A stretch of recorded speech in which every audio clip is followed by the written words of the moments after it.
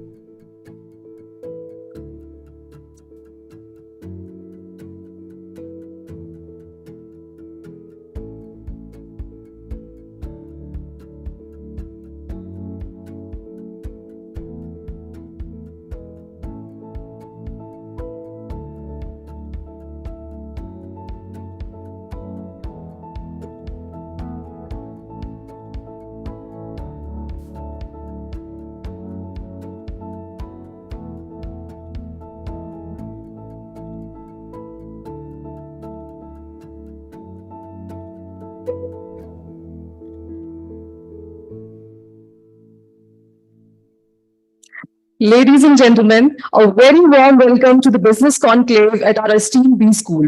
We sincerely appreciate your presence today as we embark on a day filled with enlightening panel discussions and captivating fireside chats. When we first conceived the idea of Business Conclave, our vision was very clear: to bring together thought leaders who can dissect real-world business scenarios and engage in thought-provoking deliberations. As business graduates, we aim to explore how we can contribute to India's ongoing growth of journey and foster meaningful dialogues.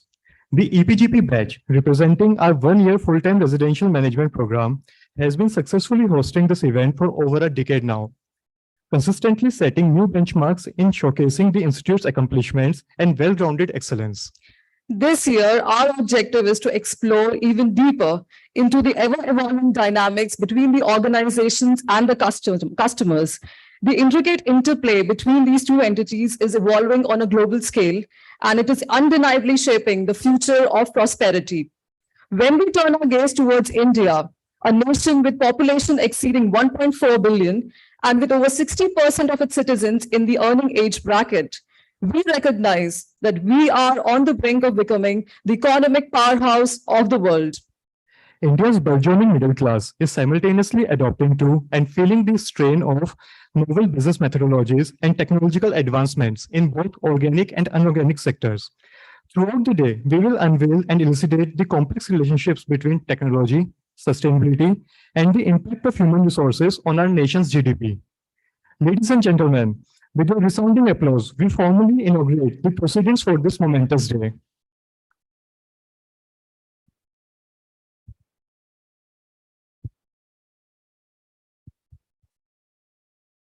As we gather to commence the highly anticipated proceedings of the day, we come together to inaugurate the IIM Bangalore EPGP Business Conclave 2023 through a time-honored tradition, the lighting of the ceremonial lamp.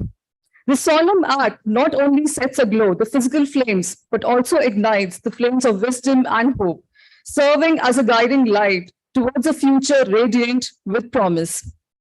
With the sincere aspiration that each one of you will depart from this event with certain valuable insights and meaningful takeaways, it is my distinct honor to extend an invitation to our esteemed director, Professor Rishikesh Krishnan, and the EPGP chairperson, Professor Ashok Thampi, to join us on stage for this significant ceremony. Their presence embodies the knowledge and inspiration that will illuminate our path throughout this remarkable day. So, ladies and gentlemen, please put your hands together in welcoming the professors.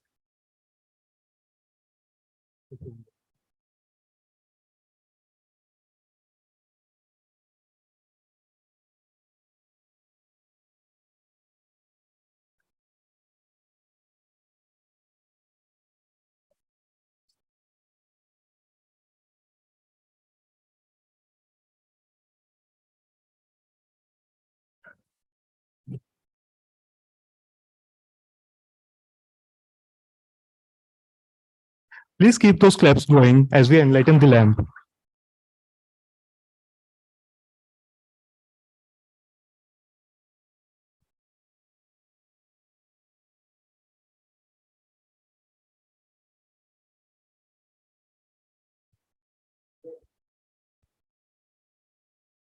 We would also like to invite Professor Srinivasan to please come on the dais and inaugurate the lamp lighting ceremony. Also, Vanita ma'am from EPGP office, please come on this stage and join us in the inauguration.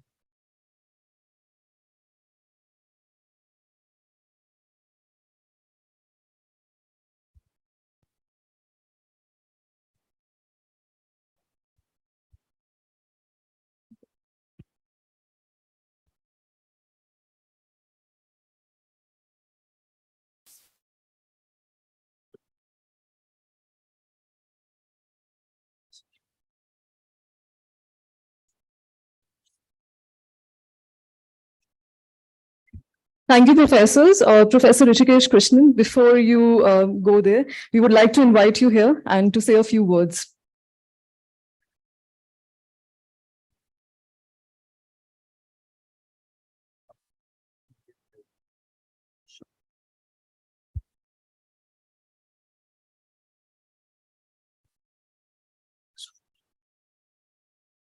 Yeah, very good morning to all of you and welcome to the annual business conclave. So first, let me congratulate our this year's EPGP cohort for putting together an excellent program. You've all seen the list of speakers and you've seen the various dignitaries who are part of the program today. So I'm sure this is the result of a lot of effort put in by the EPGP group in not only identifying, but then inviting the speakers and persuading them to come to campus. So first of all, I think let's give them a big round of applause.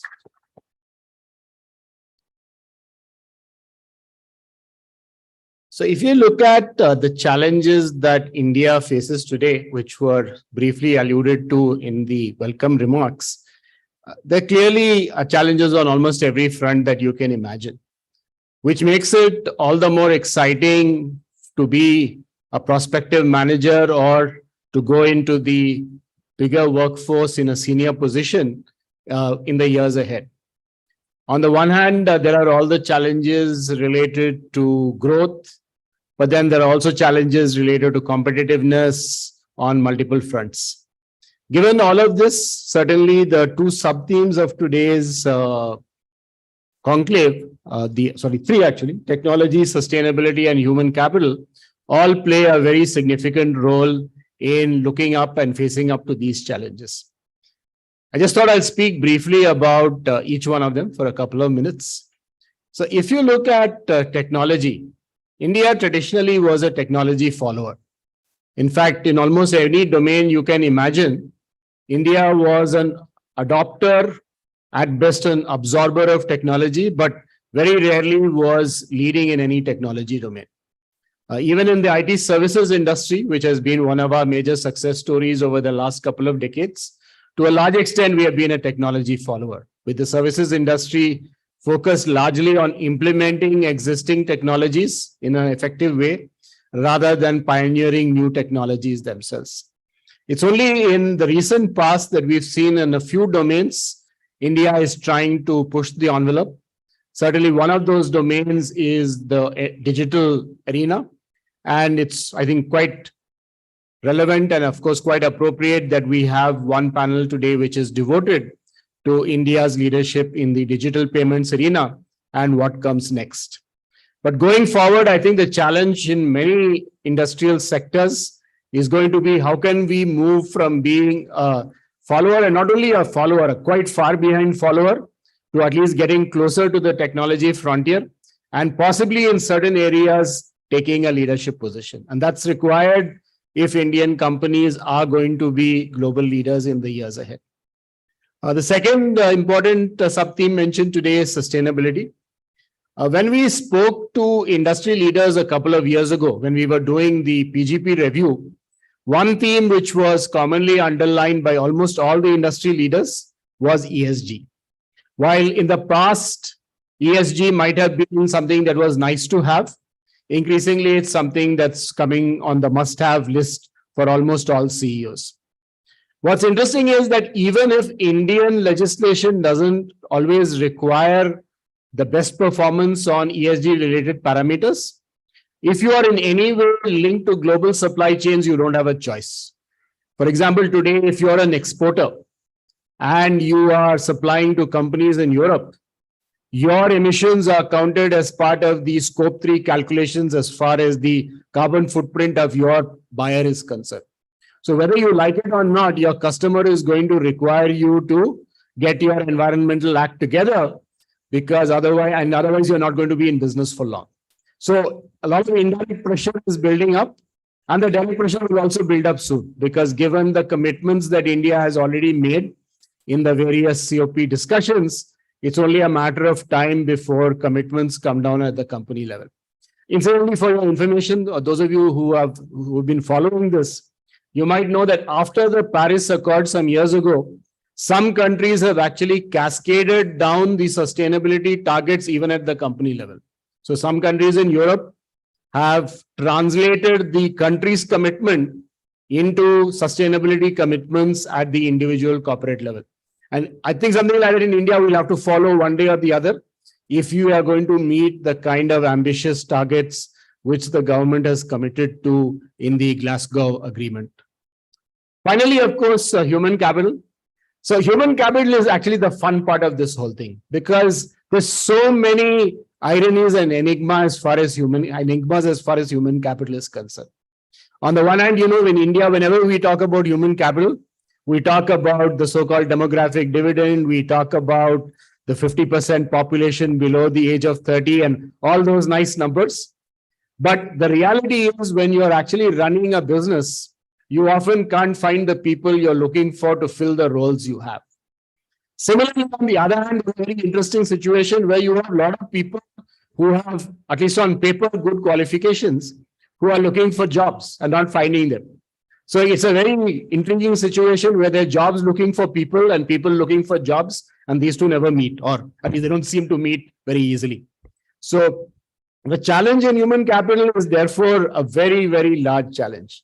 And particularly when you look at the numbers of people involved, the kind of skill gaps we have in the country, the emerging skills that industry require, which often the people who are looking for jobs don't have, there is just a big, big challenge there. So whether you're a manager in a company or whether you're a policy maker or a bureaucrat or whatever, solving this human capital challenge is going to be one of the biggest challenges for all of us going forward. And if we are to fulfill even a small bit of the potential that we all think we have, solving this puzzle is going to be essential and critical. So I think overall, what I can say for sure is that the theme and the sub-theme for today's conclave have been very well chosen. We have excellent speakers, and I'm happy to see the speakers for the first panel already here. Good morning. So I think it's going to be a very exciting day, and I wish you all a lot of learning. And I'm hoping that all our student friends here will take this not only as a source of learning, but also as a source of motivation to take on some of these big challenges and solve them. I mean, all of you will get wonderful jobs, I'm sure. I don't think that's the problem. But can you take on some of these big challenges that the country faces at a micro level, of course, and move towards meaningfully solving them? If you can feel motivated enough to do that as a result of today's conclave, I at least would be very happy. So thank you very much. Good morning. Have a great day.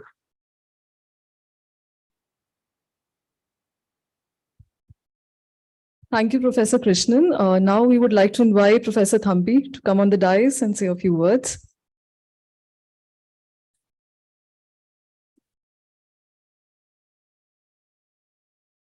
Good morning, and wonderful to see you all this morning at the inaugural event of the Business Conclave 2023. This year is also special both because this is the 50th year of IMB's foundation and also the 15th year of the EPGP. So, so this is the 15th round actually of the Business Conclave.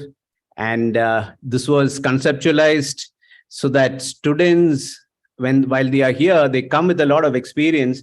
And there is a very rigorous program that has been put together over this 1 year that they are here. But it's also we wanted them to, explore things that are outside the classroom by bringing in industry leaders and thought leaders, so that the learnings while they are here is much beyond the classroom. And one of the events that are as part of the the program is this Business Conclave. And really happy to see the event going from strength to strength. The as Professor Krishnan mentioned, the theme of this conference has been well chosen. There are two things that are impacting almost everybody at some level. One is digitization. The other is the need to have sustainable solutions. We need to grow, but it has to be done sustainably. And these are two themes that are there. Most of the panel discussions that have been organized today, because, and as was mentioned, digitization, not just in terms of payments, where India has leapfrogged in significant manner in making payments digital, and that's going to have a big impact on the economy in terms of availability of credit and so on, because now the money trail is much more evident compared to what it was before. So the ability to get credit is also going to be significantly enhanced. And surveys of business leaders in terms of what are the critical challenges for doing business in India. One of the things that keep coming out in these surveys is the access to finance as the biggest obstacle to growth, particularly for small and medium enterprises. And the digital infrastructure that has been put together in the through the UPI and other infrastructure that is being put up in, and a lot of it is driven by the regulator and the government, is enhancing the access to credit to a lot of sectors. So, that's one thing. But at the same time, there is a lot of effort on the part of companies to digitize a lot of their activities, thanks to the improvement in digital technologies and so on. So, a couple of these issues are going to be discussed in a lot of detail, and that's one interesting thing. But we also have this panel on sustainability, which is again a huge challenge, because the carbon emission, greenhouse gas, all of these are becoming increasing concerns for not just the government, but each of us, because we are aware of the change in the rainfall pattern, climate change, temperature, all of those things. And so we need to grow, but we need to do it in a manner that we will be able to sustain this growth. There will be adequate food, that survivability on this planet itself is not at stake. So thank you very much for putting together a wonderful program, and look forward to this rest of the day in the deliberations and discussions that would be having. I also want to, say a little bit about the EPGP program itself. Over the last 15 years, the program has grown in recognition in terms of its stature. And just a few weeks back, EPGP program was ranked in the top 50 MBA, one-year MBA programs globally by QS ranking. So, and in the Financial Times ranking, which was released earlier this year, it was in the top, it was ranked 53 globally. So over the years, the EPGP program has really grown in stature, and it's very evident in the kind of quality of our students and alumni, what they have achieved. So just wanted to say a little bit about the EPG program, and how far it has come, and its position in the market in providing MBA education as well. Thank you very much, and wish you great day of lot of insights and deliberations and discussions. Thank you.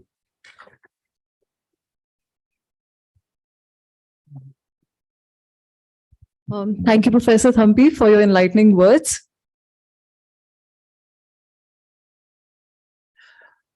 Now it is time for us to start the first panel discussion of the day. We live in an era characterized by the swift advancement of digital payment solutions, such as UPI. With the introduction of UPI 2.0, the primary emphasis is on broadening the horizons, promoting compatibility, and connecting with a worldwide audience. For taking us along on this journey, ladies and gentlemen, please put your hands together in welcoming Mr. Nalin Bansal, the Chief of Corporate Business and Key Initiatives at National Payments Corporation of India, which we call NPCI, the organization behind major fintech initiatives. With a stellar career in product and business strategy, Mr. Nalin has been instrumental in building new use cases for various initiatives in the telecom and payment businesses, such as RuPay, UPI, FASTag, among many others. Under his leadership, NPCI was able to swiftly launch the prestigious Bharat Bill Payment System platform for Reserve Bank of India and the National Common Mobility Card for offline payments across a variety of market segments and transit operators. Please join me in welcoming Mr. Nalin Bansal on the stage with a huge round of applause. Our next panelist for the discussion is the man behind PhonePe, Mr. Rahul Chari. Rahul is the co-founder and CTO of PhonePe, a prominent digital payments platform that needs no introduction. Rahul's journey exemplifies a spirit of entrepreneurship and innovation that has driven India's fintech revolution. As a serial entrepreneur and a visionary thinker, his contributions to the Indian startup ecosystem exceed any quantifiable measure. Under his leadership, PhonePe has garnered attention at both the India and the global stage. For moderating the discussion, I would like to invite Professor R. Srinivasan on this stage. Professor Srinivasan is a highly esteemed member of the faculty specializing in strategy at IIM Bangalore. His significant contributions to the academic realm, particularly in the corporate and competitive strategy and mergers and acquisitions, further enhance his already dynamic persona. With Professor Srinivasan at the center stage of ONDC, we feel our future to be in safe hands. An author to many textbooks on strategy, Professor Srinivasan has also been instrumental in bringing this event to fruition. Let us join him in welcoming on the stage.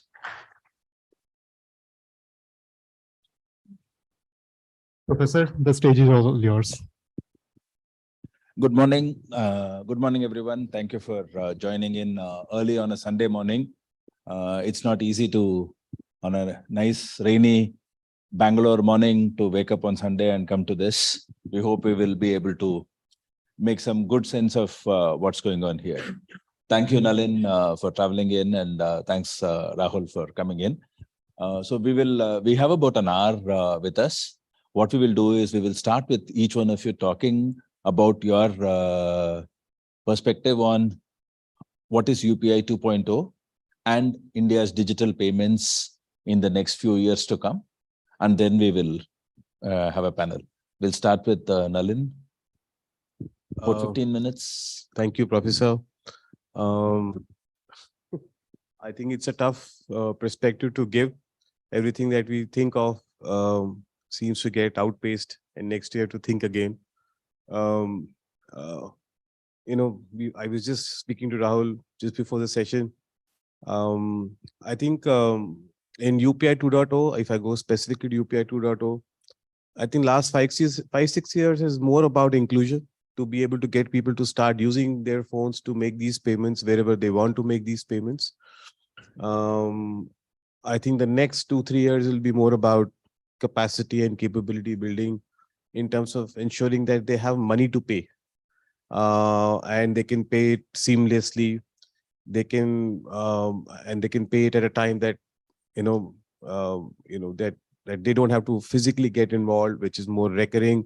So it's more about I would say, functionality of payments, availability of money, and therefore our focus on credit and few of the things that we've done, which is on UPI Lite or AutoPay and few other things that we're doing otherwise. So to us, that will drive consumption. That will, because all said and done, we're still about 40% of total cash that is still there in the market, or cash payments that are there in the market. So there's still a lot to do. Despite the fact the growth seems to be 10 billion transactions a month, there's still a lot to do for us to cover that gap.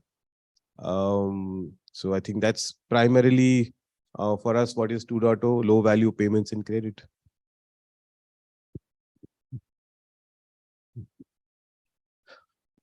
I'll go to quickly get to what is this 1.0. 1.0 was about building a wallet, building ability for people to start making payments and receive payments. Peer-to-peer was largely the focus. What's the 2.0 intent and focus? Yeah, so like I said, that 1.0 was about ensuring that people get included in doing digital payments. And it's not just people, actually. It's also the banks, the financial institutions. Of course, PhonePe had been a partner in that. Few other organizations have been a partner in that.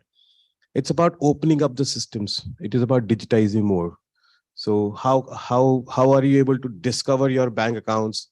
I remember when we launched 2015-16, I had multiple accounts in HDFC. I could only discover one account. And then in some banks, I was not able to discover a current account or all those things. So I think it is more about opening up the banking ecosystem to be able to get that link to a digital platform, which is not owned by them. It's very important to understand. So building that trust between a bank and a non-bank. allowing them to open their systems. And once that gets opened up, then building the UX required for consumers to start feeling comfortable and make it available for them to do those payments. I think in the last 5-6 years we've achieved that to some extent. At 300 400 million active consumers overall, I think that comfort is there. I'm sure everybody's experienced it, not just in urban centers, semi-urban, and even at rural sectors. It also, and by the way, it is not just on the consumer side, but also on the merchant side or acceptor side or supply side, as some of you would know it. So going above just the urban centers, putting up QR codes, I think all work done by fintechs in the market, whether it is PhonePe, GPay, Paytm, all of them. I think it is more about that.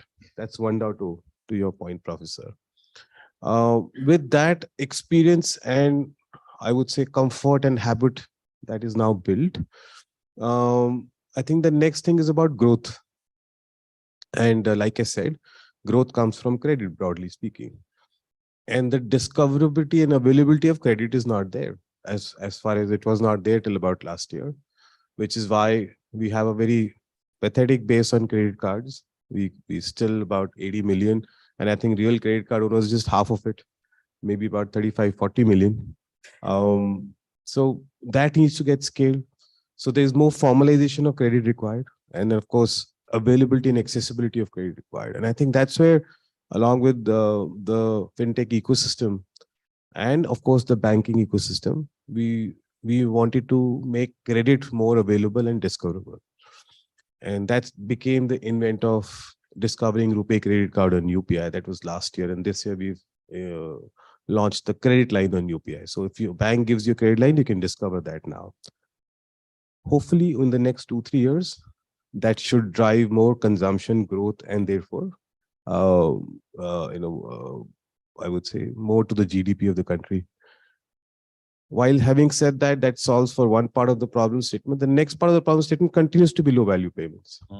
If you go to an oil marketing company, they will tell you, even at this stage, 60 to 70% of their transactions are in cash, and largely because they're low value and they require high speed. It's something that you can do in 3 seconds or 2 seconds, because if that two-wheeler owner comes, he's not waiting to take out his wallet or his phone to even tap or scan anything. He's got some cash in his pocket. As he hands over, he fills up and he goes. So I think that consumer behavior was yet to be solved for or addressed in form of a digitization experience. And I think that is where UPI Lite, UPI Litex, NFC-based QRs is what we've launched, and we're trying to now scale up and improve that experience. So I think these two elements for us are UPI 2.0, to your point. Even in UPI 1.0, as consumers, a lot of us take certain design parameters for granted. Like for instance, interoperability. There's hardly, I don't think, I can't remember any system in the world which is as interoperable as India's fintech. I can have a PhonePe app on an SBI account and still be able to pay a MobiKwik user with an HDFC account. And all of this is coordinated by somebody else, an NPCI, right? And this interoperability, given that it started, UPI 1.0 started with interoperability, we've almost taken it for granted. Where did this idea for interoperability come from? Was it designed to be able to look at this? Because all of what you're talking about in 2.0 builds on this interoperability and access to all of this data. Maybe I'll have a little bit of perspective and I'll let Rahul talk about it, because he was right there and then when we were designing this system. And I'll go back to the inception of our NPCI. That was 2010-11. I am sure some of you would remember, we used to have ATM cards.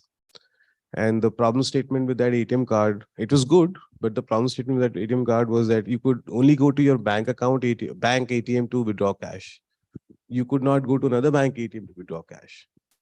And that was the inception of NPCI, to say that how can you make ATMs interoperable, where you can go to any ATM in the country and withdraw cash. So imagine you are in Ladakh and there's an SBI ATM with an HSBC card, debit card, and you can go withdraw cash. So the actually experience started from then. So that is 2011. From that onwards, I think we've taken that principle, and that's the whole principle a network works on, that you are able to bring together many-to-many relationships into one single, set of switching, and you avoid people having bilateral relationships.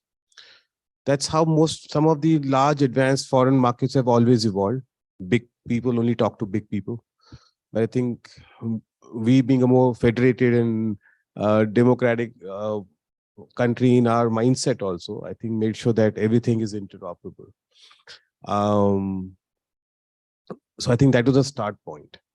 And the example you talked about, saying any app to any app, I think that was given as part of the design, because otherwise, even before UPI, if you ask me, there were a few apps that were there, which allowed you to link your account.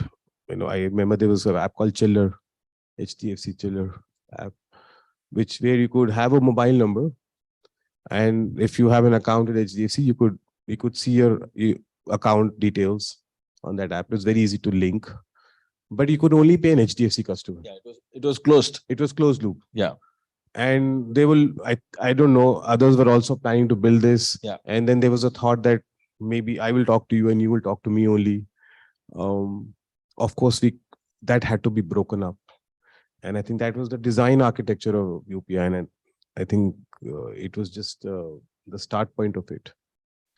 So that's what possibly brings the U of the UPI, right? We bring everybody together who are otherwise seemingly competitors. Yeah. So I think the way UPI is designed, it doesn't distinguish between other networks, actually, if you ask me, because I can link an account which may have international card linked to it. It doesn't really matter. You can still link it to UPI and make your payment. So it's not, I think they're already included, if you ask me. It's just that I think the competition was very focused on a particular instrument, and that instrument requires, it's in my mind, it's a semi sort of interoperable instrument. You can't today, when you have a card, it's a card of a particular network. Yeah. The card can't work across networks. So that's how it is. So I don't think UPI is not like that. UPI says that if you have any account, irrespective of the bank, irrespective of what card is linked to that account, you can use it on UPI. Okay, so that's a nice segue into coming to PhonePe. Effectively, this kind of anything can work anywhere. At one level, we talk about democratizing access, but it's also commoditizes the whole thing. And the commoditization typically, and the kind of country and the kind of economy that we have come about, in commoditized markets, large MNCs, large corporations with legacy businesses, or people who came from the finance industry or banks have succeeded in the past. The best issuers of credit cards in the country have been banks. The best NBFCs have been banked by large industrial corporations, even though it's open. So how does PhonePe compete in this ecosystem, which is democratic and commoditized? Thank you, Professor Srinivasan. It's great to be here as always. Each time I come back makes me feel like I should also come and do my MBA or PGP program someday. I think the question is a very valid one, and I think applies not just to UPI, it applies to ONDC, applies to everything, right? Democratization and commoditization are two sides of the same coin. And where does a capitalist market and a socialist market actually operate in that world is a very, very pertinent question, especially for a crowd at the business school. I'll take a step back. I think one of the things Professor touched upon is extremely important, and actually the basis of why even in that environment, somebody like PhonePe can continue to actually push hard and be the leader in the market. Well, Nalin did mention PhonePe, GPay, Paytm, we all know we do the best. So there's no secret about that. I think there was an article I'd written about UPI very, very early. One of the things that excited me most about UPI, which Professor touched upon, was I think interoperability sells UPI short. It's a very small word for something that is very, very large. There are three things about UPI that are unique in the world. One is this four-party model, which is what Professor spoke about. You could be on any initiating platform with bank one, sending to a person or an entity on bank two, but receiving it on another receiving platform that is completely different from bank two. That's the four-party model. So the four-party model that the protocol supports is extremely unique. What differentiated UPI, which runs over IMPS, is the fact that it is a push and a pull model because of that four-party construct that is there on top. IMPS is a push model. It is only one way, which means the initiator has to be the one that is actually initiating a transaction. UPI breaks that and kind of makes it a push and a pull. And the third most pertinent one, which is actually why UPI 2.0 even is existing, is because of the design thinking, the visionary design thinking and design pattern that was embedded into UPI by the creators, right? NPCI, I believe, along with Pramod Verma and others, is this notion of separation of authentication and authorization as constructs. And people miss that and how powerful that is. A lot of times, the closed loop model of a bank being able to issue the best credit card or a credit line, etc., comes from the fact that they own the authentication and the authorization by themselves. And that's what gives the power. When you separate authentication and authorization, the protocol becomes extremely powerful. And UPI supports that from day one. So UPI 1.0 has largely been the simplest use case on top of an extremely powerful brokering layer on top of banks, which has been direct debit from your bank account. UPI 2.0 is saying that direct debit is done and dusted. Huge growth there, by the way. I think like Nalin said, there's going to be a set. We were just discussing this, another 100, 200 million that is going to come on direct debit from bank accounts, from PPIs, etc., that will be on the UPI 1.0 rails. But 2.0 is about taking that authentication, authorization, separation, and seeing that UPI transforms from being a instrument to purely rails and protocol. So when you can seamlessly move from direct debit to credit to UPI Lite, tomorrow to obviously check balance is a classic example of an authentication that has no real authorization is riding on back of it. Why couldn't you do KYC on UPI? Bank, why can't you do e-sign on UPI? Actually, you can. There's nothing that prevents you from doing that, right? You could say that if all it takes is a policy change and a law change. I say all it takes very simply. We all know it's very, very difficult.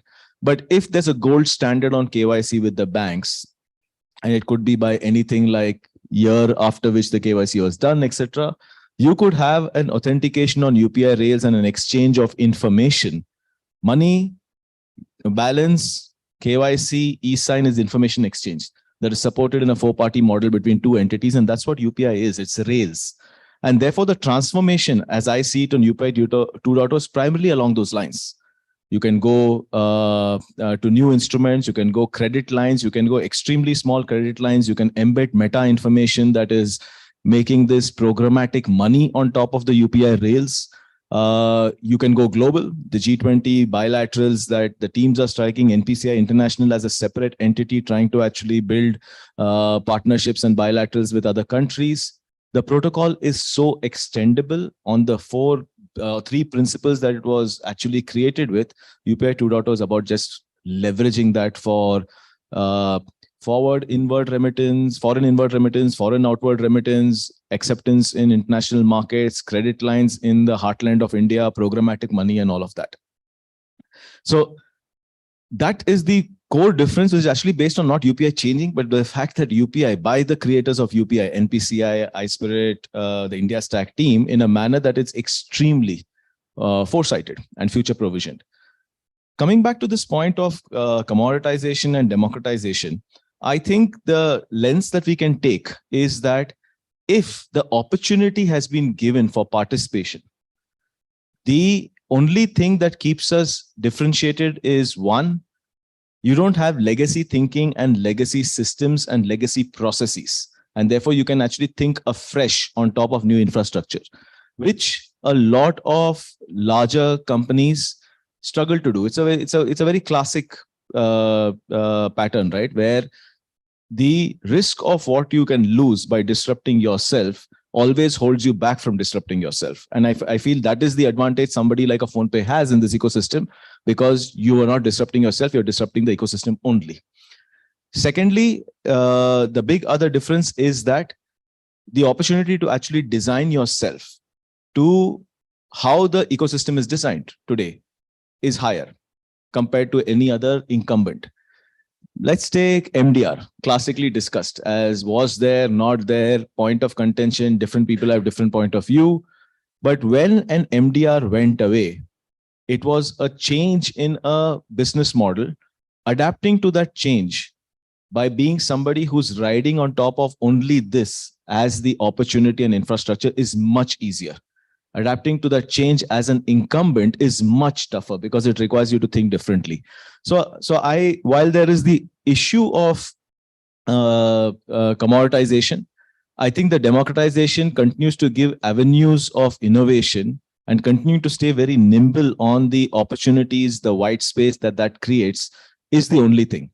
The risk, though, I believe, is that if that innovation is not translating into a business that is making continuous investment in newer innovation possible, then it becomes a downward spiral to say that you will not have further innovation and only the incumbents succeed. I think the fine line, for example, as ONDC is trying to walk that line of trying to say that we'll stay out of commercials. There is potentially a max that you can actually charge as a buyer platform, as a seller platform, ultimately in the ecosystem.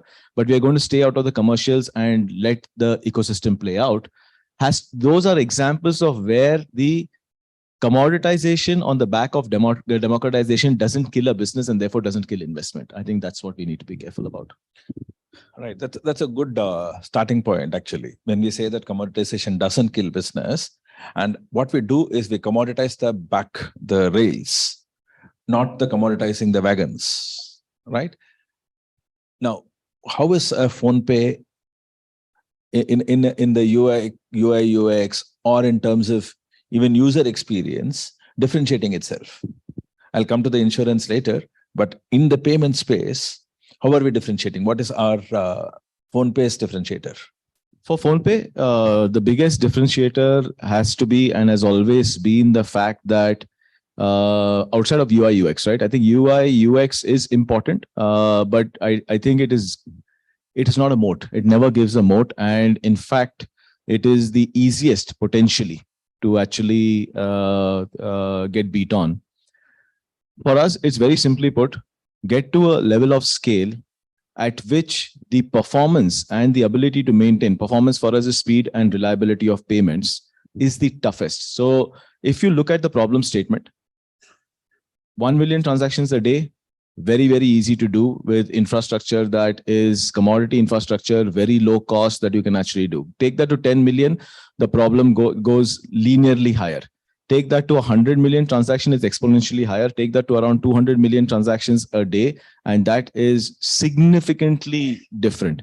If as a company, as a platform, we are able to maintain the same level of performance, we define performance by speed and reliability at a 1 million, 10 million, 100 million, and a 200 million transactions a day, which is what NPCI does, right? As a switch, they can't afford to think that they won't scale when it is looking at billion transactions a day is the immediate goal. We need to think the same way. Now, when you're actually building customer experiences, a switch is largely stateless. You're able to actually do it a transaction by transaction, not stateless. When you're stateful and you're at that level of scale, the complexity is significantly more. You own the onboarding, you own the failure rates, you own the funnel coming back, and you build use cases on top of that. Each use case has dependencies, whether it's to a Bharat Bill Pay system or to a telco operator, etc. So the complexity of trying to maintain the same level of performance of payments and fulfillment for all payment related use cases at the 200 million transactions a day scale and a 1 billion transactions a day scale is the moat. The only moat really left in technology, I believe, is scale, right? Outside of scale, everything else in technology is a 6-month moat. AI will shrink it even further. But scale, I believe, and the ability to maintain the same level of performance and commitment that you are actually bound to at scale is the only differentiator. So let me get back to a little more on the differentiation. Early days of UPI, I would actually download in my phone, have 3 or 4 apps, and I would do it in sequence. First payment with app number 1, second payment with app number 2, third payment with app number 3, and fourth payment with app number 4. And strikingly, even between the early days, PhonePe was the only one which did not give cashbacks. The country, the rest of the players were driving cashbacks, even like 2 rupee, 3 rupee cashbacks. Even today, some of these competitors give cashbacks. You've stayed away from cashbacks forever. Yeah. We didn't start with cashbacks. We didn't do it till we did do. There was a period then it was a bloodbath between us, GPay and Paytm. There was the scratch card phenomenon that GPay created, and we had to follow suit. A lot of FOMO. Because till then we were competing with the banking apps and were very comfortable in our skin. And then Tez launched. Tez was the earlier name of GPay, and they started this scratch card thing. I think Paytm launched only after that. And then Paytm launched, and Paytm has been cashback driven. It's a model, nothing wrong for the longest period. And so we've also got into it. There was a point at which it was kind of ridiculous. If somebody did 3 cashbacks for the first 3 transactions where the cashback amount was larger, you could do a 1 rupee transaction and get a 25 rupee cashback. They can't understand that as a business model. I'm pretty sure somebody has to make a case study here and figure out why that is useful. Then it became 7, etc. So at one point we decided that, you know what, this doesn't make any sense. And that's when we actually completely shifted focus. So there was a year of madness, almost 9 months, I believe, to saying that let's look at a consumer base from a value proposition translating into sustainability. So we looked at data. The beauty about having given cashbacks and grown on the back of that is you have a lot of data about personas. So if we divide the personas of our customers, customer is somebody transacting, user is somebody just comes on the app, but customer is somebody who actually sends money from some bank account, into the loyalist who would then transact irrespective. Professor. Then there is folks who are fence sitters who actually possibly need a cashback to be able to translate into loyalist. And then there are pure deal seekers who would go anywhere where there is a cashback. And if there's no cashback, they would not return. I think we use data extremely effectively and continue to be a company that relies significantly on this data profiling in terms of who are these 3 buckets. So then the focus became that how do we grow bucket 1 by translating from bucket 2 into bucket 1, and let's ignore bucket 3. We also did a flip. What we did is we were the first ones to actually convert cashbacks into rewards, and we actually made it a revenue stream. So we actually got businesses to start funding coupons for instead of cashbacks, and we would take money on distribution of the coupons itself, and we took the burden of doing the affinity match of these coupons into conversion by saying that somebody had an affinity to pay for food and therefore probably liked food coupons, or somebody had commerce, etc. So 2 things. One, said that I don't care about bucket 3. I'm going to focus on bucket 2 and take them to bucket 1 and grow bucket 1. We started taking targets and we built systems. We engineered consumer journeys on the app to be able to actually ensure that they would get coupons, they would get data is very clear. In 45 days, if you did 3 peer-to-peer transactions, 1 bill payment, 1 recharge, you pretty much got a conversion, and without cashback, you'd got somebody for life as a transactor, kind of something like that. So we focused on that, and that's, I think, been the main, along with the performance, as the main thing of how we were able to get out of the cashback war. Funnily enough, since we started doing this, and obviously there was a pandemic in the middle, which we made a decision to actually increase acceptance by QR codes across the country. And we went very high on tier 2 and beyond because tier one was the one under lockdown, tier two wasn't. We went very, very deep on creating the acceptance. The combination of these two actually increased our popularity, and it was counterintuitive, but stopping cashbacks, getting to this strategy actually started seeing our popularity go up. How is your investor profile shaped your journey? You've been invested by e-commerce companies, Flipkart, a brief while of being independent, again back to Walmart as a lead investor. How have they shaped your database thinking or creating these customer journeys, personas? Has there been any influence at all being owned by a e-com company? Not really, actually. I think it's a very, very different world completely. In fact, when we got acquired by Flipkart, we had a theory that payments, and I think this again unique differentiation of UPI and how NPCI has been set up and how has empowered payments in the country. Our model of getting into Flipkart, we were independent to start off with, but we got acquired by Flipkart because we had this whole thing about PayPal, eBay, PayPal, Alipay with Alibaba as examples that a very strong e-commerce launchpad is needed to make consumer payments, digital payments happen. I don't think the theory is panned out in India at all. I don't think we've seen velocity come from Flipkart. Walmart as a lead investor, I think comes from a very different world. Not necessarily a payments and financial services player. So they didn't really have strategic input. But the one big difference that I would definitely say was strategic patient capital with long-term thinking was extremely important. I think it's a tough space. India as a market, I think Professor Krishnan was talking about the population dividend that comes on human capital. Population dividend also comes on consumerism in India, which is growing significantly, but it is not necessarily, I think there's a joke that we make, it is the ARPUs are very low. The average revenue per user is extremely low. It's a very tough country to actually build a business in and requires long-term investment.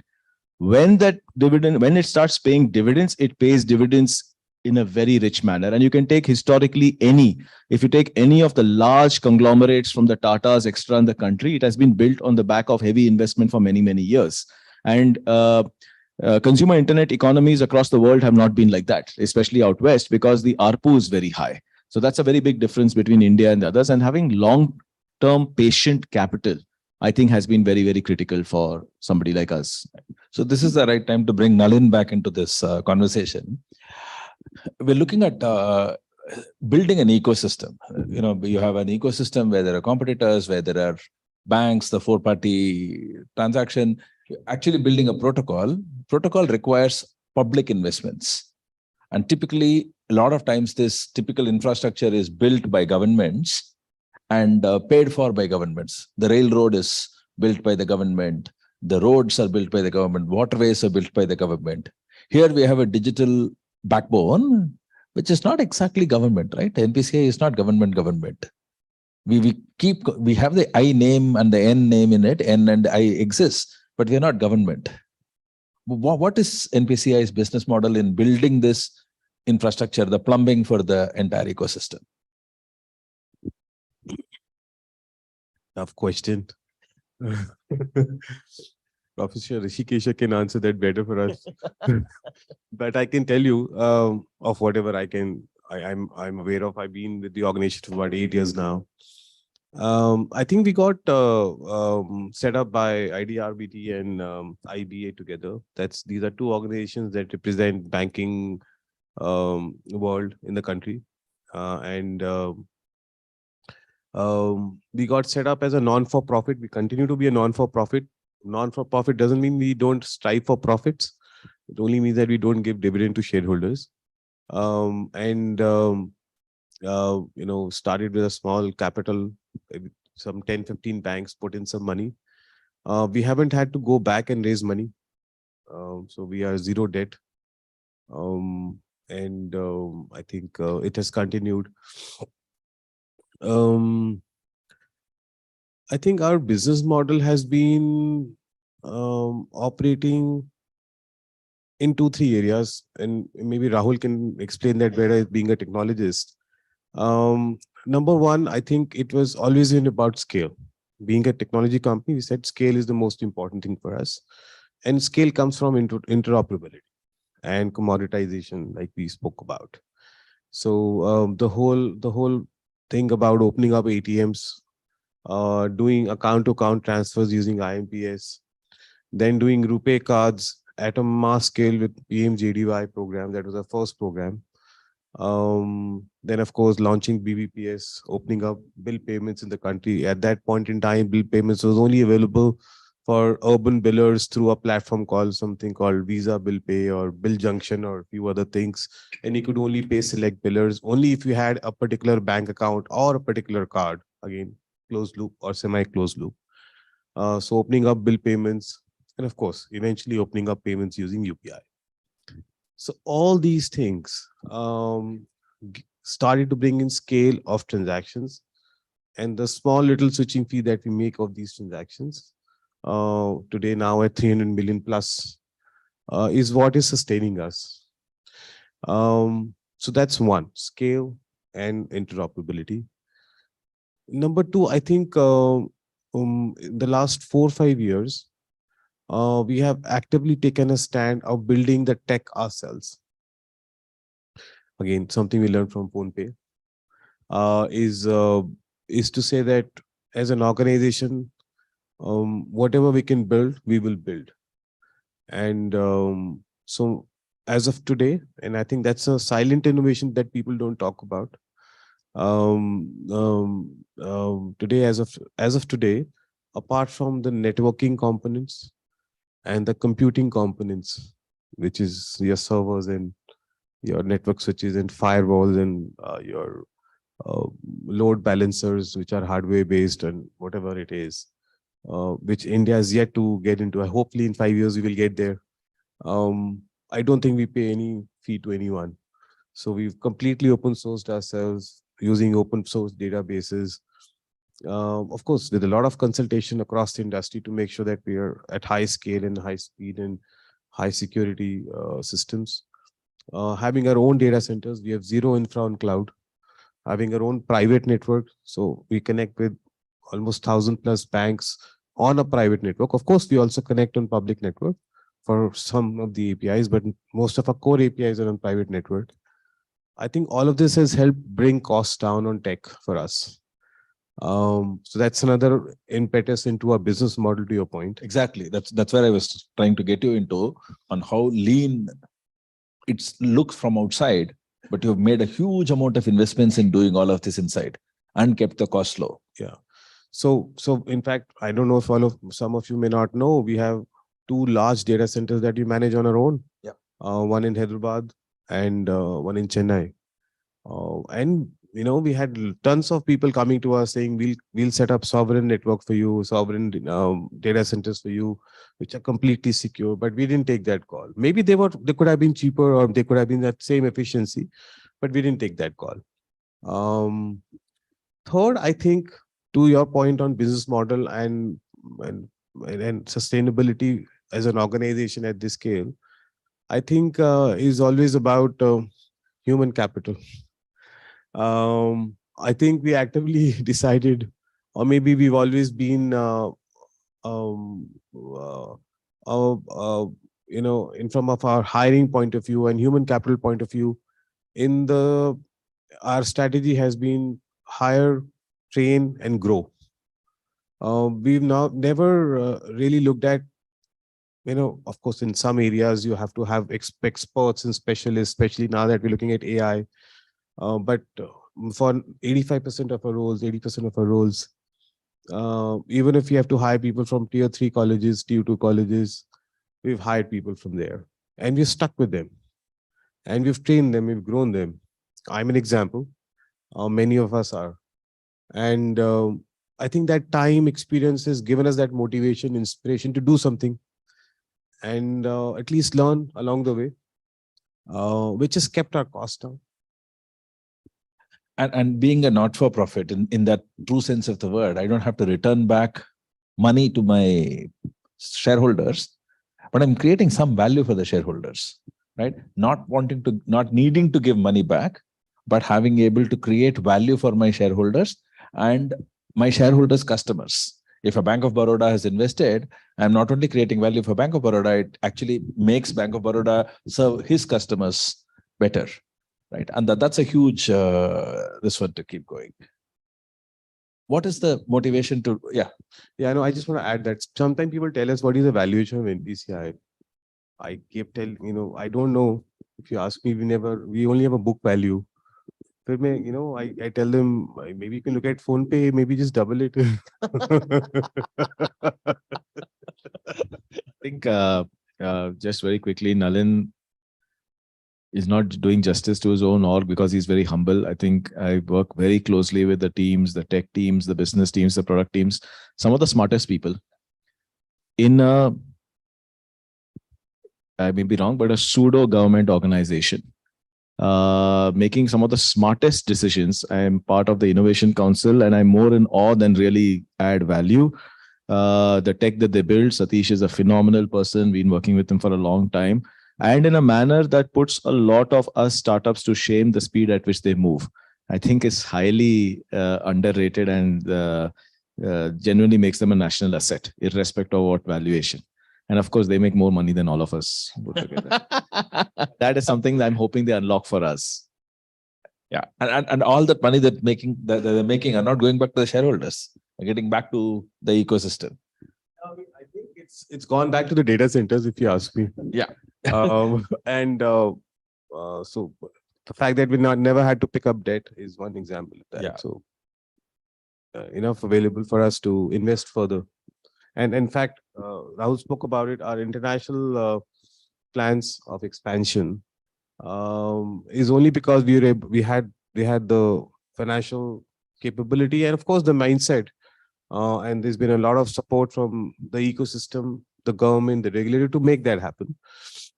Is what we believe while we say that it's 300 million today, which can go to about 1 billion a day as far as India is concerned, but can go to about 10 billion a day if we are able to crack this at an international level. So let me get the international thing right.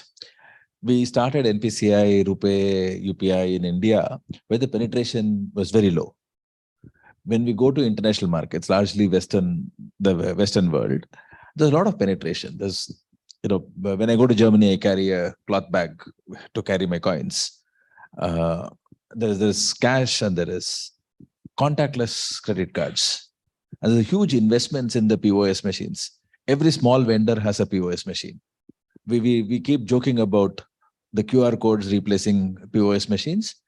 In that market, there are POS machines already. In that market, there is card penetration is very high. Banking inclusion is very high. How do we go to those markets where we already have high penetration? Yeah, we still have a bunch of countries where there's low penetration, but how do we showcase and how do we carry this innovation to high penetration of financial instruments countries? I don't think it's easy, which is why it is taking time.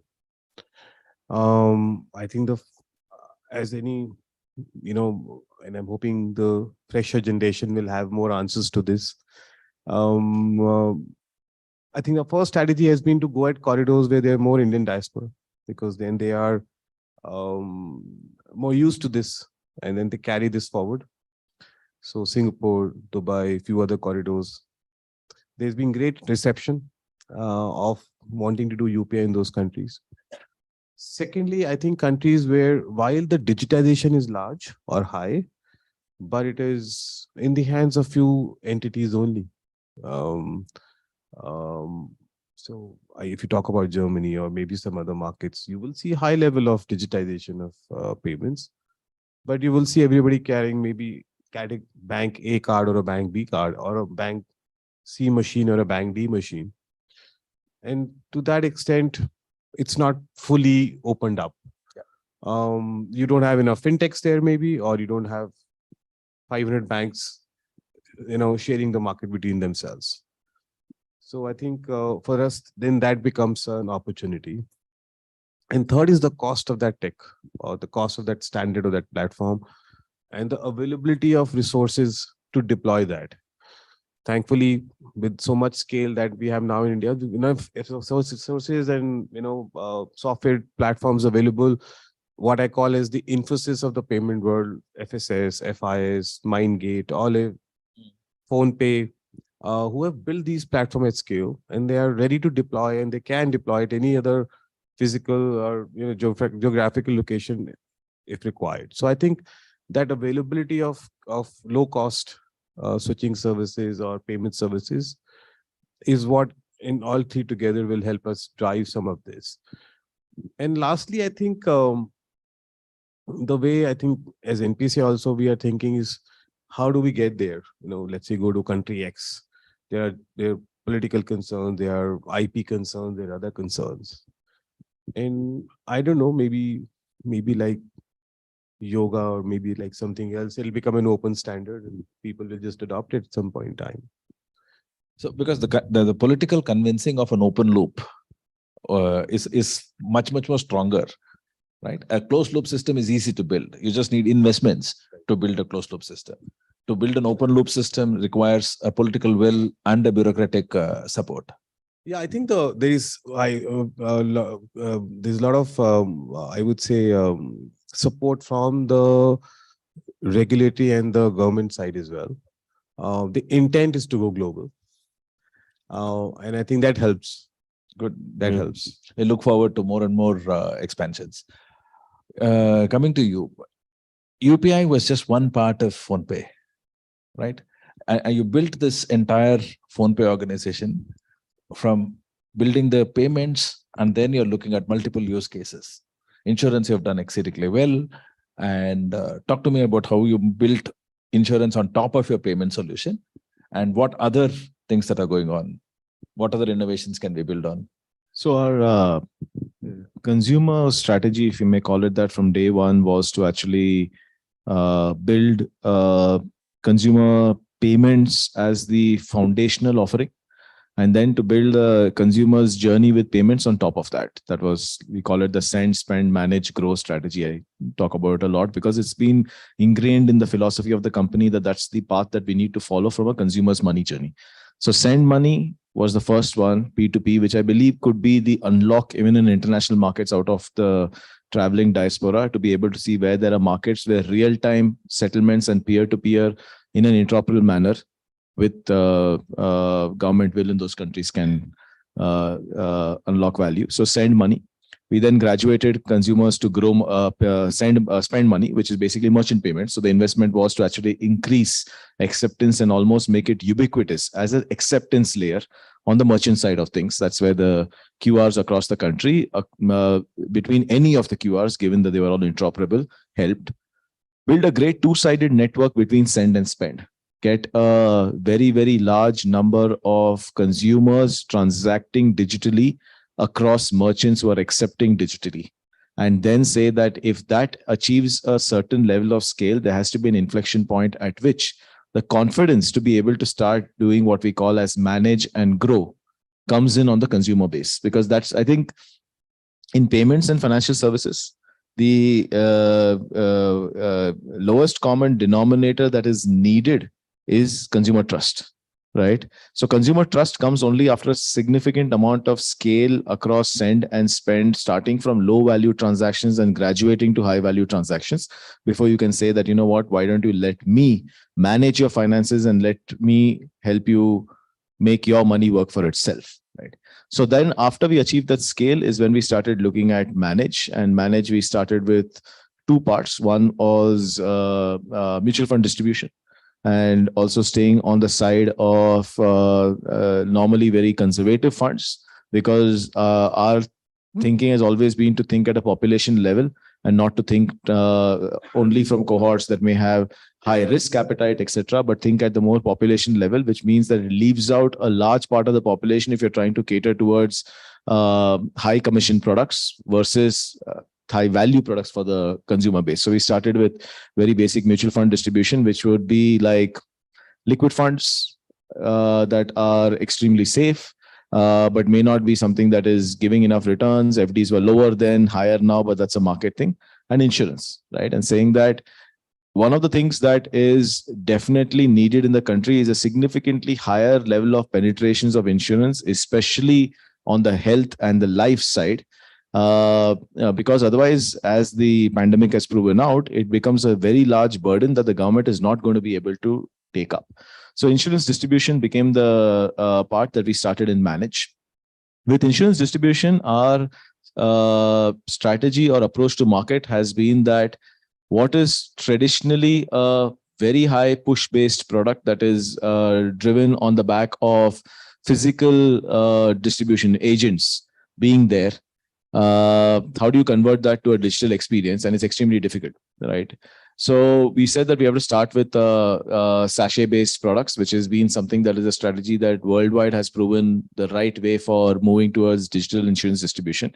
And we started with the easiest product to sell digitally before jumping into the more complex products, that is health and life. So for 2 years, we invested only in sachet products on travel. Funnily enough, the first one that we actually launched was international travel, and it was launched a month before the lockdown. So everything went for a toss. Then obviously, you see opportunity in every dark cloud. We started selling Corona insurance as a sachet product, which actually became the biggest driver of belief that insurance can work. So travel insurance, lockdown happened, Corona insurance, dengue insurance, and all of these as sachet products, very cheap, almost no brainers, right? It's like, it's why wouldn't I take something for 100 rupees if it can actually save me a lot, especially when everything is around me is pretty bad. So that became the approach. We graduated from there into general insurance and motor, which is two-wheeler, four-wheeler. Realized that a lot of insurance has always been sold on the back of fear. And for a very young population like India, that is not the way you actually communicate what you want to sell. That was one of the things that a lot of deep user research we realized. And we actually took a different tone to how we were selling insurance. We said that you have a lot of things to think about. Why worry about one other thing? Be tension free. And that's how we started selling insurance. And it worked a lot because a young population is not thinking about whether they're going to die. Young population is thinking about whether they can just checkbox one thing so that they can look at other things that are more important in their life. And I think our journey with sachet insurance and motor basically started establishing ourselves as a insurance destination. We did that on the back of a lot of things that were payment related, which means that the speed of transaction, fastest conversion, standing instructions, attach models that you can actually do helped us. And then now with introduction of health insurance, riding on top of the same philosophy of what is the market looking for. The biggest problem again with health insurance and life insurance is the ticket size. It is very, very large. It's the affordability which is an issue. Again, when you're a young population that thinks that you're not going to fall sick or die, you're not going to shell out 20,000 rupees upfront. But if you're a young population that is thinking, why not? Because you make it cheap. How do you make it cheap? So we made it EMI based, which didn't exist. I mean, buying insurance on a monthly payment does not exist because it's very difficult for an insurer to say that I'm not taking the entire premium for the year upfront when you can come to the hospital tomorrow. So we're trying to change that with the insurance companies riding on the back of UPI autopay, which is extremely efficient as an autopay compared to anything else that has been set up as standing instructions, to say that single click, set up a UPI autopay, make it a monthly payment, and make sure that you're actually taking away one less tension that is on the health insurance.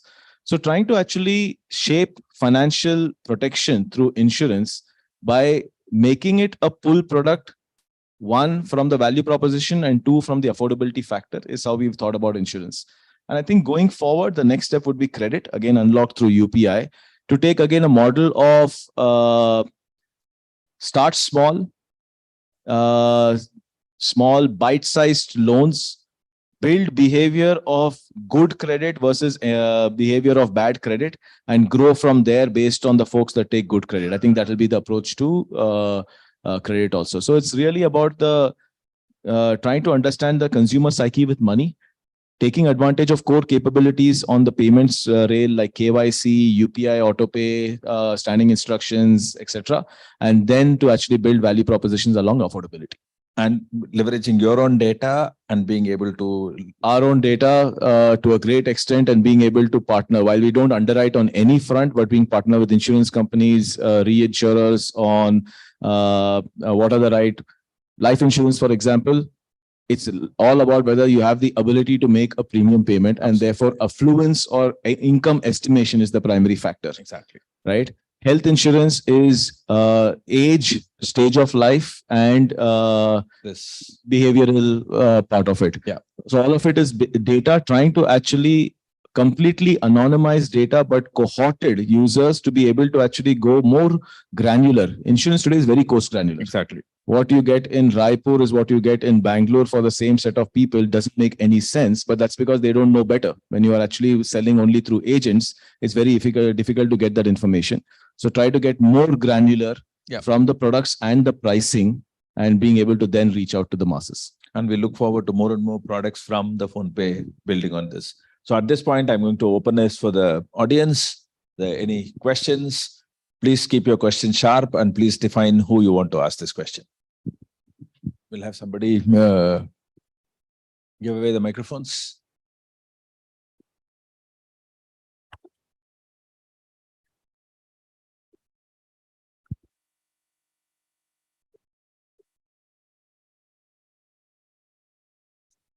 Can I answer the question?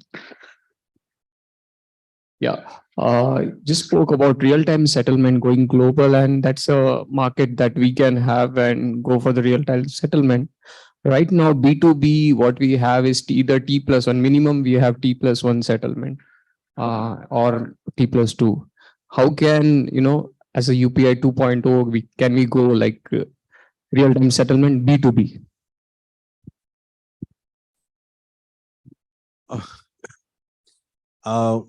I think if you ask me, B2B is an untapped space.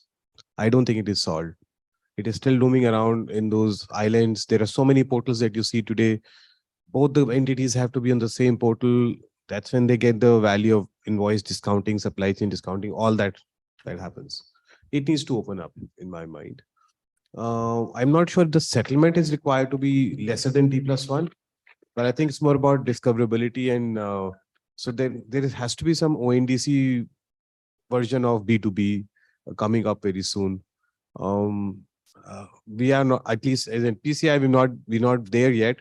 We're trying something on the BBPS side through BBPS platform if we can get more discoverability on B2B, but I don't think there's a solution yet, at least in my viewpoint. I think I agree with Nalin. I'm not sure whether B2B needs real-time settlement at all. I think it's not for the set of folks who actually are classified as B2B and need real-time settlement is really small businesses, micro SMEs or sole proprietors, etc., where there's already the P2P rails-based P2PM, which is basically real-time settlements. As the quantum or the value increases, the risk of doing real-time settlements for B2B is high and the cost of capital becomes an issue. So I don't think B2B at high values, and if you're a merchant or a business that has high volume of transactions, then it's only the first day hit really. After the first settlement, you have your working capital for the next day. So I personally am not sure whether there is a need to solve medium to large size businesses from volume of funds being high in real time for B2B. Continue, just okay, fine.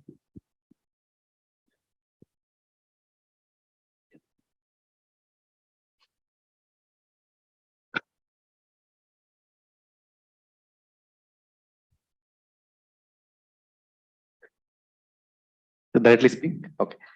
Okay. I want to touch upon four topics. One is taxation, and then there's this whole thing happening about the private loan apps which are getting banned for various reasons, because there's not very much clarity about how they operate and how they charge the customers and everything.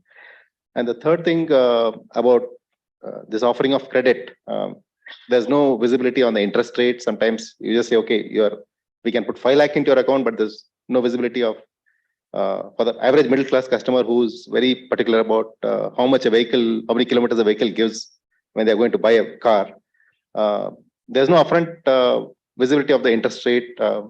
They just say, okay, we can put 5 lakh into your account in 5 minutes. Please click and go ahead.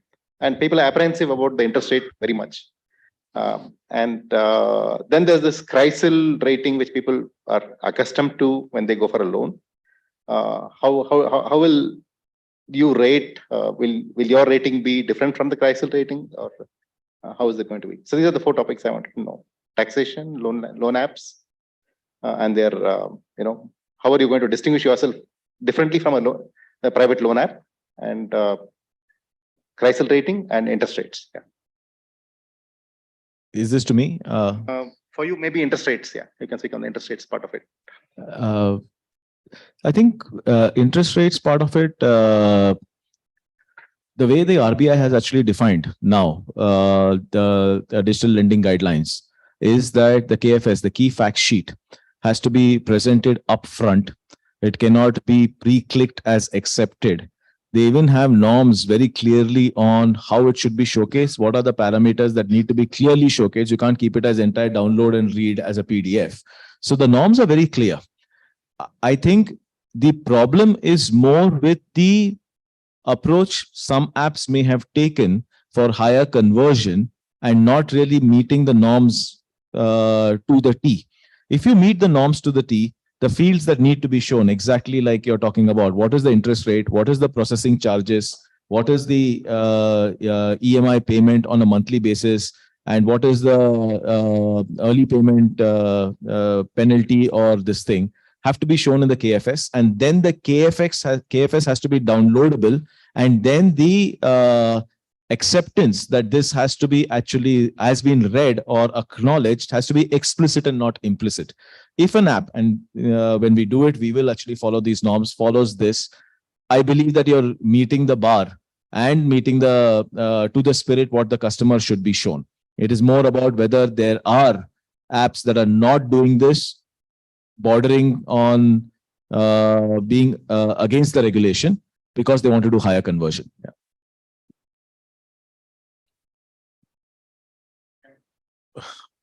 So like Rahul said initially, we're stateless. So for us, really, credit, debit, prepaid is just a type of account. And I don't think we can claim as an organization who understands credit and interest rates and everything else as much as somebody who does a fulfillment of the transaction or the customer end to end. And I fully agree with Rahul. I think the intent is right. The need is there. But some bad actors would have implemented in a fashion that it should not have been, only because to get some more consumers. So necessarily keeping that information not so transparent. And it's about those bad actors. It's not about credit in general, to be honest. Otherwise, we would not have a Bajaj Finance in this country, which has been operating for such a long time. On taxation point of view, I think it's a continuous debate. I think of whatever we experiences on GST, and how much can GST be a part of the transaction. Of course, you can carry that information. I think it's more about industry organizations to be able to agree and come back and say, yes, we will like to, we will be happy to carry forward this information as part of the transactions. When it is P2M transactions, to be honest. But I think this will be more relevant when we solve for that B2B discoverability, because that's where the GST credit and benefit is more carried forward. So whoever is selling and whoever is buying, then that GST information is carried forward so that they can take the GST exemption. I think it becomes more relevant then. Yeah. So maybe a couple of a last question, maybe, because we're running short on time. Hello. Hi, this here. Sorry. Hi. Okay. Good morning.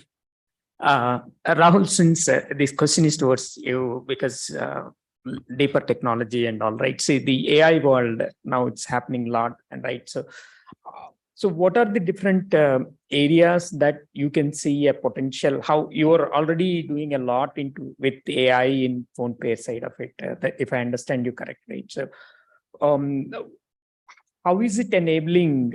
No, I know there's a lot of data analysis that you just talked about, right? So how is AI empowering and the areas, if you can give more deeper insight into that? So I think the topic around AI, so we use a lot of machine learning, which is in the domain of AI, you have everything from machine learning to deep neural networks to now generative AI through LLMs. We are solidly anchored on machine learning on three fronts.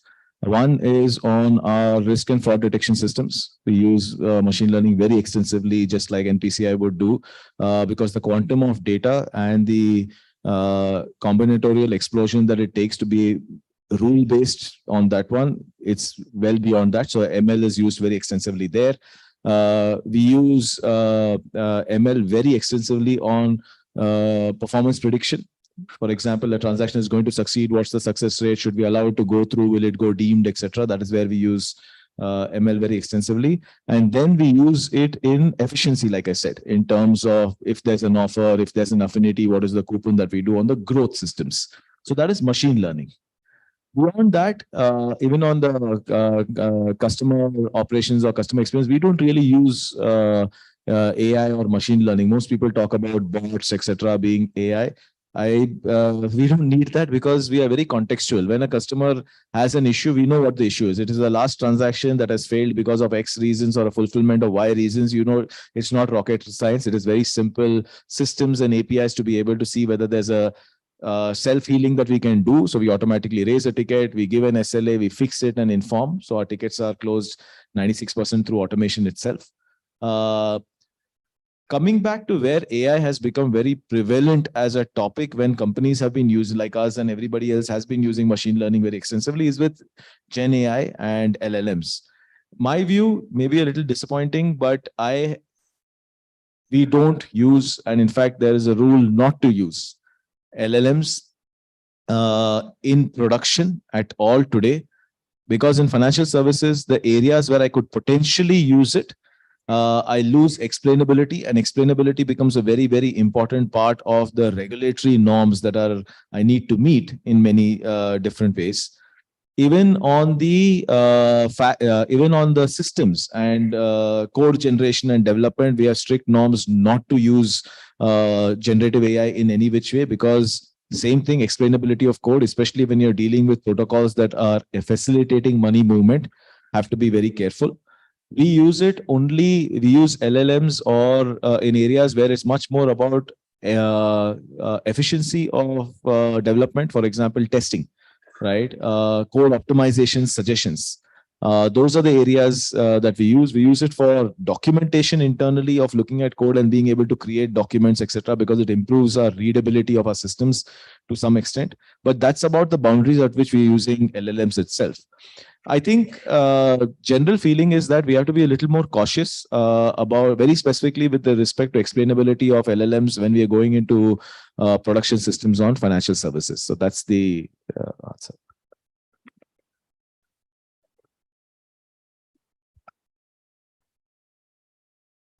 A lot of compliance that needs to be in place, and especially on the financial side. I just want to understand your thoughts on that.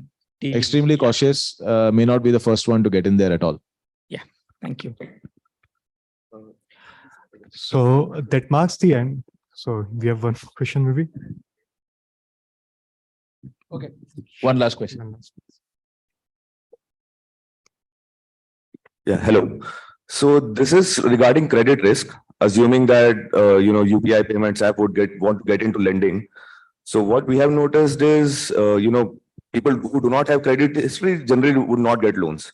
So when you're talking about loans of small ticket sizes and you are a UPI payment app, does my UPI behavior lend to a very good rating history, in the sense that if you are, say, forwarding loans to a particular bank and you do not have a license right now, do those loans go bad if you're using their UPI behavior? And if they don't go bad, do you see going forward that payments behavior acts as a better credit rating than, say, a CIBIL score, or somebody who does not have a credit card? Say some people do not have credit card and want to get a loan. Do payments behavior act as a better indicator?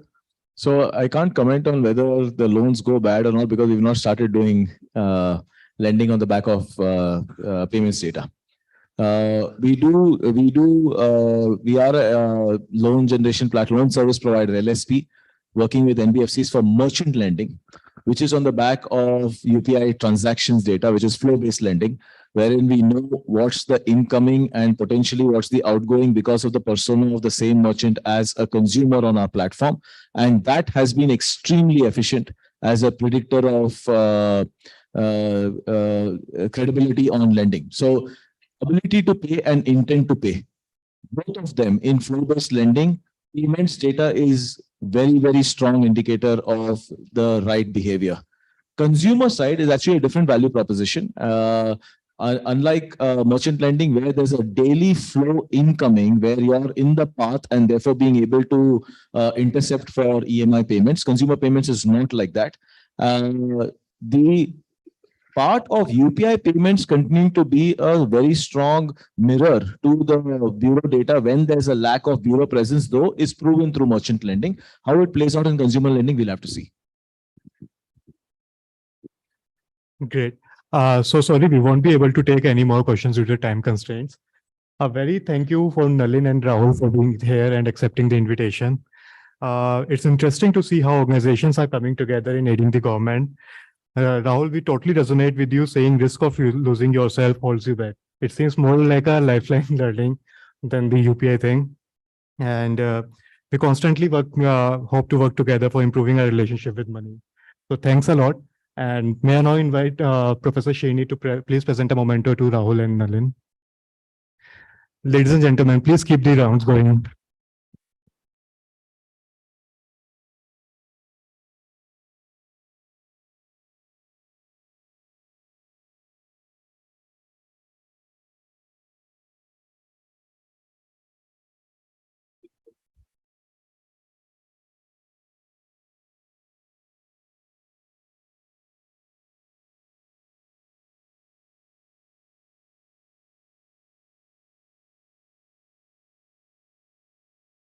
And now, Mr. Nalin Bansal.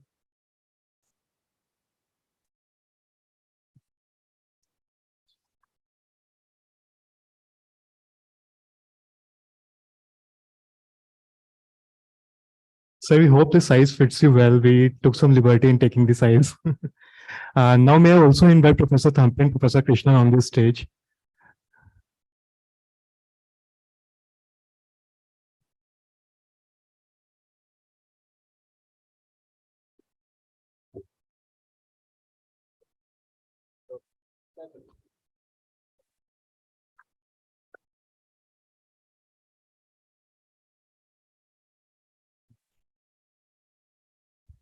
May I invite Business Conclave team to provide the memento to the professors. Professors, please stay back on the stage.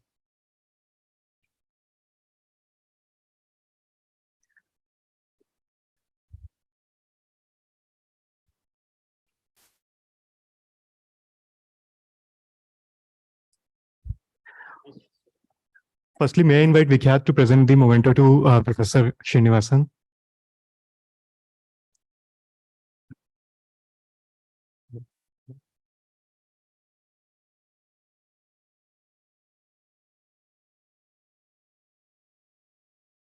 Jatin, can you please come to present the memento to our director? Professor Shri.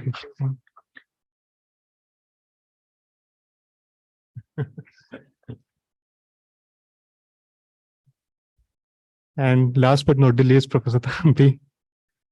Yeah.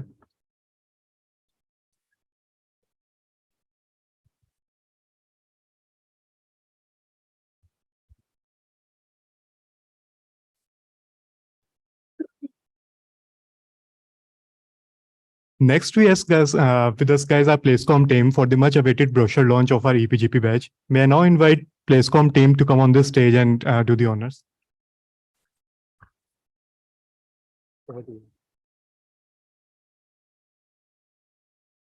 Thank you so much, Anuj.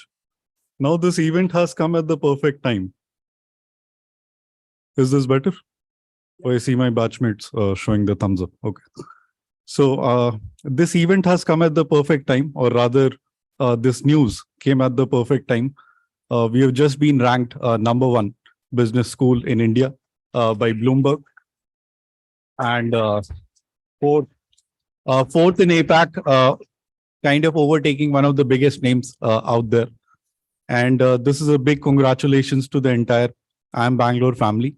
And it shows the kind of intent and the effort which has gone into building this brand and building this program, right? Now, in this 15th cohort, the average work experience is close to 7.5 years. At the same time, we have close to 20% international experience. Now, but what stands out for me are two things.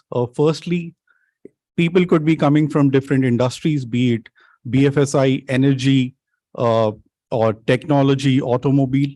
But what is common is the kind of impact people have had.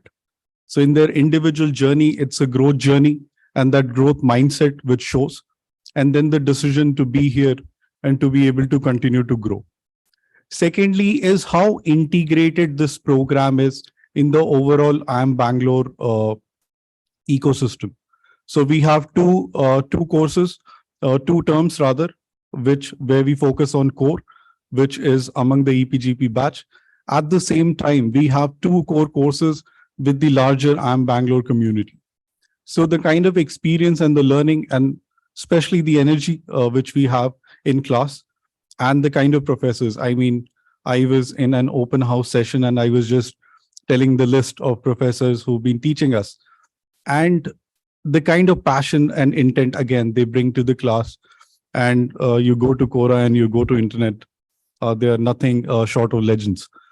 So I'll hand over to my colleague, Raghav, to take forward, and then we'll do the launch. Thank you. Thank you, Lavish.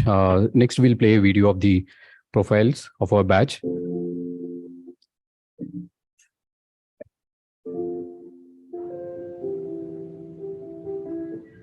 was working in automotive product development, healthcare analytics, EV innovation, IT consulting in farm, actually infrastructure domain, oil and gas industry, automotive R&D, telecom, middle gas operations, different market, automobile industry, mergers and acquisitions, pricing and financial. Sustainable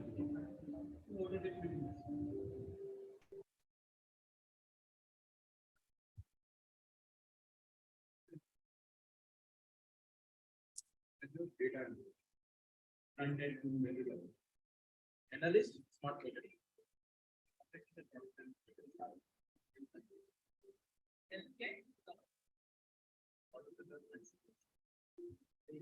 Second entrepreneur.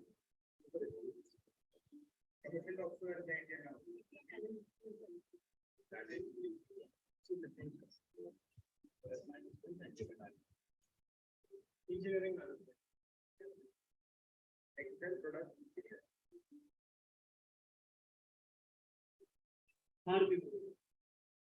State Bank of India.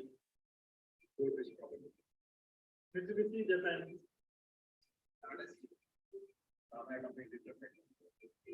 Goldman Sachs.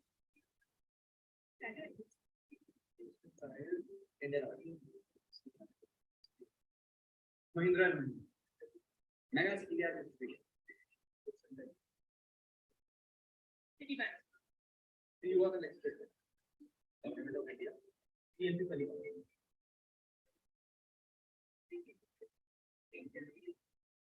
7 years experience, 9 years. 7 years of experience. Years of experience, 5 years of experience. 6 years of experience, 7.5 years of experience. 10 years of experience.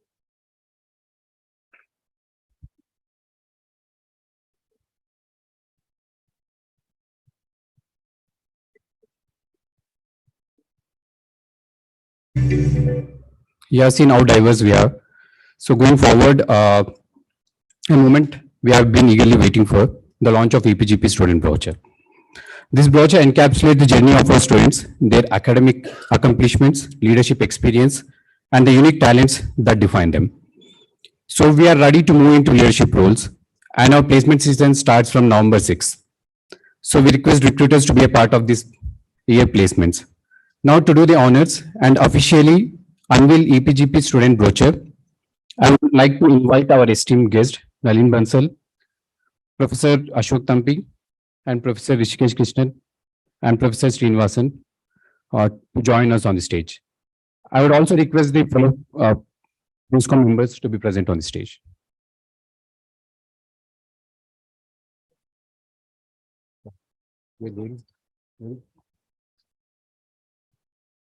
So Professor Chetan, sir, we would request you to be on the stage.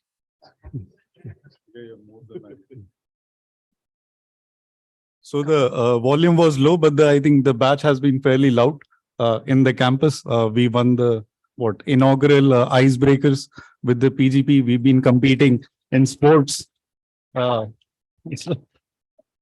remember initial chants of oldies are also here, but we end up winning that sports tournament also.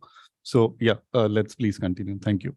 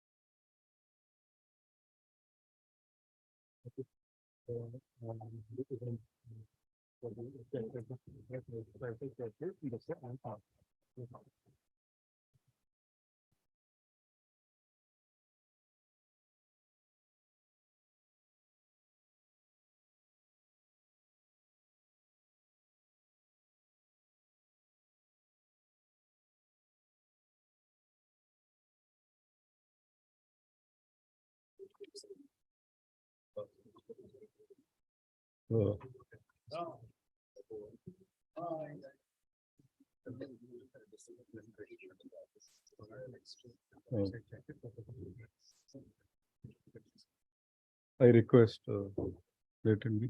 I think let's call this up. Makes sense. We'll take a short break and we'll assemble at 11:30 a.m. sharp for the next panel discussion with Professor Anand Nageshwaran, the Chief Economic Advisor to the Government of India. We have the high tea arrangements just outside the auditorium. Please enjoy the delicacies. Thank you.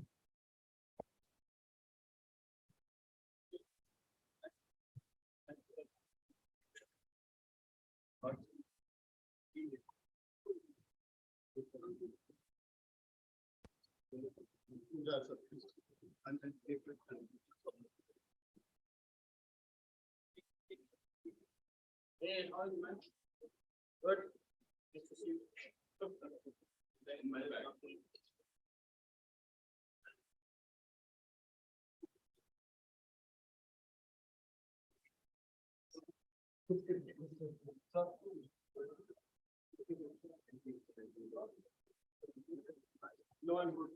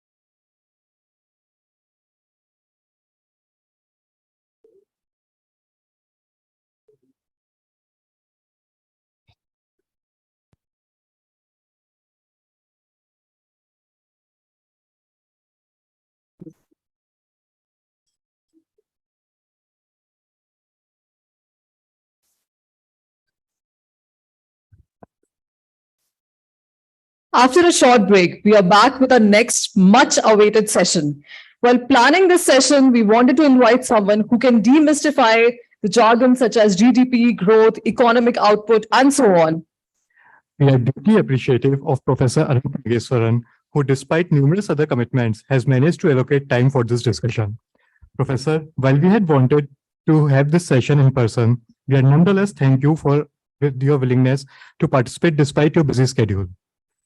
Professor Anand Nageshwaran, who is currently serving as the Chief Economic Advisor to the Government of India, has also held the position of Global Chief Investment Officer at Bank Julius Baer in Switzerland.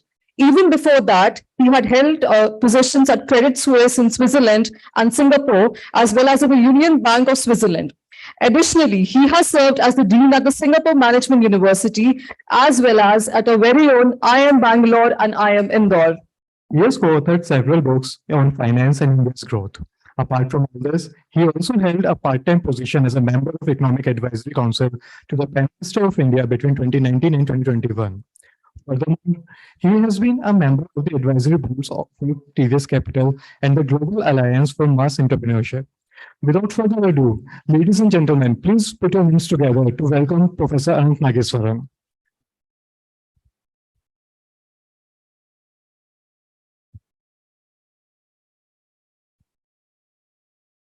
When it comes to economics, the initial name that instantly springs to our thoughts is our very own professor, Professor Chetan Subramaniam.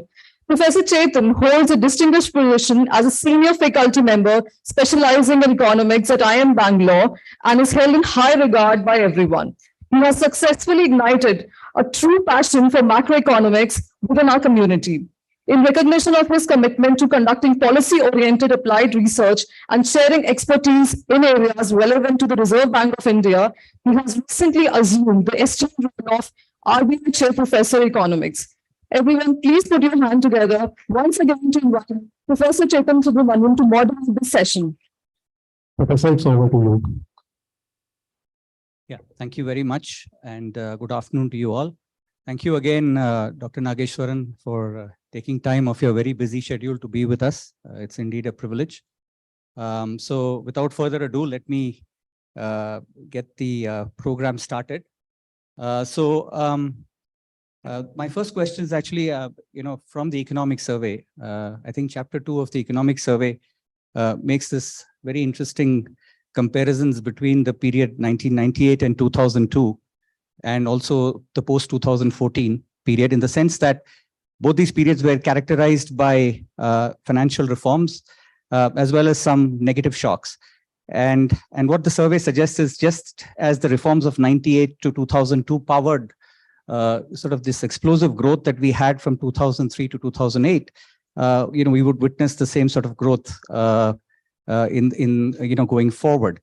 So the question essentially that I had was, in the 2003 to 2008 period, a lot of our growth was driven by a surge in exports. In the current situation, at least in the post-COVID economy, a lot of the economies have become very protectionist in their outlook. So is that a concern going forward? Good morning, Chetan. I hope it's okay for me to address you as Chetan. Please. Thank you. Good morning, and good morning to students, fellow faculty members, etc. I hope you can hear me well. The students who announced the session said that due to my busy schedule, I couldn't come. That is not the case. I was scheduled to travel to Bangalore to be with you in person, but I had sustained a calf muscle tear on my right leg, and I've been recuperating for the last 2+ weeks, and that is the reason why I'm unable to make this trip. Otherwise, I would have very much loved to be there. And as was mentioned in the initial remarks, I was visiting faculty in 2 years there, 2013 and 2014. So therefore, I'm somewhat disappointed that I couldn't be there in person, but partially mollified that at least I'm able to do this conversation with you virtually. Hope to be there sometime soon. Now, coming to Chetan's question about the chapter 2 of the economic survey, what that statement or the set of statements made in comparing the current situation or the situation that prevailed in India between 2017 and 22 or 2018 and 22. That's a bit loose there in terms of the period we're talking about. That structural reforms happened, but financial system repair happened. But then there were lots of negative shocks, both domestic droughts, etc., and international developments that held the payback from those reforms from materializing until all those one-off negative shocks had passed. What we are saying is a similar situation playing out, but not necessarily in terms of growth rates, as you correctly pointed out. Exports added 1% or 1.5% to GDP growth every year in real terms in that period. And we are not assuming that. That is why I think our baseline scenario is 6.5% in real terms.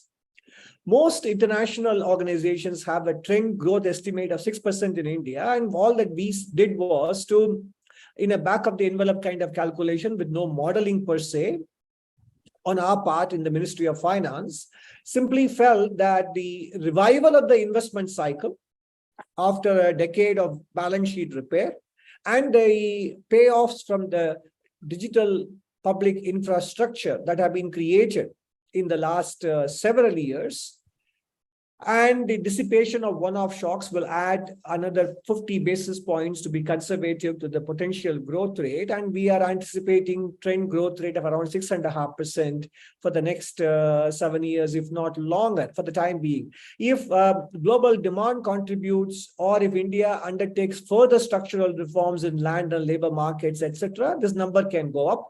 But your point is very well taken, and I agree with you. We are not assuming that exports will be contributing as well as they did back in 2003 to 2008. Back to you.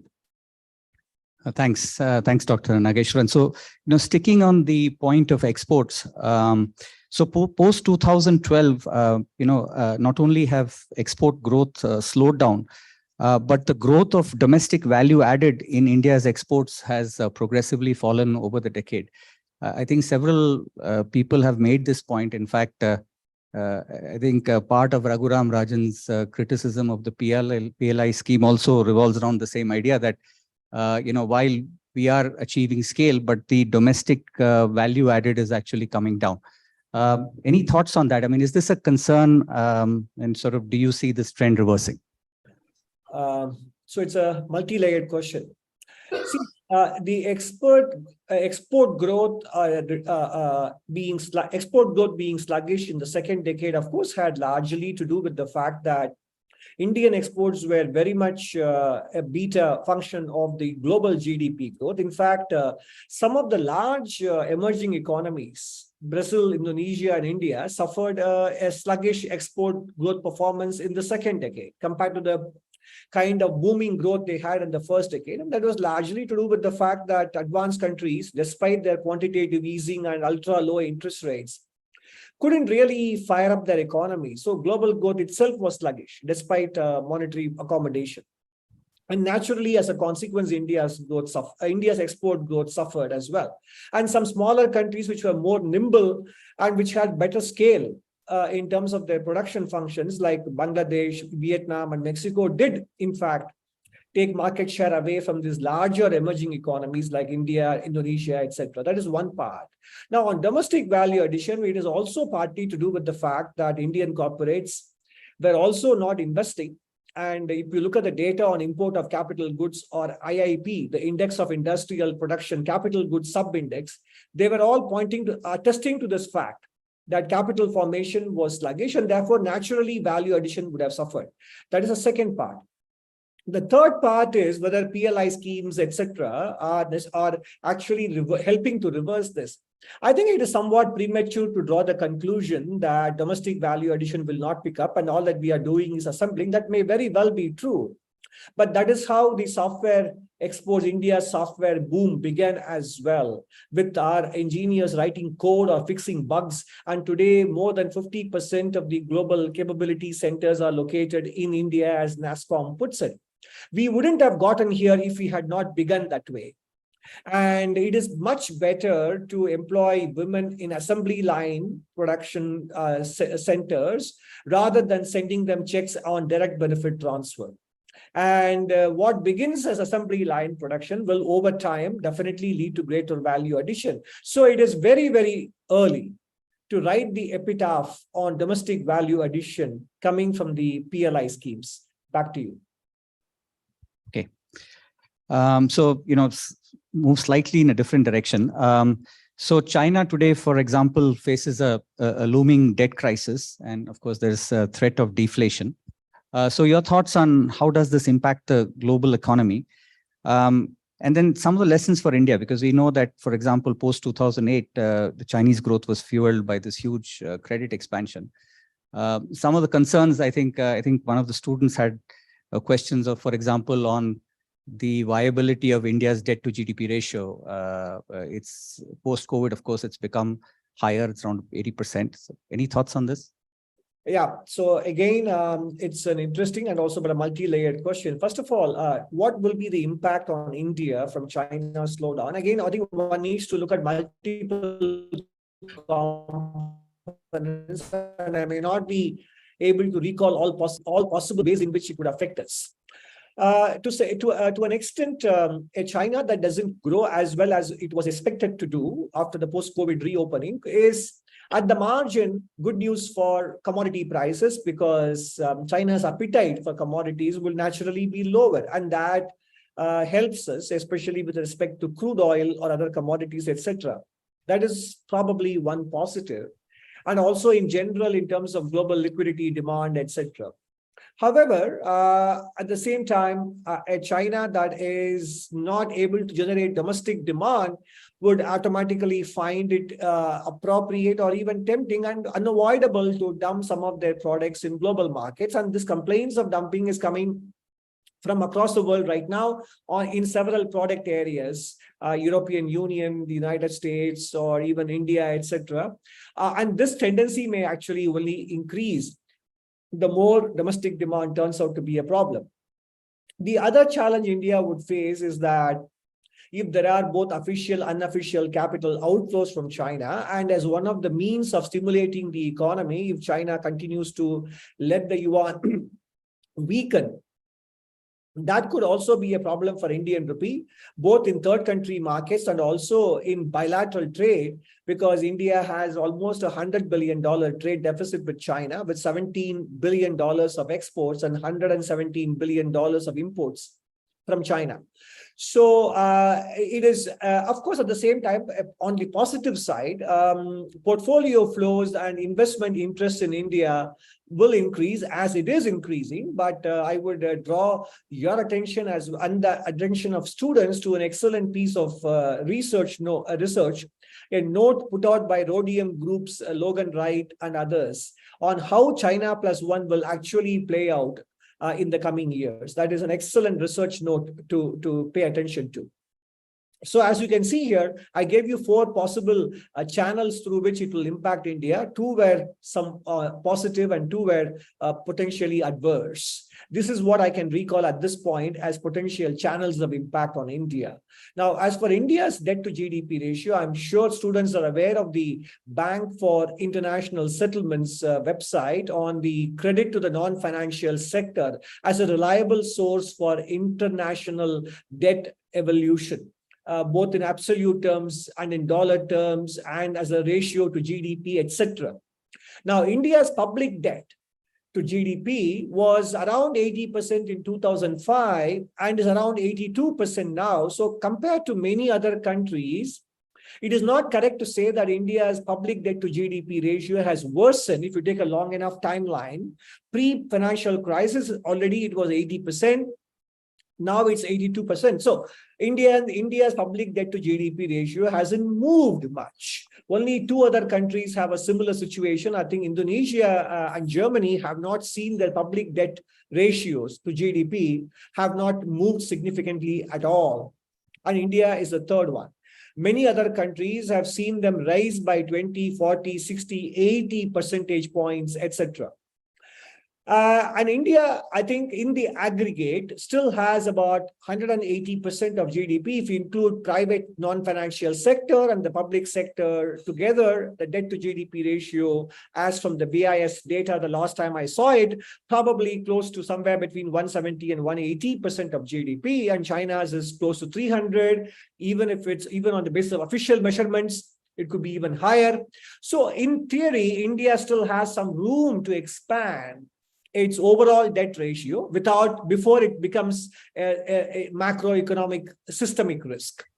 And to facilitate that expansion, public debt to GDP ratio must indeed come down so that private sector can leverage better and earn better returns. So India's debt profile and that of China are not strictly comparable at this point. Back to you. Okay. Talking about exchange rates, Dr. Nageshwaran, I mean, there's a certain view that India's exchange rate at this point is overvalued. Do you see it that way? I think exchange rate valuations are in the eye of the beholder, and it depends on the base year you are starting with. And different ways of computing real effective exchange rates can tell us if it is under or overvalued. Again, the BIS data on India's real effective exchange rate doesn't really suggest any significant overvaluation.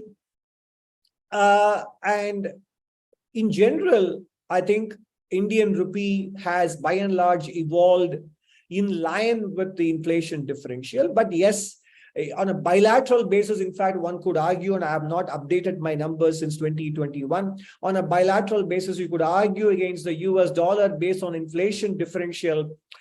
Indian rupee is overvalued. If you take a starting point as 1993 or 1996, when the Indian rupee became partially floated and convertible on the current account, etc. But on a real effective exchange rate basis, I am not very sure that we should consider the rupee as significantly overvalued. And competitiveness will come from us managing to keep the inflation rates over time within reasonable limits. Back to you. Okay. Of course, the big story in India, certainly over the last decade, has been the expansion of digital infrastructure. And India's performance on this front has been exemplary. I think we just had a session prior to this one talking about some of the innovations in that sector. So I'm more interested in it from a macroeconomic standpoint. So you said that the expansion of this digital public infrastructure will lead to elongated financial cycles, I think. So could you elaborate a little bit? No, actually, there seems to be a little bit of a confusion. I talked about the possibility of an elongated financial cycle from only one angle, and I was attributing it to digital public infrastructure, is that the scope for gathering information on the evolving debtors' risk profile and their risk taking, the information availability for credit providers is expected to improve significantly post the evolution of digital public infrastructure. So credit risk measurement and credit decisions can be made in a better way than before. And therefore, I hope that we can have a longer financial cycle without necessarily running into bad debt problems as we used to do even in the last cycle until about 2013 or so. And then 2014 onwards, we were grappling with how to repair them and fix them, etc. So it is all about the reduction in the information asymmetry between debtors and creditors that this digital public infrastructure is expected to facilitate on that basis. Okay, thank you. I mean, related, I think there's a question from one of the students. They had a question on ONDC and the potential impact of ONDC. Of course, the other question is it's sort of not quite taken off the way it was sort of anticipated to take off. So any thoughts on that? To be honest, I haven't applied my mind to the problems or issues, but there are other people who are doing that, including Mr. Nilekani from Bangalore. I would only urge patience in many of these things. I mean, today, 6 years after its commencement, the goods and services tax is settling down, has settled down very well. So has the insolvency and bankruptcy code. And for example, when we did the Jan Dhan Yojana or financial inclusion, there were lots of articles initially about zero account balances and how it was just a bank account opening for the sake of it and nothing really happening. But today, the average balances in those accounts are significant, and the total money held in those accounts and their usage and by the account holders and the credit history it is enabling them to build, etc., are very well-known information.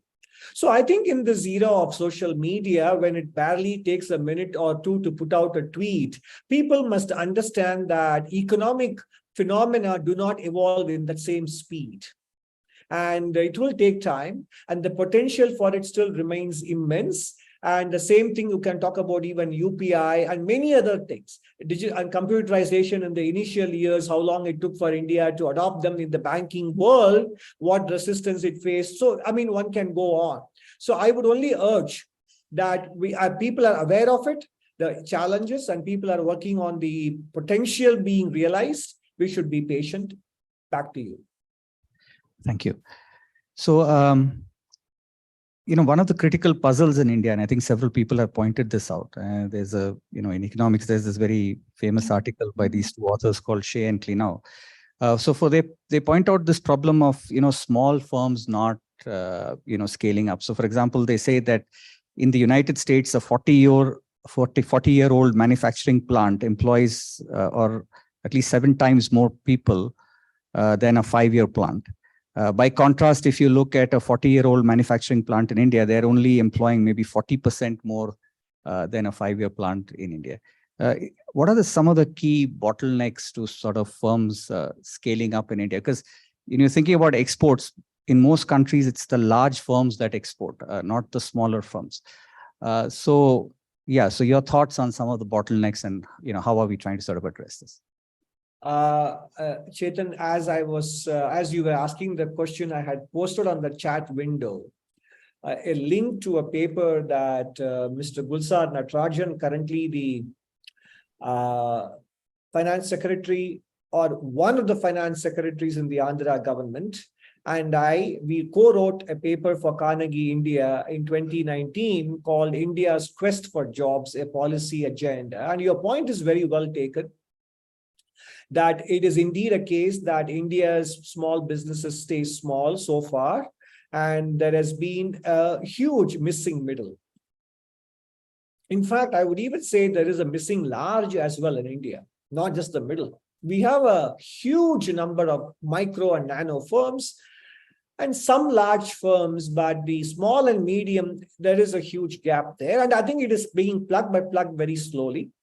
I mean, part of the issue, we all know that it is about financing. Most of them have irregular cash flows, and therefore they don't get access to formal credit, which of course the digital public infrastructure is beginning to change.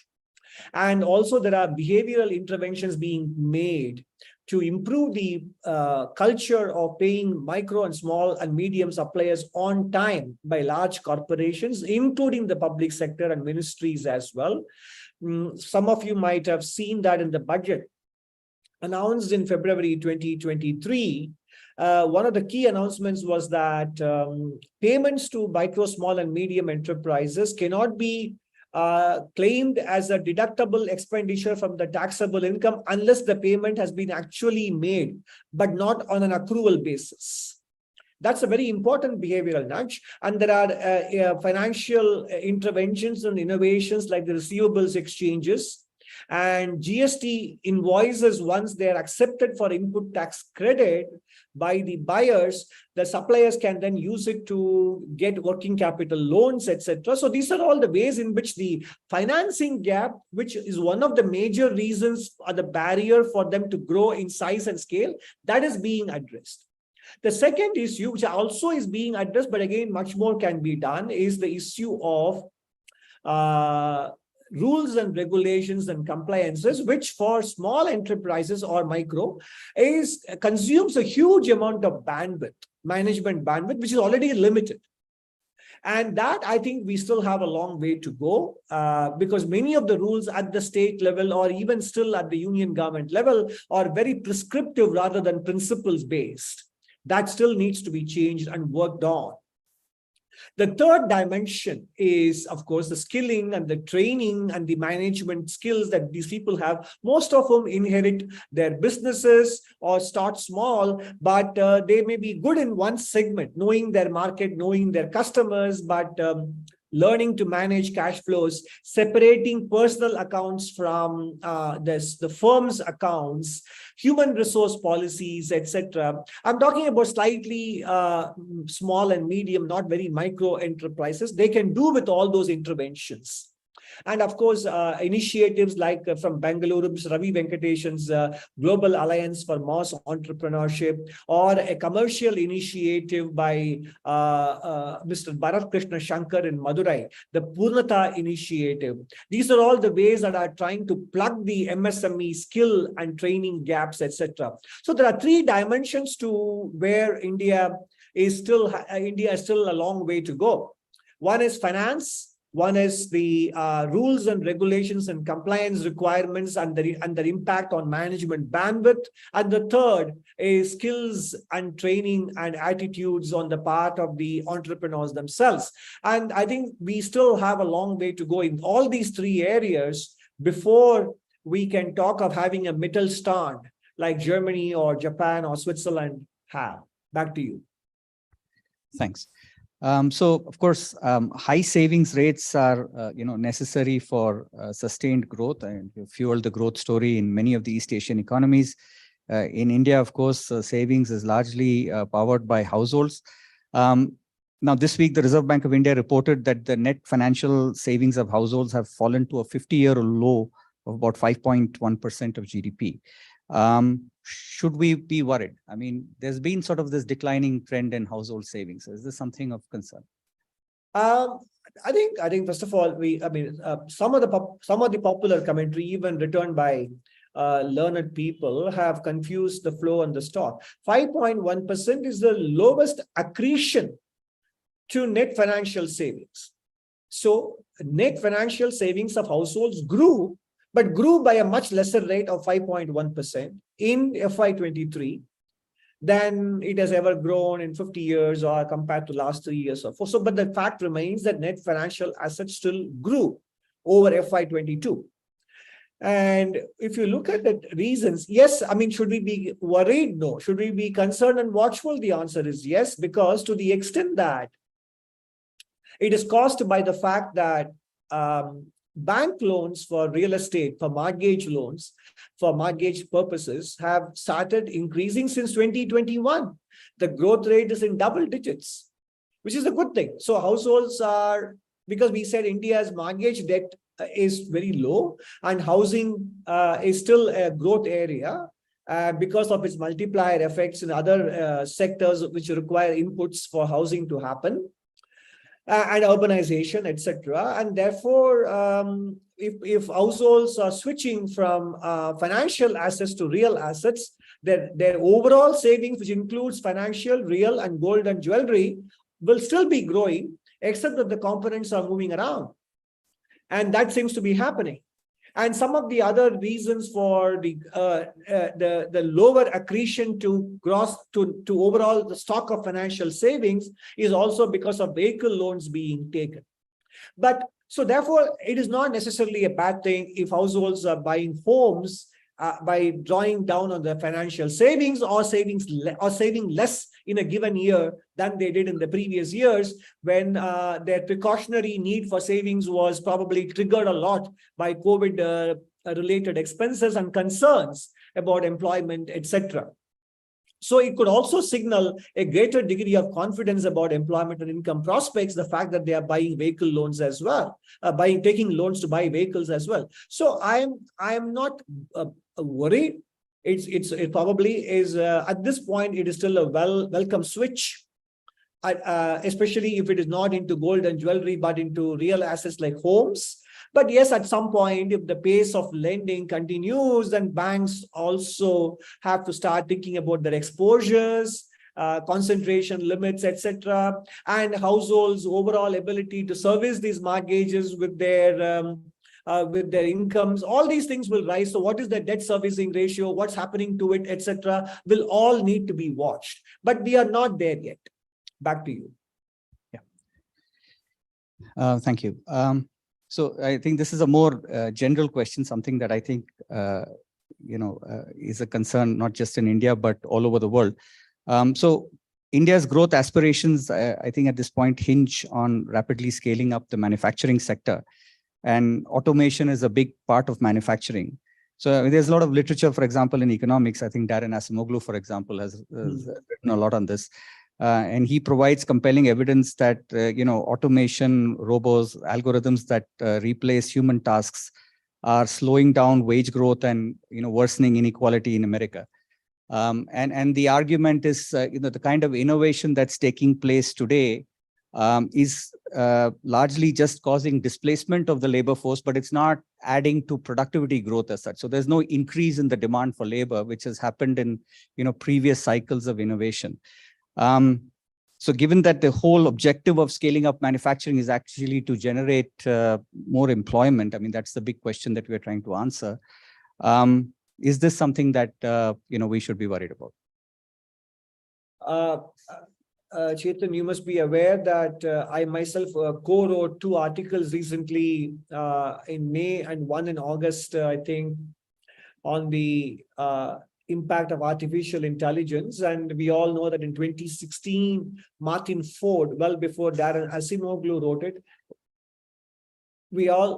excuse me, I'm sorry, there's some ambient noise. Just hold on a second. I'll tell people to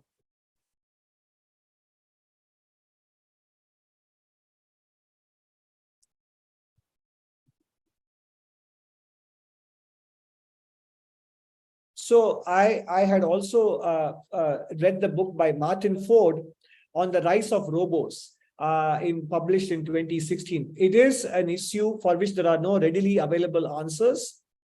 Sometimes it may require efforts such as some kind of training, unemployment compensation, or even supernormal profit taxation on some of these firms because of the externalities they create, for them to internalize some of the costs they will be creating on a social level.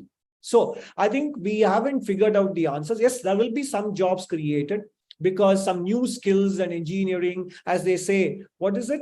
Prompt engineering is now a new area of how you pose questions to the artificial intelligence, could be apparently a growth area.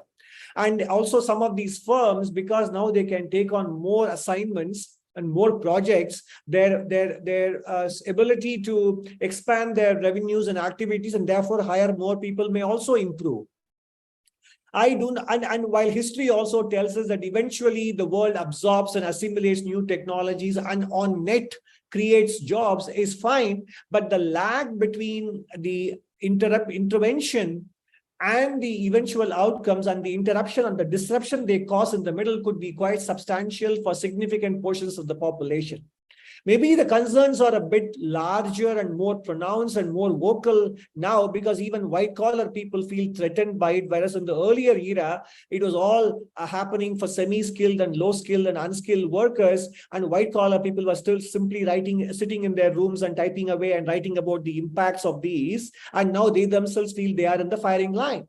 So it could all be those cases, but it will be presumptuous on my part to think we have answers yet. But we need to be aware, and sometimes we may even need to take some unpopular measures like mothballing certain technologies if on balance their social costs exceed their economic benefits, especially if the economic benefits are not widely dispersed. But I am also aware that this would need global coordination, which is easier said than done in these times. So there are more questions which I share and less answers. That is the truth.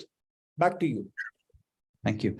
So on a related topic, I think, some students had concerns on inequality in general. So, while we are growing as an economy, we are 5th largest, likely to become 3rd largest very soon. In per capita terms, we don't seem to be doing so well. how are we trying to address or any thoughts on this issue? No, I mean, how can we say we are not doing well on per capita terms, and per capita GDP growth has been rising? I mean, we are at $2,500, which is about 2 lakhs of rupees roughly per annum, which was much lower even 10 years ago. And if you basically take GDP growth and subtract the population growth, then you do get per capita income growth. Yes, 2018-19 and 19-20 were already low growth years because of the financial sector troubles we face, including in NBFCs like IL and FS. And then we had the pandemic era impact when GDP growth contracted. So all these things might have given the impression that per capita income is not growing. But before that, it was growing, and it has resumed growth again. And also, we should look at the fact that inequality measured before taking into account taxes and transfers is very different from inequality measured after taking into account transfers and taxes. That is what the Congressional Budget Office does in its survey on the distribution of household income in the United States, which happens with a 2-year lag. And similar exercises have been done by Tulane University Center for Commitment to Equity for Brazil and Indonesia. And they did a similar study for India, published in 2022, but the data was used stopped in 2011-12, where they showed that after taking into account the government's welfare transfer programs, the measured Gini coefficients were significantly lower. And if anything, the welfare programs have only expanded since then. And India's tax system is indeed progressive in nature. And therefore, if we do a proper accounting for transfers and taxes, the inequality problem will be less pronounced than what we all gather from media stories.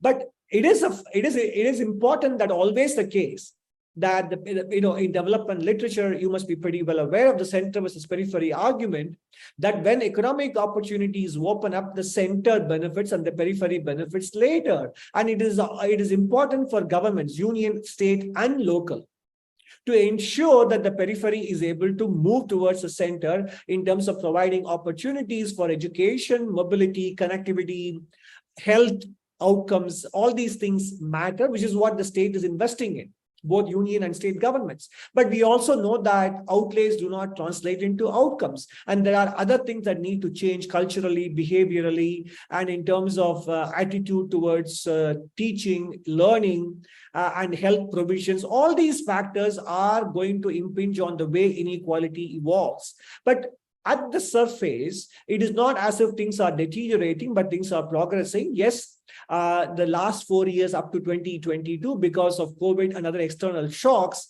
we might have made slower progress or even a slight reversal, particularly in 2021. But per capita incomes are rising again. And second, if we are able to take into account properly taxes and transfers, the problem will look less pronounced. But we need to continue to act to ensure that more people have access to opportunities, and outcomes are also a function of their own efforts and persistence as well. Back to you. Yeah, so sticking on the issue of poverty, I think now we have a multidimensional poverty index. And I know you've written about this, but it'll be nice for the audience to get your views on this. So there's been some criticism saying, what it effectively amounts to is providing private goods with public money, because you sort of expanded the number of indicators. Your thoughts? I mean, I think the previous question and this question are probably contradicting each other. Right.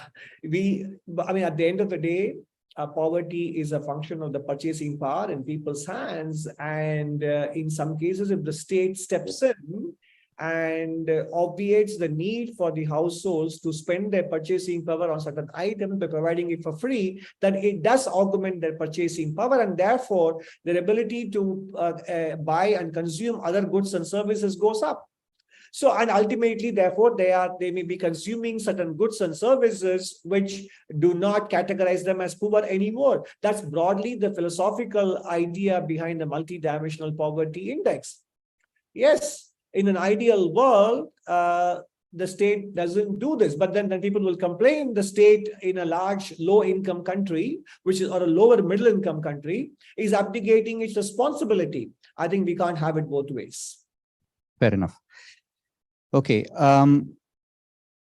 So of course, okay. So the next question is sort of related to climate risk, which is particularly in the case of India. I think it's something that we are all concerned about. I just came across a recent paper in the Journal of Political Economy, for example, which states that annual plant output falls by about 2% per 1 degree rise in Celsius. I know you've sort of written about sort of, unless I misunderstood you, prioritizing growth first and then worrying about climate risk, because we need to be in a position to sort of finance our expenditure on energy saving, for example. Given that we are one of the most vulnerable as far as climate risk is concerned, should we not be taking the lead in addressing this issue? Chetan, you didn't misunderstand me. You did understand me correctly. And I agree with you, we should be taking the lead, but conceptual answers are easier than practical answers in these matters. And all of us know as students and practitioners of economics that we are dealing with only trade-offs. There are no corner solutions possible here. And those trade-offs are not being recognized, both in terms of economic philosophy and in terms of actual specific solutions. Take renewable energy, for example.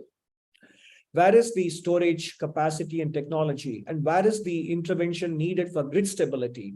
And where is the arrangement today for a globally fair distribution of rare earths and critical minerals required if all countries have to march towards net zero at the same time?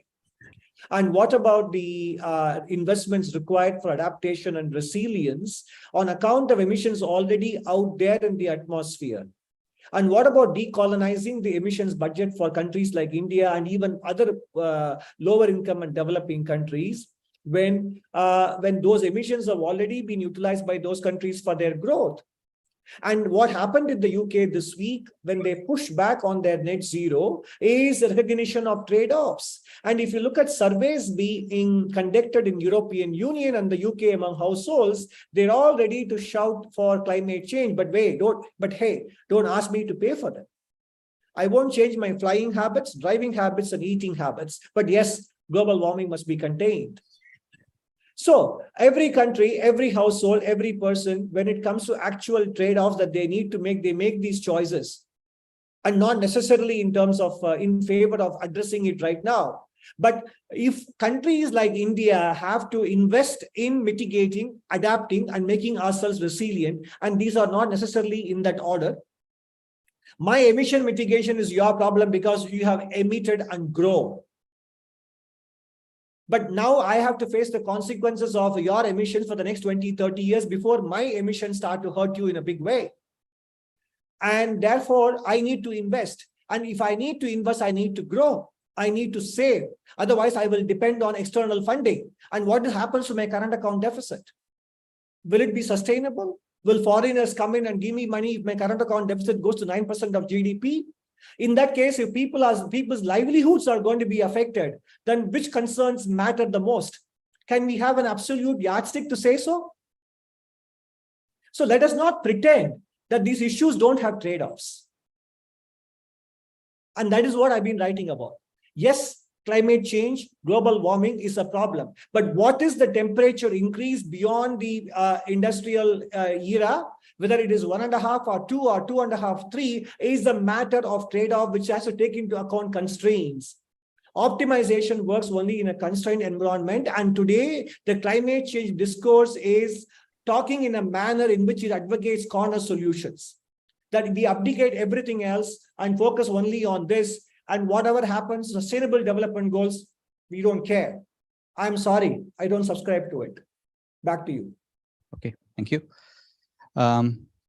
So a question on R&D expenditure. So India's R&D expenditure is now amongst the highest globally, but when it comes to share of GDP, it's around 0.7%, which I believe is lower than the world average of about 1.8%.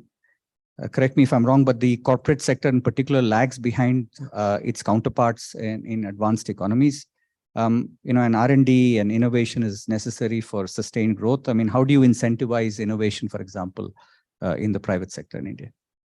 I mean, in general, we always have arguments against using taxation measures to incentivize everything because it creates other distortions. The culture of innovation has also to come from within. And the private sector must also have a horizon which is not myopic in nature to be able to invest in innovations and R&D.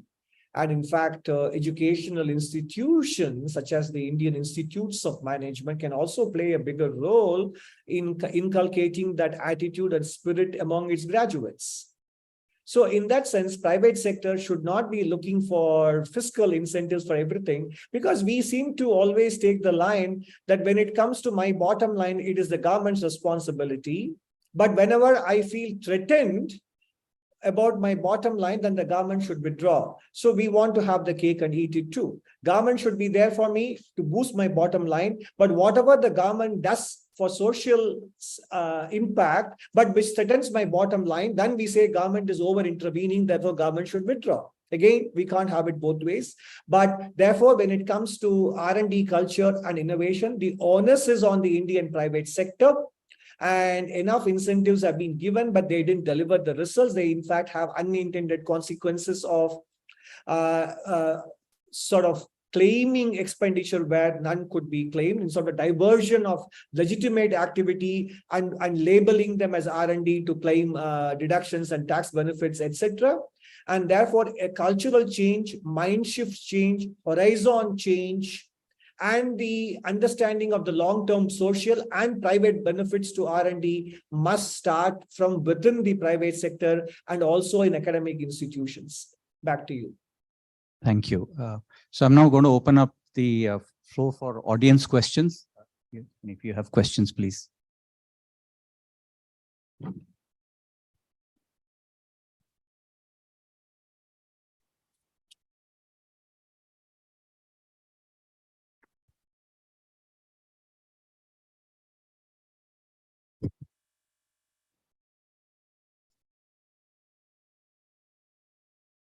Hello.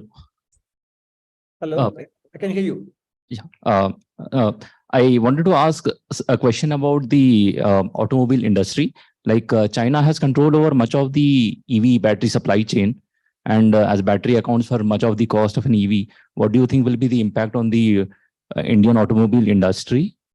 And subsequent to that, you are mentioning about the China plus one plans of firms and how India will benefit from this. However, India does not appear to be as integrated into the global value chains as many Asian countries like Vietnam, etc. Any comments on this? On the specific question of EVs, yeah, lithium mining, these minerals are available in a few countries and processing is concentrated in China. And the more we look at EVs as an option to reduce emissions, our dependence grows. And yes, we are also discovering lithium deposits, and we have created a company that tries to enter into long-term contracts to secure these critical minerals, etc. And there could also be technological developments which are already happening that might reduce the dependence on lithium per se. And also, I would like to leave one thought that if you really take the emissions from the time these critical minerals are excavated and mined, and until the exhaust pipe emissions are taken into consideration, we are not entirely sure that electric vehicles are actually environmentally friendly as even hybrid vehicles could be. That is something to keep in mind. Now, I did mention about, so in fact, the book by Ed Conway, The Material World, the name of the book is The Material World by Ed Conway, which came out last month, is something that I would recommend as a good read on this issue of how much we are dependent on energy to unearth, or rather to mine some of these critical minerals and metals we need for our so-called green transition. And then the China plus one, as I said, some of these, please read the paper I recommended, website of Rhodium Group, RHODIUM. And how will China plus one play out? It is not correct to say India is not on the radar. Culturally, it might be easier for some of these countries to switch to Vietnam, etc. But interest in India is already there, and we are seeing that in specific areas. But at the same time, if companies switch one portion of their production to India, you may still depend on China for some other components. And therefore, it is something that will take longer than we all are willing to give time for. I would urge you to read that paper, and that will answer this question far better than I can. Good afternoon, sir. My question is about universal healthcare and education. Of course, we do have the RTE now, but I wish to talk about universal quality health and education. Number one, do you think it is a worthwhile goal to strive for? And secondly, how much of it hinges upon the size of the economy? Do we have to wait for the size of the economy to reach the per capita levels of the developed world, or is there a shorter path to universal health and education? I mean, it's an important question, but it's difficult to give specific answers. Yes, I mean, nobody can stand up and say we are against universal healthcare and education. Yes, every citizen of the country has a right to good health and access to facilities, and those who can afford to pay must pay. And therefore, the word universal sometimes can be misleading. The state cannot subsidize everybody, including the rich and the upper middle class and the upper class people. But others should have preventive healthcare, a decent, affordable primary healthcare, and secondary care. Maybe tertiary care can be subsidized up to a point. Insurance facilities can be created. We have come up with the Suraksha Bima Yojana, etc., and Ayushman Bharat. And if you look at and health is a state as well as a union government subject. So, and the health expenditure and education expenditure outlays have increased, but outcomes have issues that go beyond outlays, which need to be addressed as well. So as a goal, nobody can gainsay the importance of these goals because they also impinge on economic outcomes. And I don't think we can wait for a particular income threshold to be obtained at the national level for us to pursue this. And we are not doing that. We are pursuing this. I would urge you to read chapter 6 of the economic survey, and that might give you much more information about how well we are doing and how much more remains to be done as well. Sir, I want to know about there is a lot of arguments about either the value. You already said in your speech that like PLI results will come in some time. So I wanted to know this export based incentives which has been there. There people are saying the value creation is not happening in India. So actually, like take the example of the smartphone. We are just a assembly unit for that. The actual parts are getting imported. So can we see, is there any alignment with the export policies specific to this, like the focus will be on the value creation in coming days? I think I answered this question already in great detail. Some of these criticisms are misplaced and we may have different motivations. And India does not have the luxury of choosing between manufacturing and services. And there is room for India to plug itself into manufacturing. In the decades that went past, Indian manufacturing share of GDP stagnated because possibly, among other things, because of inadequate physical infrastructure. That is being addressed and has been addressed in a big way and will continue to be addressed as well. The other reason which Professor Chetan Subramaniam and I discussed was the way in which our MSMEs are hobbled by rules, regulations, and compliances, what I call the LIC Raj, licensing, inspection, and compliance. And these are the reasons why, among many other things, of course, technology, skills, etc., and land acquisition, land use conversion, all these things part of the LIC regime. Hobbled us in our manufacturing and initial also state domination, and private sector did not have the capability to start with immediately after independence. Many of these things are being addressed, and in the meantime, the world doesn't stand still. Others are evolving as well, and there are now other considerations have emerged with political polarization. Therefore, securing some critical ingredients to become manufacturing powers also have become a challenge now. So these challenges keep evolving, and we have to keep responding. And as I said earlier, manufacture and India did not become a software or a global capability center powerhouse on day one. You have to start somewhere. If you use a cricketing analogy, I think Mr. Ravi Shastri started out as number 9 or number 10, and he went on to progress to become a number 1 batsman in India in the cricket team.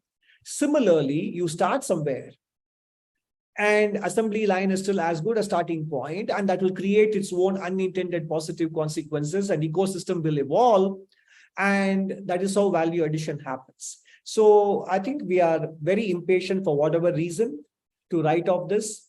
And India, in fact, I would even go on to add that talks about India having prematurely deindustrialized are extremely premature. And if anything, India did not industrialize enough, and there is still room for India to raise its manufacturing share of GDP. And that is what schemes like PLI, National Logistics Policy, the Gati Shakti Initiative, all these things are trying to plug them in, and the sustained attention being given to physical infrastructure creation, which is, and the proof of it is evident well before our own eyes, etc. All these things are working towards creating that manufacturing growth and its enhanced share of GDP.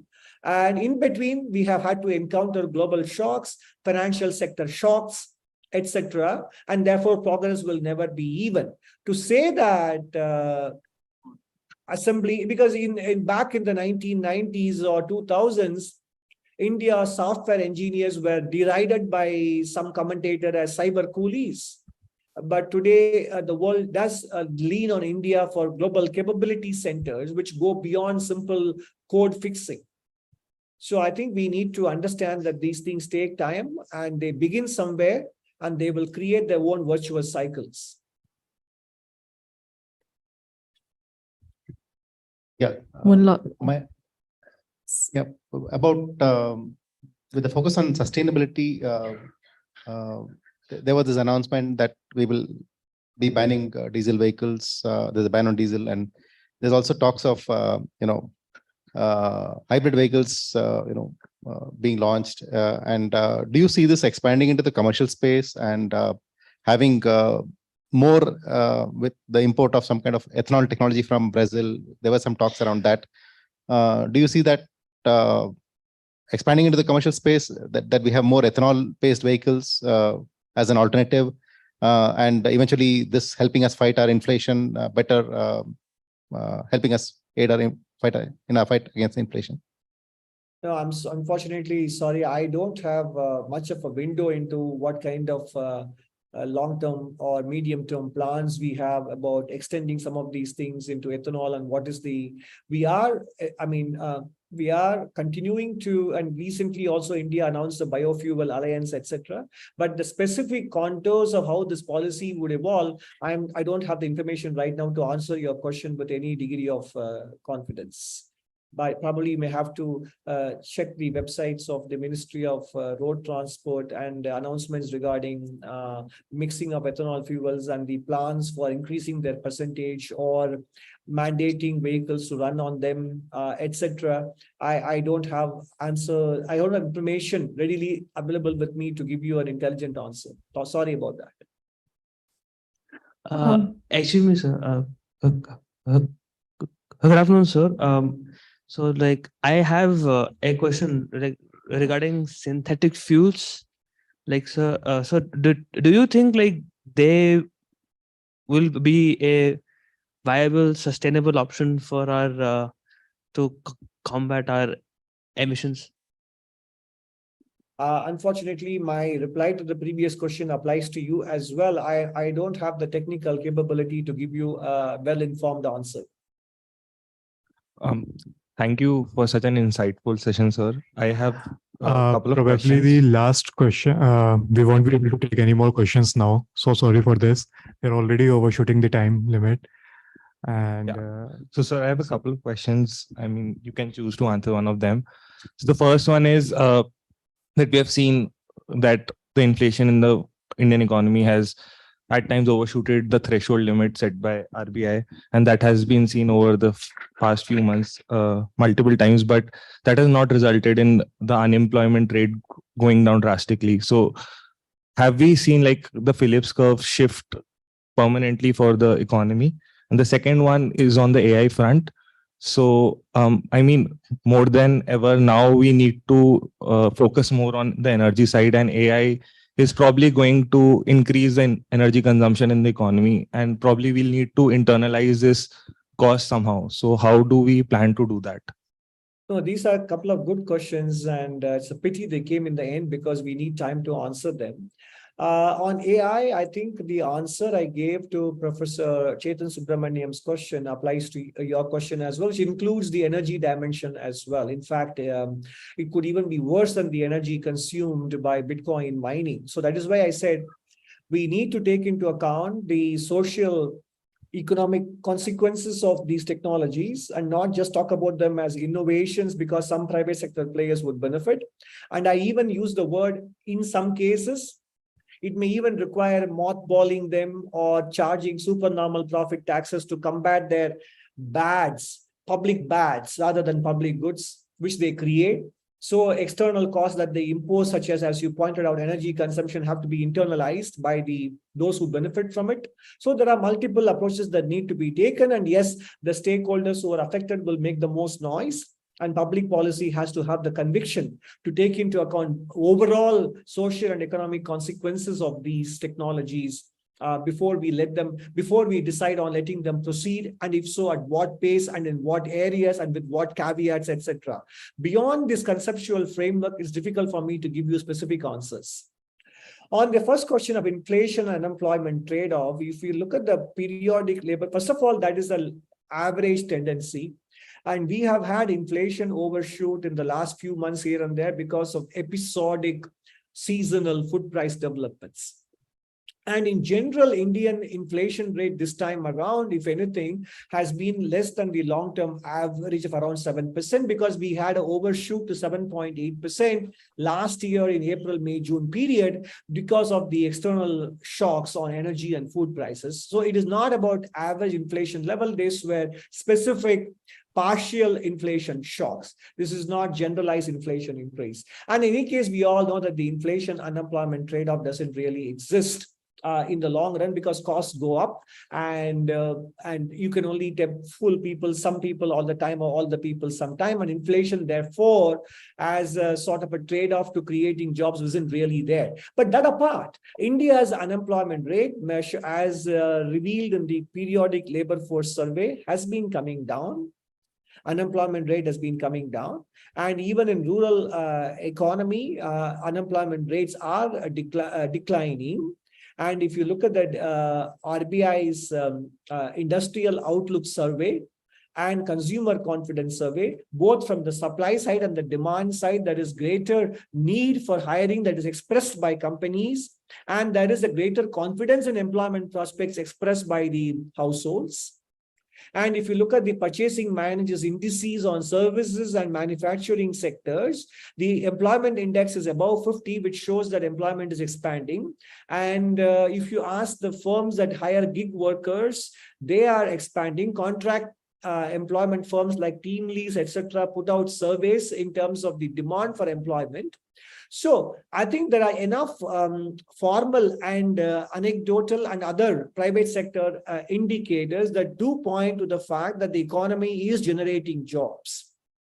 And as the construction sector and real estate sector pick up in activity, which is happening again, then these sectors also absorb a lot of labor. So it is not correct to say that the unemployment rate is not coming down, because I don't know what statistics you are following. That will be all because we are on a tight schedule. Thank you, professors.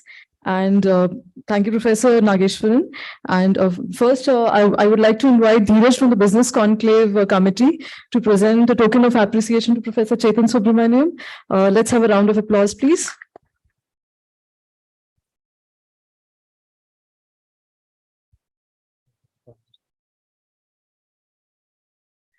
Professor Nageshwaran, we will be waiting for you. We have your token of appreciation as well.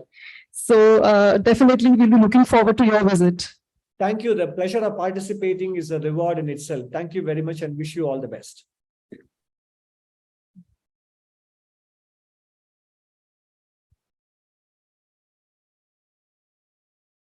So we will be departing for lunch. There are food stalls present near the Amul outlets, and there are directions to that place as well. We'll meet at 1:45 p.m. sharp. So looking forward to see you all. Thank you for your presence.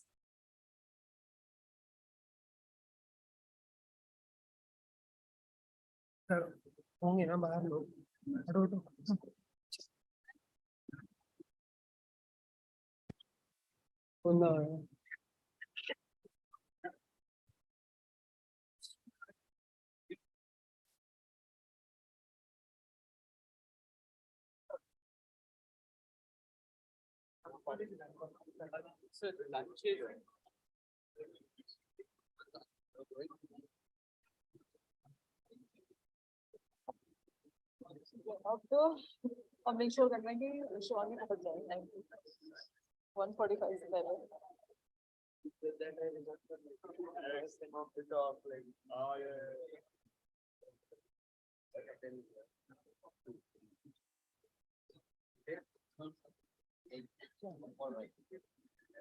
Please announce.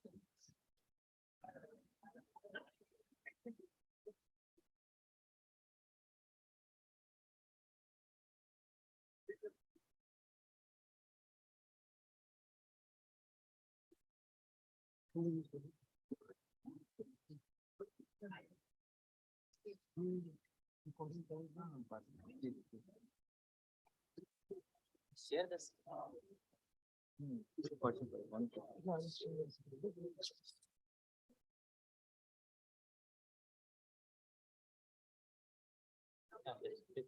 Entire screen or this? This screen. Share.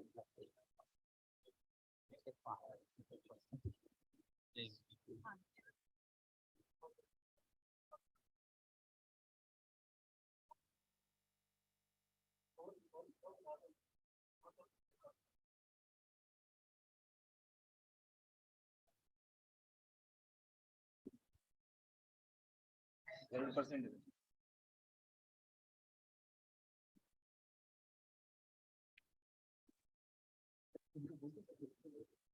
Just give them time.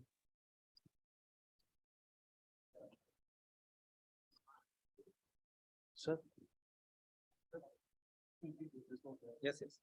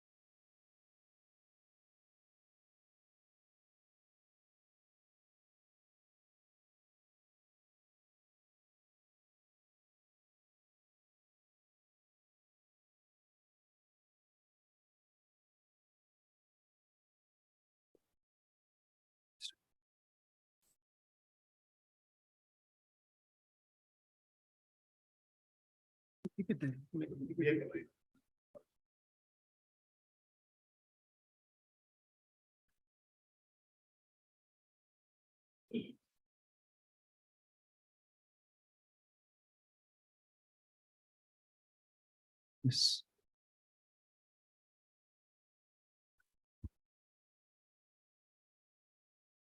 Hello, good afternoon, one and all. I hope everybody had a filling lunch and we are ready to start with the third session for the business conclave. The topic for today's session is sustainable strategies accelerating green transformations. So our first panel, Mr. P.S. Narayanan, will head Sustainability and Social Initiatives, Wipro Limited, and the Managing Trustee and Head Wipro Foundation, the social initiatives arm of Wipro Limited. He was instrumental in the creation of Wipro's sustainability program and has stewarded it since its inception in the early 2008. Wipro's sustainability charter is built on the core principle that business and social purpose must reinforce each other in addressing several key challenges around the ecology and education. Wipro's ESG programs are centered around climate change, urban water, waste management, and urban biodiversity, while on the social dimension, Wipro has had robust programs for more than a decade on inclusion and diversity, health and wellness, and employee empowerment.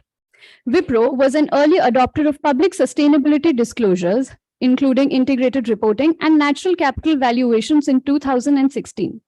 Among the several recognitions of Wipro's leadership in this space are 11-time member of the Dow Jones Sustainability Index and 10-time member of Ethisphere's, the world's most ethical companies.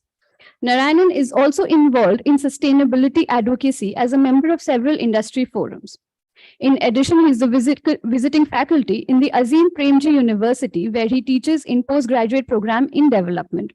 His interests center around the broad interplay between ecology, economics, and humanities, the role of the business sector as a change agent in sustainable development, and sustainable inclusive cities. Prior to the current role, he was the global head of information systems at Wipro IT Business when he was chosen as one of CIO's Global 25 Ones to Watch. A graduate in electrical engineering with a post-graduation in management, he has more than 27 years of cross-disciplinary experience in business development, enterprise system, and corporate sustainability. So please put your hands together in welcoming Mr. P.S. Narayanan.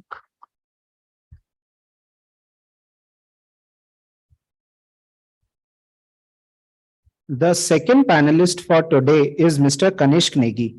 As Sustainable Procurement Director, Kanishk leads the development and deployment of sustainability strategy for global procurement scope and supplier engagement at Schneider Electric. He was instrumental in development of the company's sustainable procurement framework and is leading global deployment of flagship initiatives such as the Zero Carbon Project, Decent Work Program, Sustainable Packaging, to name a few. Prior to Schneider Electric, Kanishk led the Supplier Sustainability Development Program at ABB Limited. The initiatives conceptualized and led by him have won over several awards for quantifiable success and mainstreaming sustainability in supply chain. As a management consultant with EY, he advised and worked closely with global corporations on sustainability strategy, risk review, sustainability reporting, and assurance. Kanishk has been closely associated with environment conservation and public policy. He developed innovative approach for groundwater management in fluoride contaminated zone, which won the World Bank Development Marketplace Award in 2007. In 2002, Kanishk was awarded as leader in supply chain sustainability by Institute of Supply Chain Management. And in 2019, he was awarded the 40 under 40 Super Achiever in supply chain sustainability by Celerity, Alvarez, and Marcel. Kanishk actively engages with the various industry, UN, and academic forum to internalize sustainability in business. He has delivered guest lectures on sustainable procurement at international universities and is a guest faculty on business and human rights at the Indian Institute of Corporate Affairs, an autonomous institute under the aegis of Ministry of Corporate Affairs, Government of India. So let's give a big round of applause and welcome Mr. Kanishk on the stage.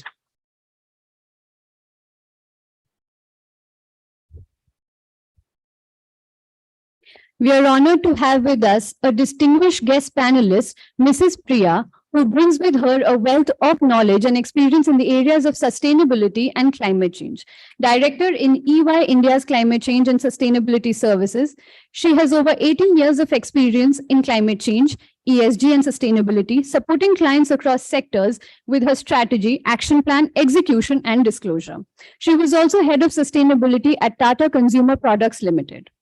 Notably, Priya has also collaborated with esteemed multilateral agencies such as the World Bank, ADB, and IFC, contributing to the development of low carbon growth and waste management policies at a national level. She has actively supported clients in building robust internal and external communication platforms, fostering dialogue and engagement with stakeholders from diverse backgrounds. Her efforts have played a pivotal role in raising awareness and promoting sustainable practices among various stakeholders. Priya's contribution to the field of sustainability extend beyond her professional endeavors. She has co-authored several thought leadership documents on waste management, water management, green growth, sustainability in the real estate sector, and the sustainability reporting. Her expertise in these areas have been invaluable in shaping the disclosure surrounding sustainability trends in the financial, oil, and gas sectors. In addition to her extensive knowledge and expertise, she has also demonstrated a passion for education and capacity building. She has conducted numerous training sessions and workshops on sustainability and related topics, empowering individuals and organizations to embrace sustainable practices and drive a positive change. Please put your hands together and welcome Mrs. Priya B.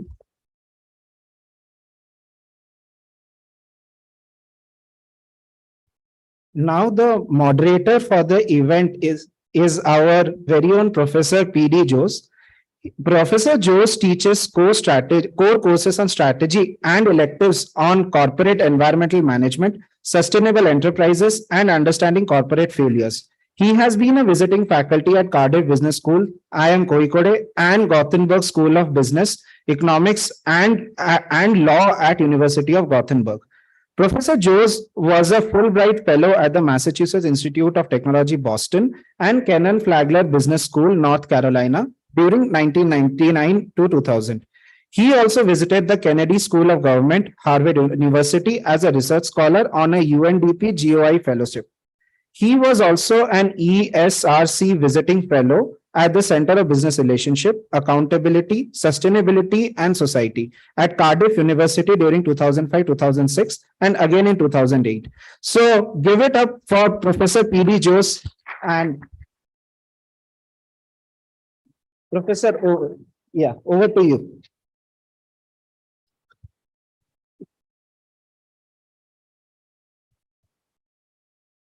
Good afternoon. I shouldn't ask you whether you had a good lunch, because then good lunches always create problem for panelists. But today, this afternoon, I'm not so much worried because we have such a live wire of a panelist sitting here. With a distinguished panel, I think the best thing a moderator can do is speak in moderation. And I'm going to try and do that just for, beyond the opening remarks. I'm going to let the speakers speak for themselves. But just by way of starting this conversation, the discussions on sustainability have now become very important. And we are somewhere faced with an inescapable truth today, that the traditional paradigms under which we run businesses are being completely transformed. So in some ways, we can say the idea of corporate sustainability has moved from being a footnote in the, let us say, the corporate annual report. It has moved to becoming a long chapter, if you want to say, or if I may put it, a central chapter in the stories that corporations are writing. It is not something that's nice to do, as it was in the past. It's a must to be done because of pressures, not just from shareholders, who of course we are concerned about, but also customers and other stakeholders broadly. So if you are inclined, and I'm guessing that you are not inclined, but just for those who are still a bit skeptical about environmental issues, or whether corporate sustainability is a buzzword or a passing fad, consider the fact that ESG concerns are now a central decision-making factor for corporates, and they become a very important part of discussing corporate strategies. So in a way, it's not about being good or doing good. It's more about sustainability being at the very core of business success. And today's discussion will take that forward in ways we will look at, we will go beyond the usual rhetoric. We will look at the complexities involved in global supply chain or value chains.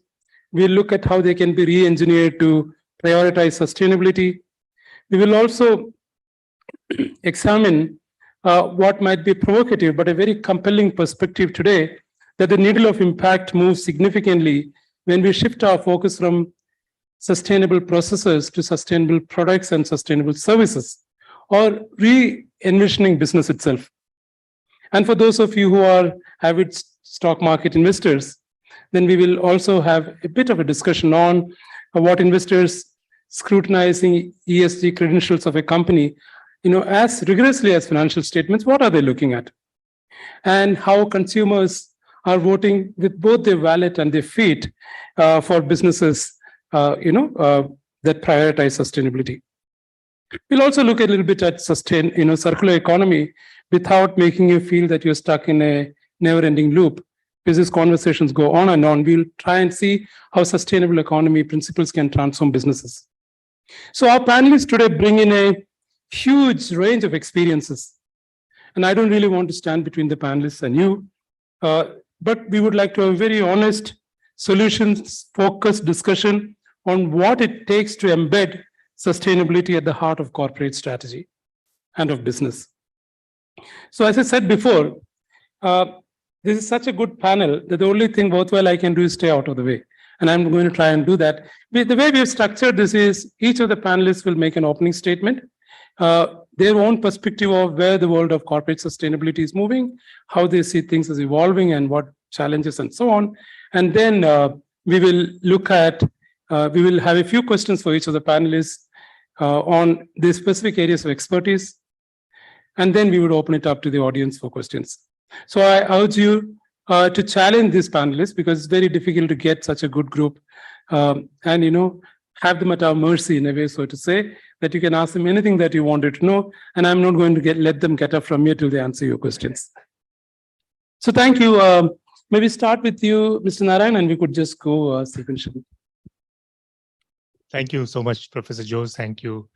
Though it's a Sunday afternoon post-lunch, I think, the energy levels when you come to IMB are always very high. It's an absolute pleasure and delighted to be here. If I may start by sort of tracing back a little bit of the history of what is currently being called ESG. It has been called different, acronyms of names, going back to probably the late 90s, when John Elkington, came out with this concept of the triple bottom line. And somewhere in the same time, GRI came out with its reporting standards. I think it was 1997.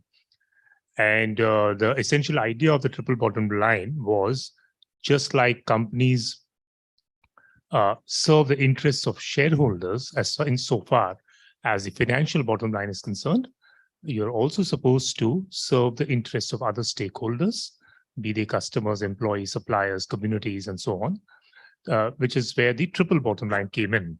So from that beginning, at least the first 10, 15 years was marked by a relatively slow adoption of this principle by probably some of the more progressive, larger companies in India as well as around the world.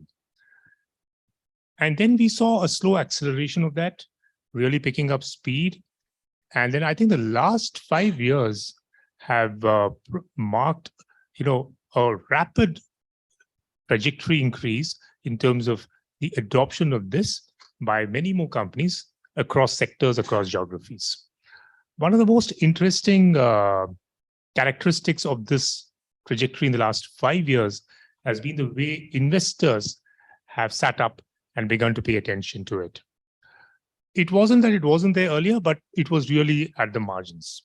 So I think that's really clearly visible in terms of, investor frameworks, the kind of questions they're asking you, and which is also reflecting in what governments around the world are doing. India was, of course, through SEBI, one of the early movers in this space with the business responsibility reporting more than 10 years back. But you see now governments around the world, the EU regulations that have just come in, then the US ISSB, and then SEC, and so on. So the investor plus the government focus and scrutiny on the ESG space really makes it very interesting.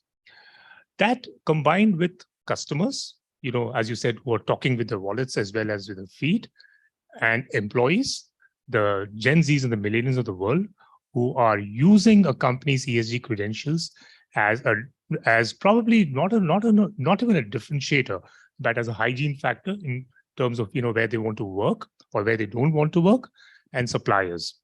The convergence of all of this has probably been one of the most, I would say, visible trend of the last few years. Right. For companies, therefore, it's very exciting as well as challenging times to be in, because this does put fair, square, and center, a whole set of expectations of who you are as a business, how do you define or redefine yourself, and what are you going to do in response to all of these.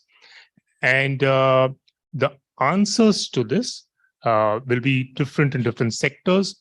There will not be any one template. And even if you follow a certain template, that template is likely to keep changing, as you navigate the space, right?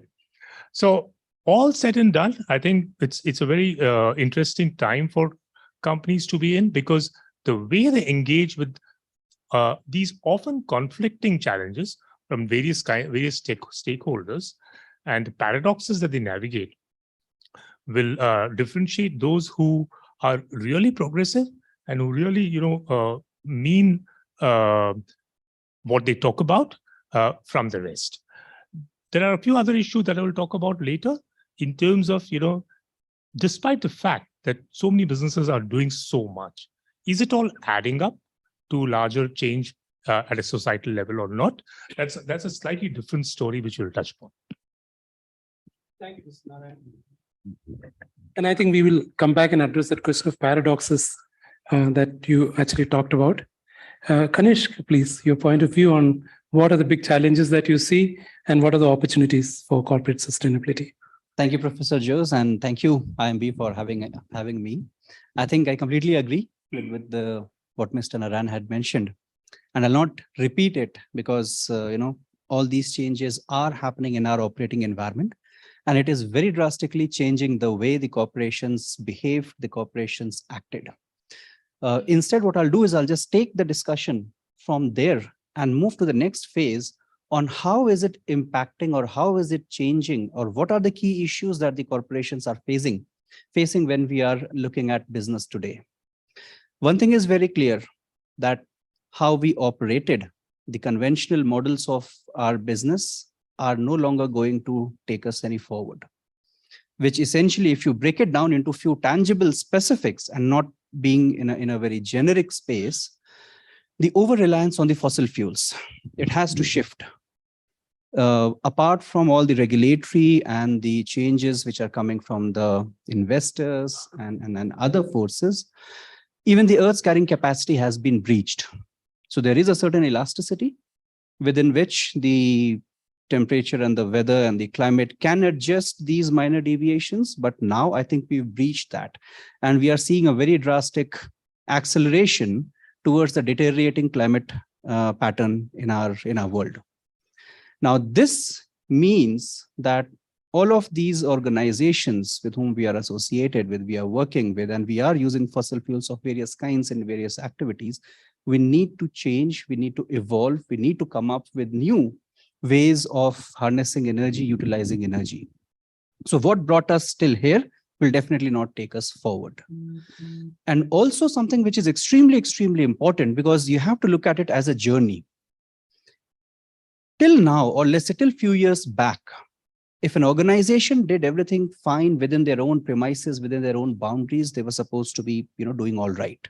They were thought to be the good guys who are taking care of the stuff. But we are today living in a space and time where corporations have to take end-to-end ownership of their entire value chain, which means It's not just good enough to manage my own operations within my own factory, within my own facility, but I have to look at, on one side, upstream supply chain. And that's not just tier one of my supplier from whom I'm directly purchasing, but it's tier one, tier two, tier three, right up to the mines. So that entire stretch I have to cover, and it's in my obligation. And on the other hand, I have to look at the downstream part of it, going up to the end consumer and even beyond. So when the use phase of my product is over, how is it behaving? Is there toxic material? Is it sitting in the landfill? Is it impacting the health of the waste segregators? So all these issues are the criteria that companies have to factor in while they are deciding how to manage their business. So that's one part of it. The climate crisis and the energy that we are using, how and what to do about that. That's one. And we have to take the entire ecosystem with us, not just managing my own factory. My entire value chain has to be managed, and entire value chain has to decarbonize to move forward. So that's the first set of challenge that companies are looking at. The next set of challenge is on the resource conservation. Now, whatever we manufacture, whatever we generate, we are extracting resources from the planet. And Earth has got a finite capacity to provide those minerals, provide those materials. Of course, the Earth regenerates some of those minerals, some of those materials, but there is a limit to that regeneration. Unfortunately, the business model that we today follow is by and large a linear business model, which means we extract, manufacture, consume, and dispose. We have to move away from that, because that model has led our consumption levels to a position where one Earth is not sufficient enough to meet all the requirements that we have. In fact, we need 1.75 equivalents of Earth to sustain the extraction or the demands that we are putting on the planet. And you can look at something which is called as Earth Overshoot Day. This is a scientific analysis. And in this, there are organizations who study what is the GDP of different countries, which reflects the extraction and the processing. And they also look at the natural systems, how much is the regeneration which is happening. And then they compare these two. And then they annualize the budget for every year on how much is the resource consumption that we should be doing. Unfortunately for us as a planet, we are exhausting and consuming the entire budget of 12 months in 7 months period, which means from August onwards till December, whatever consumption we are doing is an overdraft from the next year's budget allocation, which is not good, because sooner or later, we are going to face challenge on availability. And then there is a linkage with human rights. As these resources start to get scarce, as there is more and more impact of human climate change, which is being felt, the population at the bottom end of the economic cycle or the pyramid is the worst impacted. The resources that we use, in fact, if you look at copper, which is one of the very critical minerals for the energy transition, copper is going to be in huge shortage in 10 to 15 years of time. And one of the biggest copper deposits in the world is in Afghanistan, Mesa-Anak, and that is controlled by Taliban. Now, there is a very realistic scenario where, to meet the global demand for decarbonization, clean transition, there may be some company who may be willing to work alongside Taliban to extract, process, pass on a portion to them, and supply that to the global flows. Are we ready to have that kind of mineral and that kind of associates in our midst? So I think I'll stop at that. But yes, energy systems, climate, resource conservation, and human rights, these are some of the key focal areas that we definitely need to focus as we move forward. Thanks, Anish. I think we're going to look at all of them, and energy being such a central piece of the puzzle. But what you said struck me as very interesting. Now I know why Elon Musk wants to quit the Earth. The Earth is not enough, but I'm just wondering that we don't really have a choice, right? We're not as wealthy. So we probably need better advice. So Priya, what is your take on how this world of sustainability is emerging in the context of corporations? I hope, yeah, great, it's on. So I think taking on what they've already said, I come from a different animal, right? I am a consulting firm. So I would just quote a personal example. So when we started off in the space of sustainability and when we would go make cold pitches to clients, right? So my personal experience, I was literally driven away saying, you're a fraudster. Please don't come into my office again. They thought sustainability was fraud. They didn't believe it was for a real estate company. And I said, LEED is required. You need to certify your building. They said, I don't believe you. I don't believe you. Please leave. So from there, saying, why should we do something on sustainability to now where clients have, started coming back to us saying, I know why we need to do it. I just don't know how to do it. Where do I start from?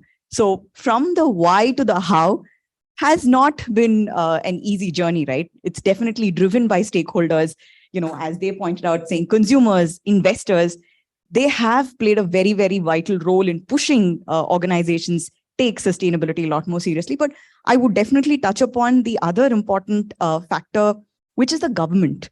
So unless the government makes regulatory pushes, making mandatory disclosures, like say, for example, India, SEBI has made the mandate saying top 1,000 listed companies from 2023 onwards have to mandatorily disclose on the BRSR, which is the Business Responsibility and Sustainability Report. It's not a simple questionnaire where, you just say that this is where my company is, this is my, CIN number, or these are my, it doesn't. It goes down to details where you will have to talk about where your locations are, what percentage of your revenue is coming from sustainable products, how are you working with your suppliers, your ethical practices, right? Even talks about the governance piece very, very stringently in terms of if you have, say a whistleblower, if someone has reported an issue, how much time do you take to resolve? How many of those issues are open? So when, governments are taking disclosure that seriously, and, disclosure, of course, is like your report card, right? It's a performance update at the end of the year. So what are you doing in the first 12 months? So your report card is an A+. That's where, and now there is no way that you can do away with saying that, okay, I'm just starting off, or I don't understand sustainability, therefore I cannot talk about it. Those days are gone. So even if you're not operating in India and if you're exporting to the EU, you have the CBAM, which says that if you are importing any or exporting to the EU, you will have to disclose your carbon emissions, scope 1, scope 2 of your product. Unless and until it is labeled, you cannot get into the EU. Again, if you're a listed entity in the Europe, you will have to mandatorily follow the CSRD, which is again a very, very detailed disclosure requirement. The other added part of these two are, they are seeking external validation and assurance. It's not enough that me as an organization talk about what my energy, water waste is, or what I'm doing from a human rights perspective, or what my governance issues are. It has to be validated by a third party. This again sort of emphasizes the larger part, which is data. So if I have to talk about where I am and where I want to be, it begins with measuring accurately, robustly what I'm doing right now. So is it manual? Is it integrated to some of the, say the ERP systems or to my SAP? How do I start? So if I've already started the journey, is it time for me to move to automation? So data is going to play a very, very large role, as I said, not just for organizations in India, but having operations outside, because the regulatory demand or the ask for disclosure is so stringent that I think it has to be balanced, or the only way data can support is to ensure that, your internal stakeholders are aligned, who's the person. So the entire governance on data itself is going to become more and more important. So having said that, in terms of, organizations moving to probably, be compliant with regulatory requirements, the larger agenda of sustainability of ESG, again, given the interactions that we've had with multiple clients, is the purpose. So what is it that you want to do as an organization, and how is it sustainability is embedded in that larger strategy? So when we were talking to one of the IT companies, the issue that they were facing was with talent retention. So they said that, we are there in the placement committee, soon out of college, people are very happy to come on board. We give them a very good package, but they don't want to stay with us anymore. It doesn't excite them anymore to stay with my organization. So what is it that I should do so that they feel excited or they feel proud to be associated with this brand? So we brainstormed, the ideation brought out a lot of themes, one of them being sustainability. They said, as an employee, do you think if they start feeling how they could contribute to sustainability in whichever department they are. It could be, say, green software. It could be, say, procurement, managing your supply chain, consumer facing, teams. What role do they play? It could be small, it could be very, very significant, but the level of awareness and making them feel that, yes, you are important too, and whatever you do matters, that purpose will definitely help build the brand, in not just forms of a reputation, but the larger purpose on what you want to do and how sustainability sort of fits into that. These are some of the initial thoughts that I had. Thank you, Priya. I think you brought that important piece of assurance, which is a very important piece of the puzzle. But I just really like the way you kind of summarize the whole transition that corporations have made towards sustainability by saying you were chased away to now being sought after, which is really a perfectly good position to be in. So we would certainly look at some of those issues also. But I want to come back to Kanish. You've done enormous amount of work in supply chains. And I know that you managed to onboard about 1,000 suppliers on your decarbonization journey. So based on your experiences there, what did you learn? And how do you manage this sustainability risk in the supply chain? How do you talked about human rights? How do you manage human rights? And most importantly, from my perspective, how do you transfer these great values of, it's understandable that for a large corporation like Schneider, it's relatively easier and relatively painless to do this. But for your supply chain partners, it's neither easy nor painless. How do you manage that transition? Thank you, Professor. In fact, this is one of the most critical questions that we see. How do we transition from the motive to execution? Because that's where the rubber hits the road and that's where the challenges lie. And dealing with these suppliers is completely a different set of ball game because you are their customer. And if you look at the traditional dynamics between a customer-supplier relationship, it's always associated around or has been associated around cost, quality, delivery, etc. Anything that you add on to that equation, there is always a pushback. Oh, you're asking this as well. It's going to cost me, and I'm going to, put that in the costing that I'm. So are you going to pay for this additional extra that you're asking? Oh, you're asking for, wages to be paid in the right time. Oh, I'm going to do that, but that's going to cost me money. Are you going to pay? So that's one of the very sensitive issues when we deal with our suppliers, when we deal with the partners in supply chain on implementing anything under the umbrella of sustainability. And that's where how seriously the initiatives are being executed by the organization come in handy. The company who is wanting to implement, they need to have a very strong governance for doing that. In fact, when I talk about Schneider Electric and our experience, Schneider Electric chairman and CEO back in 2019 took a public commitment on a personal note that Schneider Electric will be a net zero supply chain organization by 2050, which meant not only all the 200, 180, 190 odd factories and DCs of Schneider Electric, but all these suppliers, 53,000 of them in tier 1, then tier 2, tier 3, right up to the mines, everybody will be operating with clean energy. So this is not something which was, let's say, taken on an ad hoc basis. In terms of the execution of it, there are, let's say, functional accountabilities which are fixed. There are governance mechanisms. So at the board level, there is a committee which tracks the performance on how these parameters are being implemented. At functional level, there are the accountability. Each of the departments, including the procurement department, they have their annual working plan, and there are a 5-year working cycle which goes. Each department, each team in their annual working plan has got sustainability as one of the key pillars of operations, and the results are tangibly identified. What's going to be the achievement by the end of the year? And how is it going to add up to the 5-year plan and then eventually into the 2050 strategy?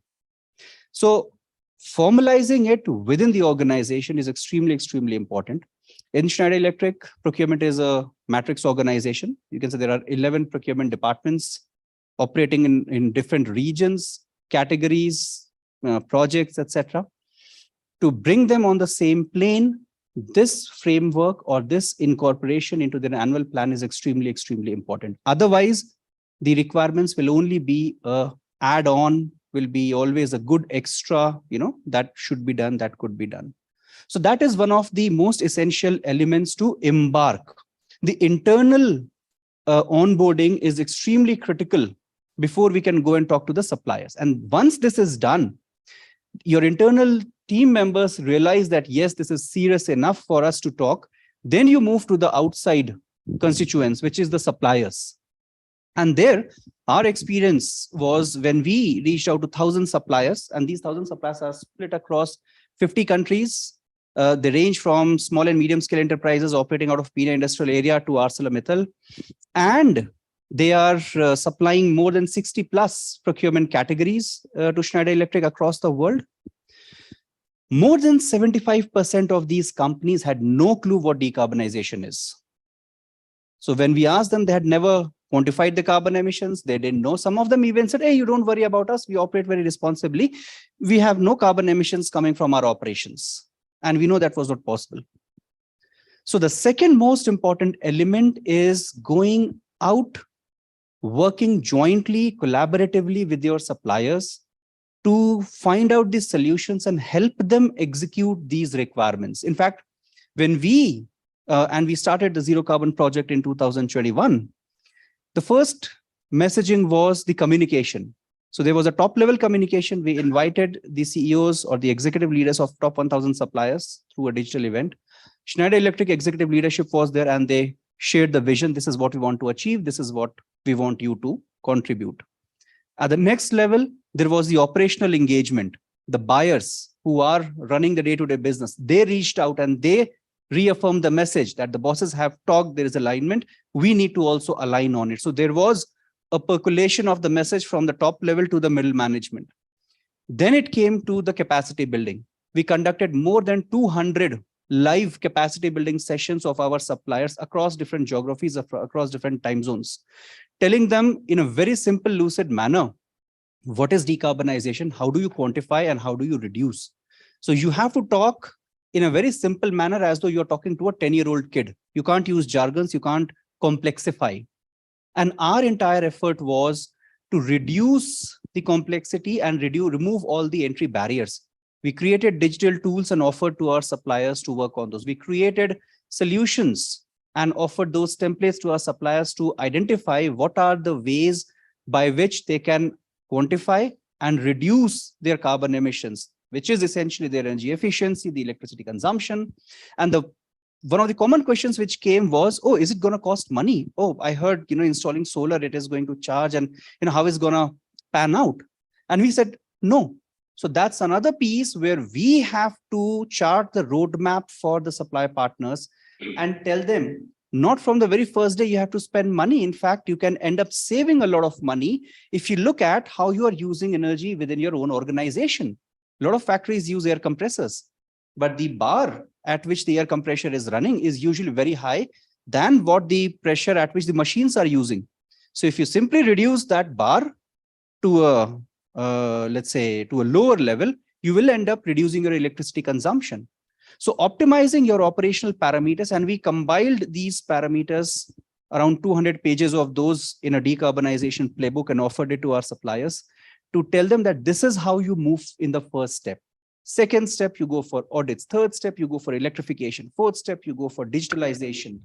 Fifth step, then you go for the renewables. So this is how we kind of ensure in the governance and then help them chart out their actions and work with them to make sure that this implementation happens. Thanks, Kanish. I'm just reminded of one experience that I had several years ago when I was studying, trying to see how sustainability principles were integrated into the supply chain.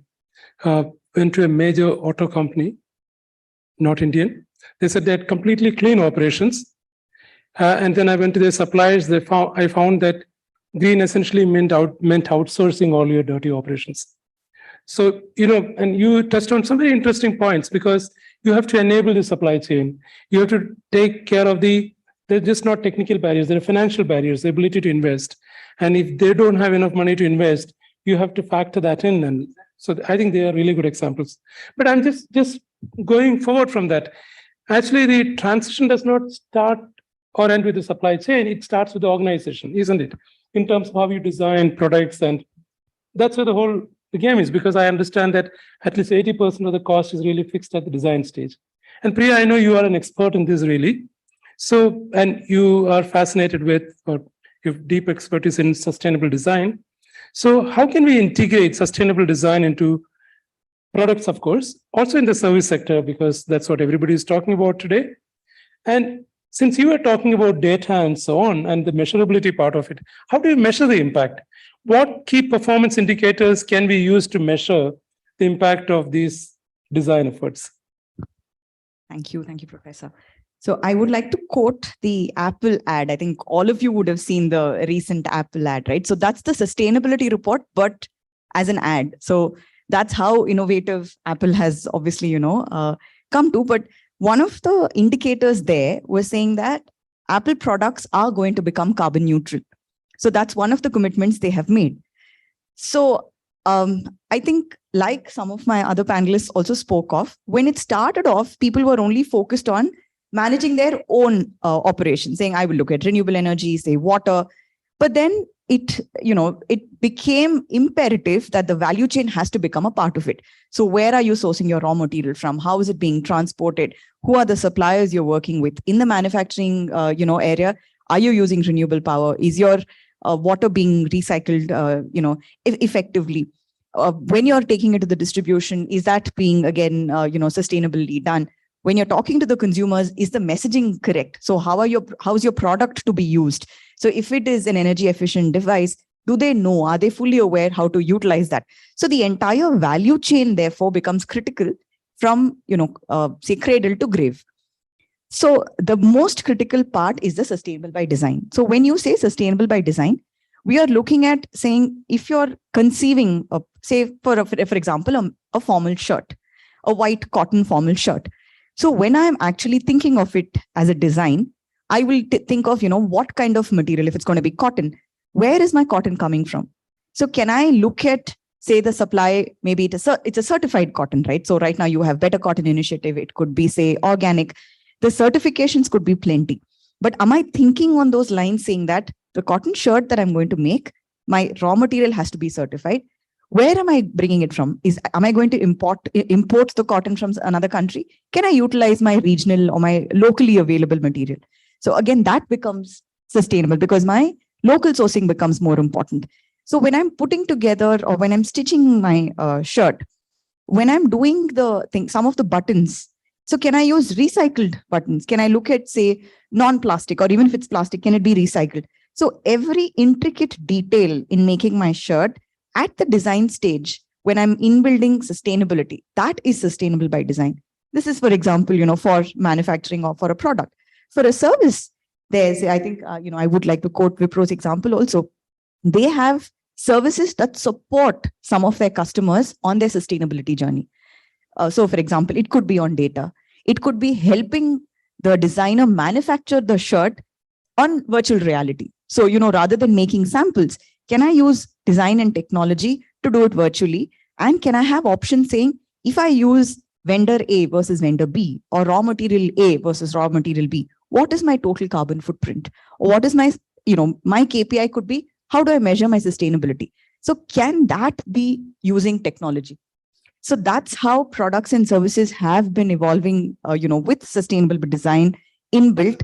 And of course, at the concept stage, I'm keeping in mind not just designing, but again, how is it packaged? So can my packaging be made, more optimized? So we were exploring options with one of the larger brands in Bangalore, the collars, right? So they have to be stiff for a cotton shirt. So instead of using the regular, say, virgin plastic, can you use Pepsi bottles? So can a waste management company be onboarded and they supply, because even if it's black, it doesn't matter because it's inside, right? So it's not really hampering the aesthetics of the entire packaging of the brand. So these kind of concepts, if they are thought through, that would definitely change, the overall, the value chain or the entire sustainability of the product itself. Thank you, Priya. I think you started with a fantastic example with which I have a little bit of beef to pick with. literally, of course. When Apple really highlighted the fact that it's going carbon neutral. But when Apple says you buy a phone every 6 months, then there is a problem, right? This is the way I look at it. So maybe it's not I think this raises one fundamental question.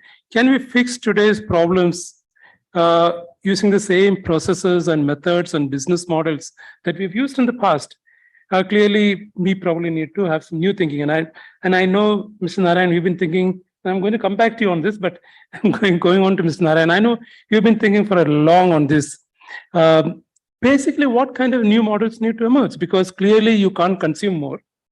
I would like to have my white cotton shirt, but you know that Walmart, kind of supported organic cotton initiative, huge initiative. So the price of cotton went down, but Walmart expects you to buy 6 shirts instead of 1.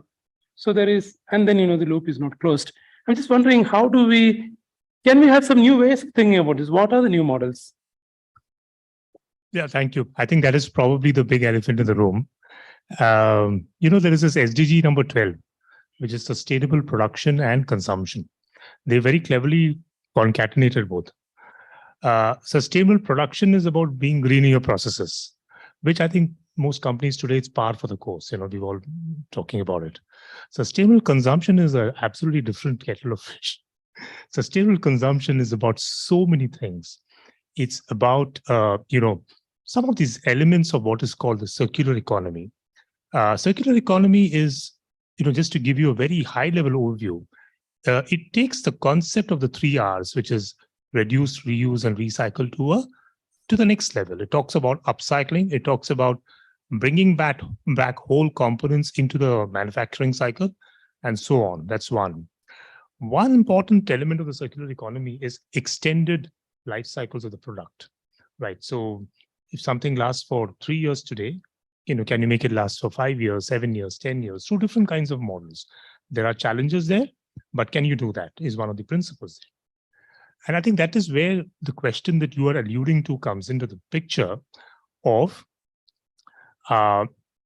is the challenge only technological? There could be also economic challenges. What happens to jobs? What happens to revenue and all that? But is there also an element of strategy that goes into shorter product life cycles, planned obsolescence, right? Which is a classic, Apple issue, right? So somebody put this very nicely. You may have a green factory, but you may have a red product, right? So how does it matter if you have a green factory? 0 carbon, 0 water, all that is fine, but your product is red. Your product is red in terms of during use, the kind of negative impact it has, not only the environment, but on the user itself, which could be very much the case in, let's say, in the case of food products, right? The food that you're consuming. You may be a net zero food company, but let's say that what you're selling to customers is not healthy. Then where does that place you? So that's where the sustainable consumption paradox comes in, right? And one of the elements of sustainable consumption is actually consuming less. I've not heard of too many companies. In fact, I've not heard of any company who advertises and asks its consumers to consume less. Patagonia is the only one. Patagonia, is the only outlier. They started in the mid-80s. And at that point of time itself, they used to say Patagonia makes adventure gear, adventure boots, adventure gear. So even in the mid-80s, they used to tell their customers, after 3 years or whenever, drop your stuff back and we will reuse it, right? So when it comes to, therefore, the consumption side of the whole angle, the product and the services side of the whole story, the equation becomes a little twisted and distorted, right? I don't think there are easy answers to this, and in sustainability, we, talk about first principles. And one of the principles is that, there is no free lunch. There's always a cost for what you're doing. I'd like to end with taking the example of the technology industry. If you look at the history of computers, it's probably one of the first instances where the principles of circular economy were applied. When the semiconductor-based computers were designed, they incorporated the general purpose CPU and a general purpose memory, which is called RAM, random access memory, right? where you keep putting in data, flushing it out, putting in data, flushing it out. Imagine if you continued with the mainframe design of everything being custom built, you'd have energy consumption and carbon footprint, which is a zillion times more than what we see today, right?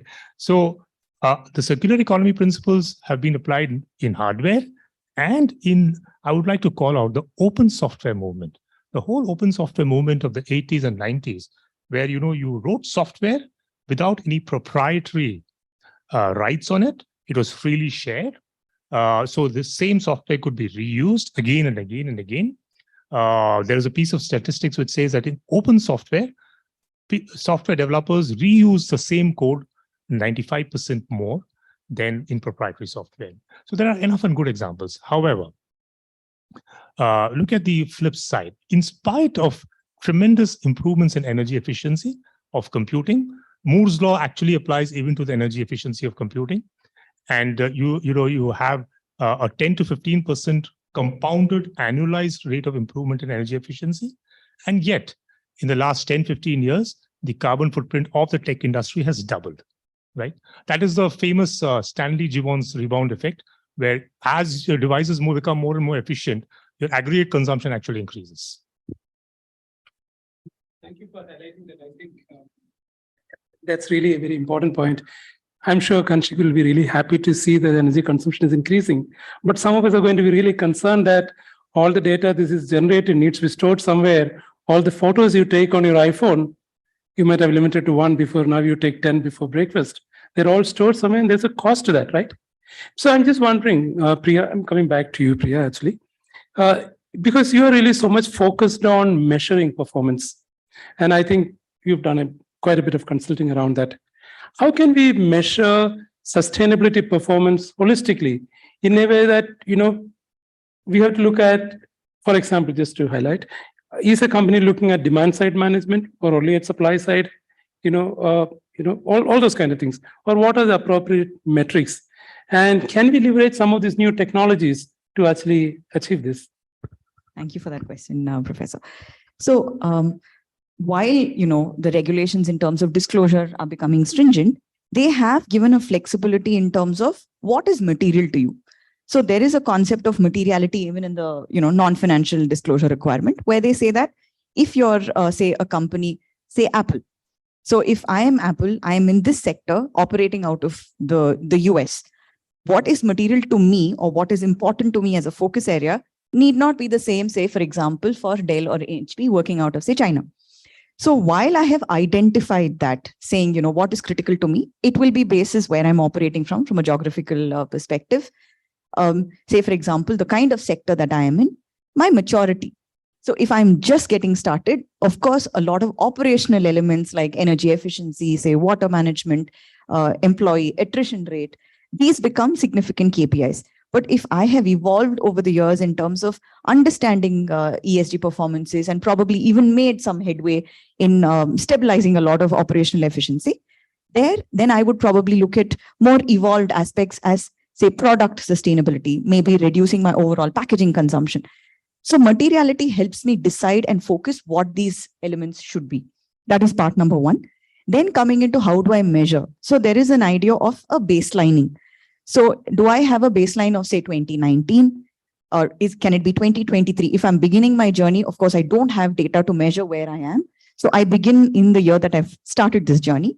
So once I have my baseline, that means, say, my scope 1, scope 2, I don't even know what my scope 3 emissions are. But if my scope 1, scope 2 are, say, 1 lakh tons of CO2e, and if I want to become carbon neutral 5 years down the line, I have point A, I know where I want to go to point B. What should I do when, whose support should I take? Who should do it? How much is it going to cost me?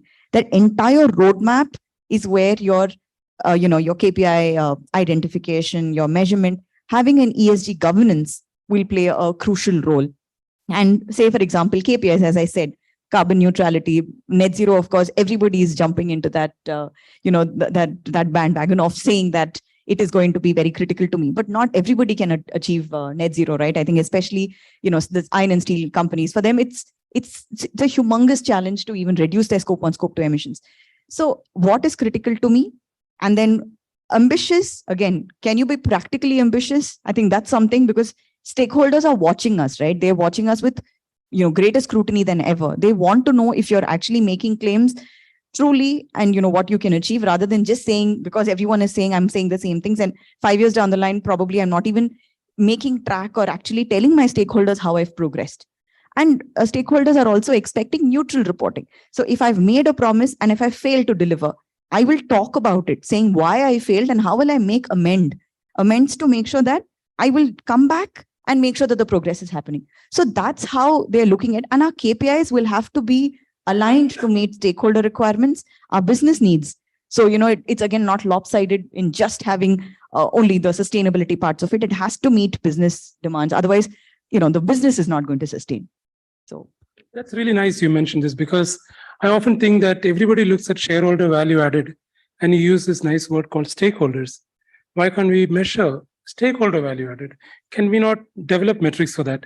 Instead of looking at environmental footprint, can we look at something else? Now, we are going from scope 3 to scope 4, avoided emissions and so on. So I think things are really changing, and I guess you're playing a big role in that. But coming back to, Kanishka, I'm just curious about this. Despite all of this, we don't see so many transitions happening, right? Because the very nature of your interest, and I think Mr. Narayan alluded to that, or at least I'm interpreting it that way as a paradox. The very nature of your business is to promote more energy consumption, of course, more efficiently. But the fact is the nature of the business is about managing energy and so on. And so do you see a kind of, the way the path we are set on is probably going to lead us to more unsustainable outcomes? And if that is the case, how do we need to reconceptualize business? I think from Schneider Electric perspective, if I say, I would say I'm lucky to work for a company which operates with the products and services which help improve the efficiency of the consumption. So when the end users or consumers use the products of Schneider Electric, they're actually reducing their energy consumption. I mean, we cannot think of today going back to the ages where we stop using energy at all. And that's not practically possible. So the next best thing is to use the energy in the most optimum way. And that's where the Schneider products are filling that gap. They're bridging the progress and sustainability divide by their characteristics, by their properties. In fact, 70 to 80%, I'll have to check today what the exact number is, the revenue of Schneider Electric is coming from green products, which help improve the energy efficiency. We have a specific product line, which is called Green Premium, where we have the tracking of what are the raw materials, what are the impacts, the product environmental footprints are prepared and available for those, including the emissions and associated emissions and impact that these materials have on the environment. So it's companies have to look at. It's slightly different for Schneider Electric than someone who is in, let's say, FMCG, where the consumption is more of a driving force for. So I cannot comment on their behalf, but yes, for Schneider Electric, it's good to reduce the consumption, because then only we can move forward. Also, one thing which is very strongly embedded in the sustainability framework that Schneider follows is all these elements that we were discussing about. So there is a separate stream which talks about second life. So all the products which are either, let's say, picked from the market, or they were not consumed, there is a second life. They're refurbished and then they're again put back into the market, rather than putting them out of the consumption or out of the cycle. So the life cycle of the product gets extended. The minerals and the metals and the plastics which were once extracted, they are still going to be used. So there is no need for a fresh extraction of products, a fresh extraction of minerals to fulfill those demands. So in that ways, when we look at the business model of Schneider Electric, sustainability is inherently embedded into the design of the business. And also we look at the other part where we look at the ecosystem, the suppliers, the business associates. Each of these practices are also extended to them. So there is a specific low impact green material program where we work with our suppliers of commodities, of plastics, etc., and try to co-create solutions, let's say bio-based thermoplastics rather than the hydrocarbon-based. So many of these changes require long-term engagement and commitment to co-develop solutions. And honestly, there aren't many which are readily available off the shelf. So it's an engagement of cross-functional collaboration between the R&D, between the engineering, between the business, between procurement, between the suppliers who work together to come up with the models which are truly sustainable in nature. And to make ourselves accountable for this, there are specific KPIs which talk about what is the transition that we want to achieve in 5 years' time. And every year there is an annual KPI, annual plan on how much I've achieved. So that is how we kind of keep ourselves on track to make sure that not only us, our products, our factories, but even our extended enterprise, the suppliers, are walking along with us in this journey. And this will go into the performance management system. Absolutely. Senior management, right? In fact, in Schneider Electric, there are 12 global sustainability KPIs. They're all publicly available. You can look them up. Successful achievement of these 12 KPIs on an annual basis guarantees the full payment of the financial bonus of all the employees globally. So if we fail to achieve, we will not get our financial bonus. So it's very closely linked to the performance of the company, to the performance of the businesses, to the performance of each and every individual employee. That's really interesting to know, because I think the point, and all the three speakers have highlighted, is the fact that, of course, you need, goodwill towards the world. And let's define that as ambition, corporate vision. But that needs to be strongly supported by a good structure, good systems and processes, and incentives. So that's where the alignment really happens. If you miss any one of those elements, your sustainability efforts can fail, isn't it? So I want to switch tracks because we want to leave some time open for questions. So my question to you, Mr. Narayan, is not connected to what we've discussed so far. In this panel, you are the only one who actually made a very, very, in quotes, unnatural, career transition, because you are in the IT services sector and you are in the main line of business. Then several decades ago, you decided to move to sustainability. And you actually, I know that you played a significant role in transforming Wipro into what it is today. Whereas both Kanishk and Priya have background in sustainability. And I'm sure that there are many people over here sitting here who do not have a background in sustainability. Hopefully you're convinced that there is a career opportunity there, right? So what advice would you have for people who have no background in sustainability, but who would like to make a career in this emerging area? How should they go about it? Well, I think, we were talking about this before the session. The canvas of sustainability is very large. That comes with its pros and cons. I think one of the advantages of it is that you can fit yourself in such a way that it aligns with your core strengths. So some parts of sustainability are very technically focused. When you get down to execution of, whether it is energy transition or other environmental issues, you do need, really deep technical skills. So that's one part. But then, as you would have surmised, sustainability today touches almost every aspect, right from the upstream supply chain to the downstream customer-focused, solutions. So if somebody has, natural inclination for marketing, for example, in your company, and today every company willy-nilly will need to have a sustainability angle to what it sells. In some cases it is very direct. The automotive industry, for example, where electric cars is going to be a significant part of your portfolio, but even otherwise it is going to be. So whichever function you are, I think there are overlaps and alignments with sustainability that you could fit into.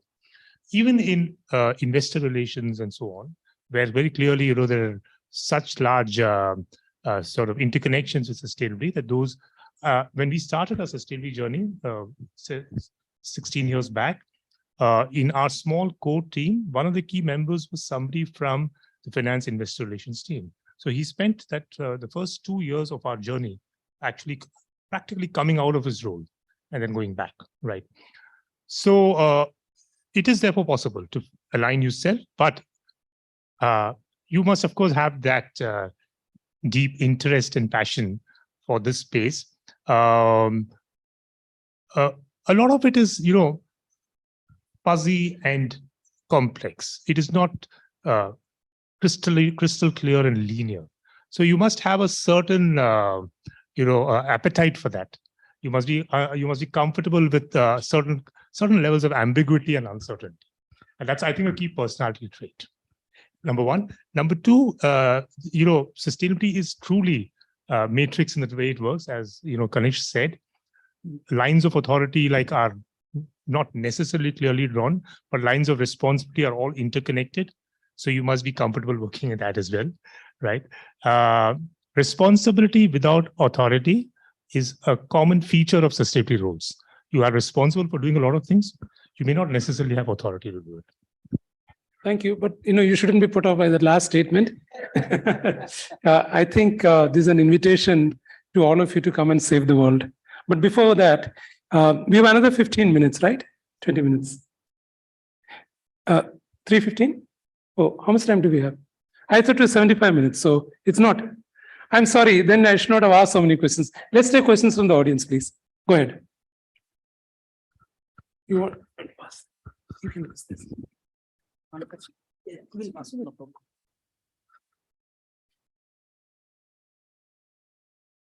Good afternoon. Okay, please, my request is please challenge the speakers and, we could have an interesting discussion. Thank you. Good afternoon. I have two questions.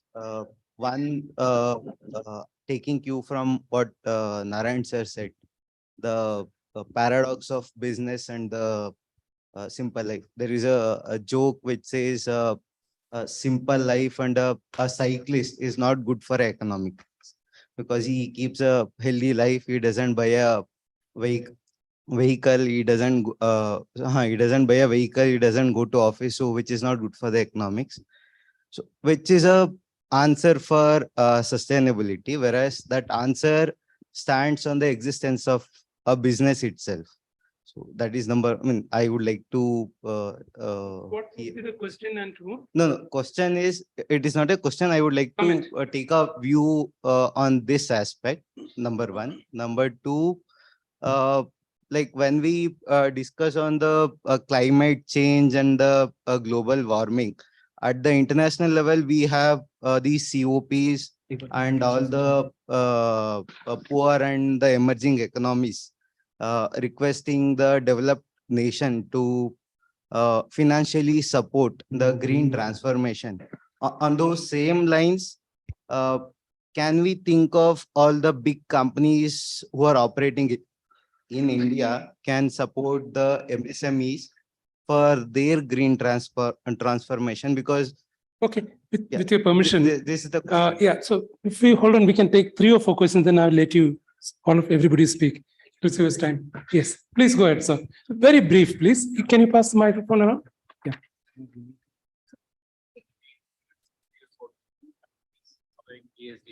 But our customers, consumers, ready to pay extra. Okay. Good afternoon. The question is to Priya. She talked about reusing the products, right? For a Coke bottle, for example, for the collar. So right now, is there any framework which is in place for this collaboration there are so many organizations out there who are actually working towards this recycling and all that stuff, right? So is there any framework or tools in place right now in the industry where these vendors can collaborate? Okay. 1 or 2 final questions. The organizers are really giving me some not so nice looks. So quick we have thing. to quickly conclude. Now that the producers and the consumers are both chasing, cheaper goods, right? Value for money. Now, as the products are getting commoditized, right? Our propensity to reuse and repair is vanished, right? We are just tossing it out and buying new things, filling up landfills. So the question is, are we really fighting a losing battle here? Okay, so let's, final question, because you have the microphone, and then we're going to start. It was an absolute delight listening to you. And I come from a pharma R&D focus. So where not a lot of products, pharma products don't go to clinical trials or success. 90% of the products fail. How, as a sustainable leader, you would tread that line of productivity and where it is very resource intensive, even in India, where it is very volume based, and we are moving towards value based, which means more and more trial and error, and that means even more resource utilization, and which may not be productive at the end. Thank So, in that industry perspective, how would you tread that line as a sustainability? Thank you. I'm going to request the panelists to take these questions in any order they like and whichever questions they would like to address, but limit to maybe 2 minutes at most for each person, and also use that as your concluding statement. Sorry to rush you on this. Sure. No, I'll start and maybe stop with the first question that you asked about this paradox of sustainability and the economy. I think the paradox is, at a micro level or within the corporation, that paradox is resolved for certain classes. For example, when it comes to energy efficiency, the business case for investing in energy efficiency is well established. So it's a no-brainer, right? So there's really no paradox. I think the issue comes when at an aggregate level, if everybody becomes sustainable, and if consumption reduces, which is the elephant in the room, what happens to jobs? What happens to livelihoods? That's something I think that for economists and philosophers to answer, not for us. In fact, one manifestation of this paradox is even in the energy transition. You're talking about a fair and just transition. You're saying, listen, I want to become renewable, but how fast in such a way that jobs in the coal sector are not at stake?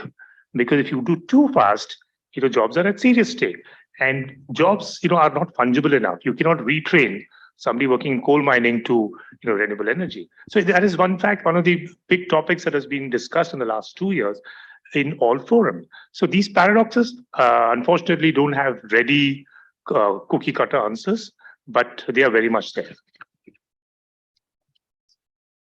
So I'll take the other question on the readiness of the company. So I'll not go into the higher level question of what the developed economies should, transition or support the financial or technology transfer or not. I mean, there's a very high chance that we may get stuck in those discussions and never make any tangible impact on the ground. But I completely agree. The larger corporations, they do have a moral as well as a very practical responsibility to support their own supply chain. And majority of them are MSMEs. So in fact, when we look at our supply chain, the 1,000 suppliers with whom we are working, 2/3 are MSMEs. So we have to support them with the transition of becoming more energy efficient. We can't tell them, okay, you do it yourselves and then, just give us the result. It'll never happen. So we have to be the guide, we have to be the mentor, we have to be the coach, we have to be the ally and a friend for them, to provide them with the training, to provide them with the tools, to provide them with the resources, and showing them, calling them in our own factories, facilities, showing how these implementations are done, so that they can take those lessons back and then start executing within themselves. In fact, for us in the Zero Carbon project, where we are working with 1,000 suppliers globally, the capacity building has been one of the biggest triggers for the transformation. In the first year, when all the partners were relatively new, by the end of the year, we only received 120 suppliers who had quantified the carbon footprint. But from the Q4 of first year and all through the second year up to Q3, when we implemented the intensive engagement, it was over 950 suppliers who had quantified the carbon footprint and moved to the next level of setting up taking targets, implementing the initiatives. So all companies need to handhold their suppliers for making this transition. Otherwise, we're going to fail. And there is a risk that if companies don't do, it's not going to happen. Also, very quickly touching upon the other question of the economy, I think the economy itself will adapt as we move forward to new sectors, to diverse streams. Of course, there will be disruptions, there will be job losses in one, but then it may get offsetted by the new opportunities which are getting created in different sectors. Now, you cannot say it is one-to-one, like to like the example that you give, that a person who's working in coal mine may not immediately get another job, let's say in a polysilicon unit. But companies also, and that is where the government's responsibility also comes in, that they need to look at the sectors which are at risk from where the transition has to happen, start the reskilling, upskilling program so that we can transition. I think I'll stop at that. Question on the recycling part. So in India, you have the extended producer responsibility rule, which says that if you are a brand owner, equivalent weight of what plastic you're putting out, you'll have to take it back. So this is also to essentially, the informal, the waste pickers that we have, to bring them to a more formalized waste management stream. So if you see, some of the waste aggregator companies are also working on the recycling initiatives. So if you could look up, or, I can probably connect with you offline also to, connect you with some of the organizations who they're doing fantastic work. I mean, it could be small scale, but it's actually making a lot of difference. We can definitely take this. I can personally connect you with some of them. Yeah. So I guess immediately after this, after the next session, that is, you could reach out to the panelists and have a discussion with them. We spent 1 hour, and I think the time passed really, really fast. You realize that the discussions are very complex. It can go around in circles, not nice in a circular economy, but maybe that's most appropriate. There was one question I wanted to ask the panelists. I'm not going to ask, but I'm leaving it as a food for thought. We talked a lot about decarbonization, climate change, and all of that. And I sometimes feel that climate change completely hijacks the agenda of sustainability. So that's a thought I want to leave you with. Is sustainability all about climate change? A lot more than that. And I think our panelists really alluded to that quite a bit in terms of looking at sustainability as beyond climate change, because unfortunately that happens to be the biggest item on the agenda right now. Once again, thank you all for listening to us very patiently, and special thanks to the panelists. Yes, thanks to the organizers for inviting us. Thank you. Yeah, we are really thankful for the panelists, and what Mr. Kanishk rightfully said, what brought us here, won't take it forward, really resonates and captures the entire idea of sustainability. We are really thankful to the panelists. We are really thankful to Professor for taking time out of the busy schedule and enlightening us on the path of sustainability. And so let's hear it for the panelists. I would now request Professor to give a memento to all of our esteemed panelists.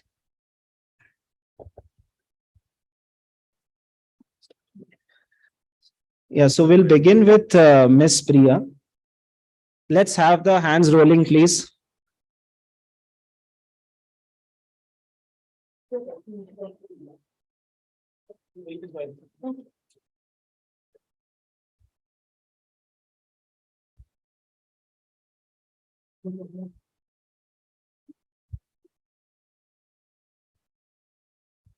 Then we'll request Mr. Kanishk to be on the stage.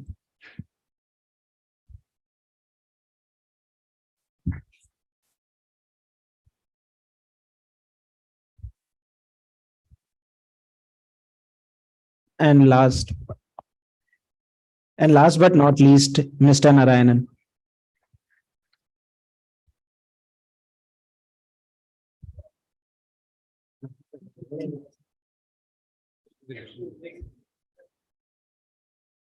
Thank you all. Have a nice Yeah. Now I'll request a business conclave team to felicitate Professor also.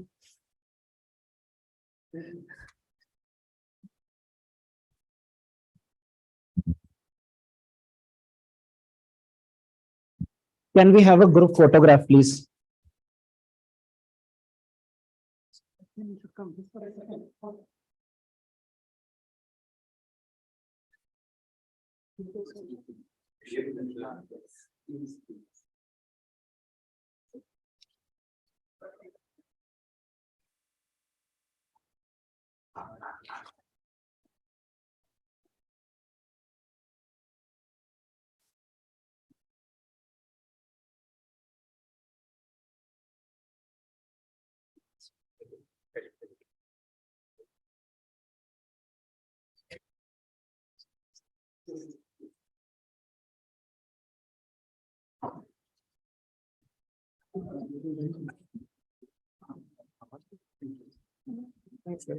Thank you.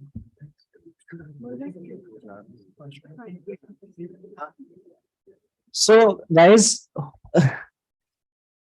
okay, I think we have one other part of the event before we take a short break. So, yeah, so we'll take this opportunity to unveil the event we'll unveil the teaser of the event Sparsh. Sparsh is the annual alumni event for EPGP batch, where we establish connection, we foster relationship between our alums and the current batch. So keep your hands rolling. We have the teaser with us.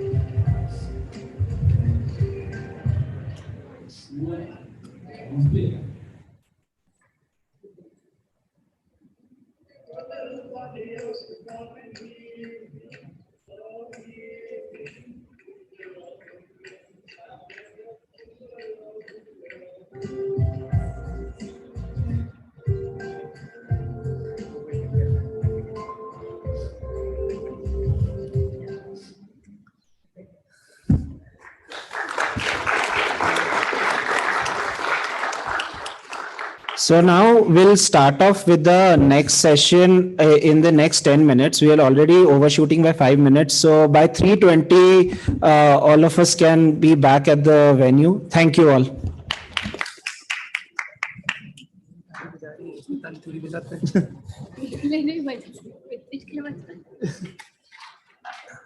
Next session.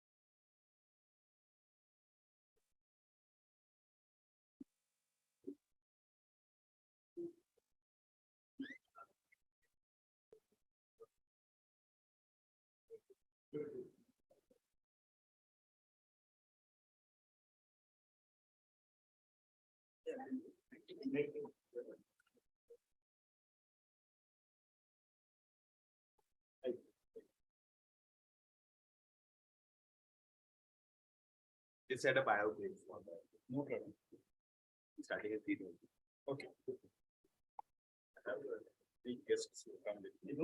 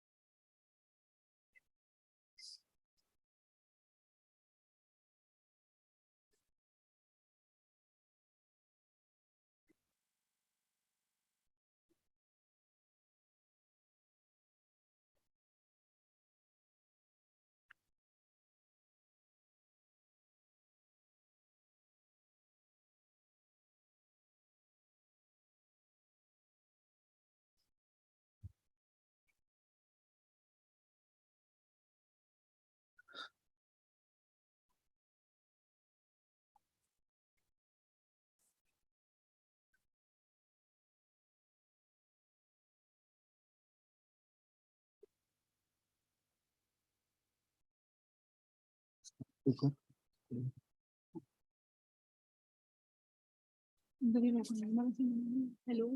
back everybody. So let's begin with the next panel. Again, always thank you for participating and given the success. Team EPG. And that's a wrap. कि बस इतना सही वो हो जाएगा। हाँ तो बस हम एक wrap up vote of thanks किसी को देना है क्या? मुझे आइडिया नहीं है। फिर इन लोगों बाद ने में प्लान किया होगा। सुनो अभी मुझे प्लान समझ किया हुआ तो तुमने नहीं, वो हमें ना तो- तुम लोगों को तो बताना चाहिए उन्हें। हाँ एग्जैक्टली पूछ लो, चचा जी क्या ना। पता प्लान नहीं किया हो। सुनो सुनो अभी मैं बस इतना बोल रही हूँ I all welcome back. We will start with the next panel discussion on navigating digital transformations. पूरा थोड़ी है। हाँ भाई तभी तो मैं इतना लिखता हूँ ना सब में बड़े फॉन्ट थे ये सब छोटा है। Strategies and challenges for modern business in companies. Okay. उसके बाद आप विनीत शुक्ला का करोगे। इंट्रोडक्शन दे दिए मैंने कार्ड दिया। मैंने बोला कार्ड सकते हैं। इनका पर हर एक चीज को ज्यादा ही लंबा लंबा है वो 3 मिनट इतना वर्बोस है लिखने के लिए भी 2 लाइन में लिख रहा हूँ बैठे पीछे एक ऊपर एक नीचे आधा लोगों को बताते हैं भाई नाम तो कोई So we'll be starting in a minute.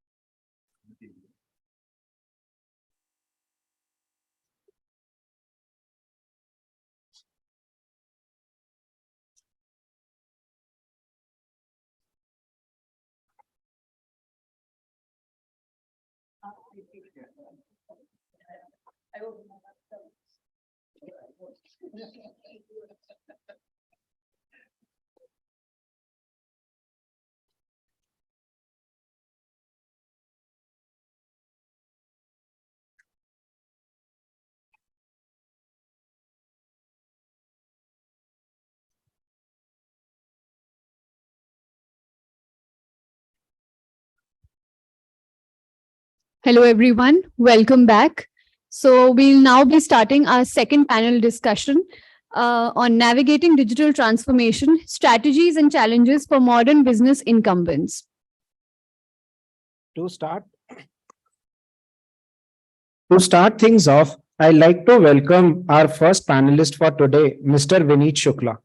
Vineet is a transformational leader in AI, data science, and machine learning, with a rich experience in consulting, conceptualizing, building, implementing, and scaling up enterprise solution using a mix of machine learning, big data, product management, and engineering.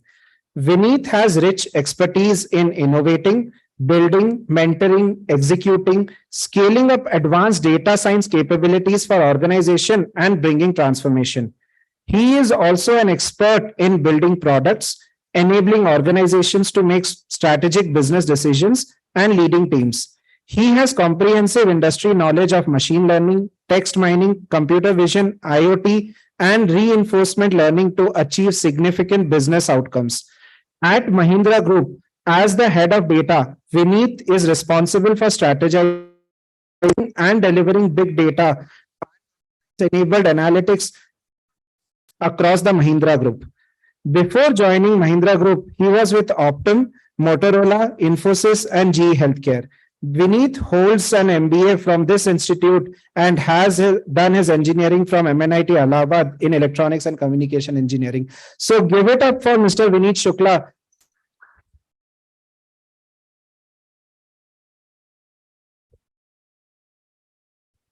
It is my esteemed honor to introduce our next guest panelist for today's discussion, Ms. Reena Jain, a dynamic leader with an impressive track record of over 2 decades, someone who embodies the spirit of driving business outcomes and fostering transformation on a grand scale.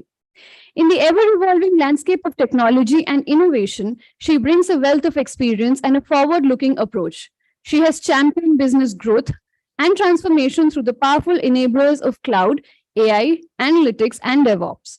Currently serving as the Chief Information and Digital Officer for Hero MotoCorp, Ms. Jain plays a pivotal role in shaping the future of the business. Her mission is to digitally transform Hero MotoCorp, infusing it with new value through innovative digital tools, platform, and processes. She firmly believes in the value of inclusivity, diversity, and empowerment as the driving forces behind high-performing teams, motivating individuals to excel and achieve greatness. Throughout her career, she has led large teams within global metrics organizations, forging strong partnerships and instilling executive rigor at every turn. Her professional journey is punctuated with remarkable achievements. A respected panelist in industry events, contributing valuable insights on the digitalization journey. A distinguished keynote speaker at one of the largest technology conferences, Dreamforce, held in San Francisco. As a diversity and inclusion champion in India for Unilever, she has played a pivotal role in attracting, retaining, and nurturing diverse talent within the organization, and has also forged partnership with external organizations to advance the cause of diversity and inclusion. With a stellar career marked by innovation, transformation, and a commitment to diversity, Ms. Reena Jain promises to be an epitome of inspiration and a font of knowledge in today's discussion. So please join me in extending a warm welcome to our esteemed guests whose insights and experience are sure to enrich our panel discussion today. Now, it is with great pleasure and honor that I introduce to you the moderator of our session, Dr. Rajendra Kumar Bandi, a prominent figure in the field of information systems and a distinguished professor here at IIM Bangalore. He earned his PhD in computer science systems from College of Business Administration at Georgia State University in Atlanta. He holds a postgraduate diploma in personal management and industrial relations from XLRI Jamshedpur. Dr. Bandi's journey in academia and information system began during his doctoral program at Georgia State University in Atlanta.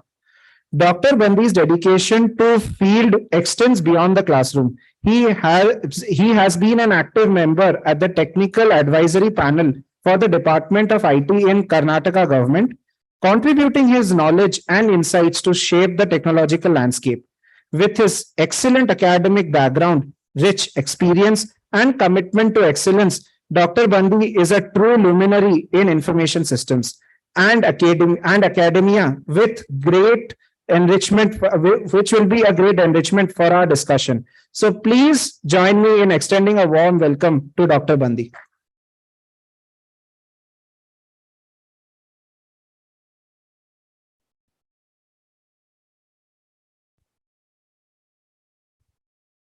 Over to you, sir.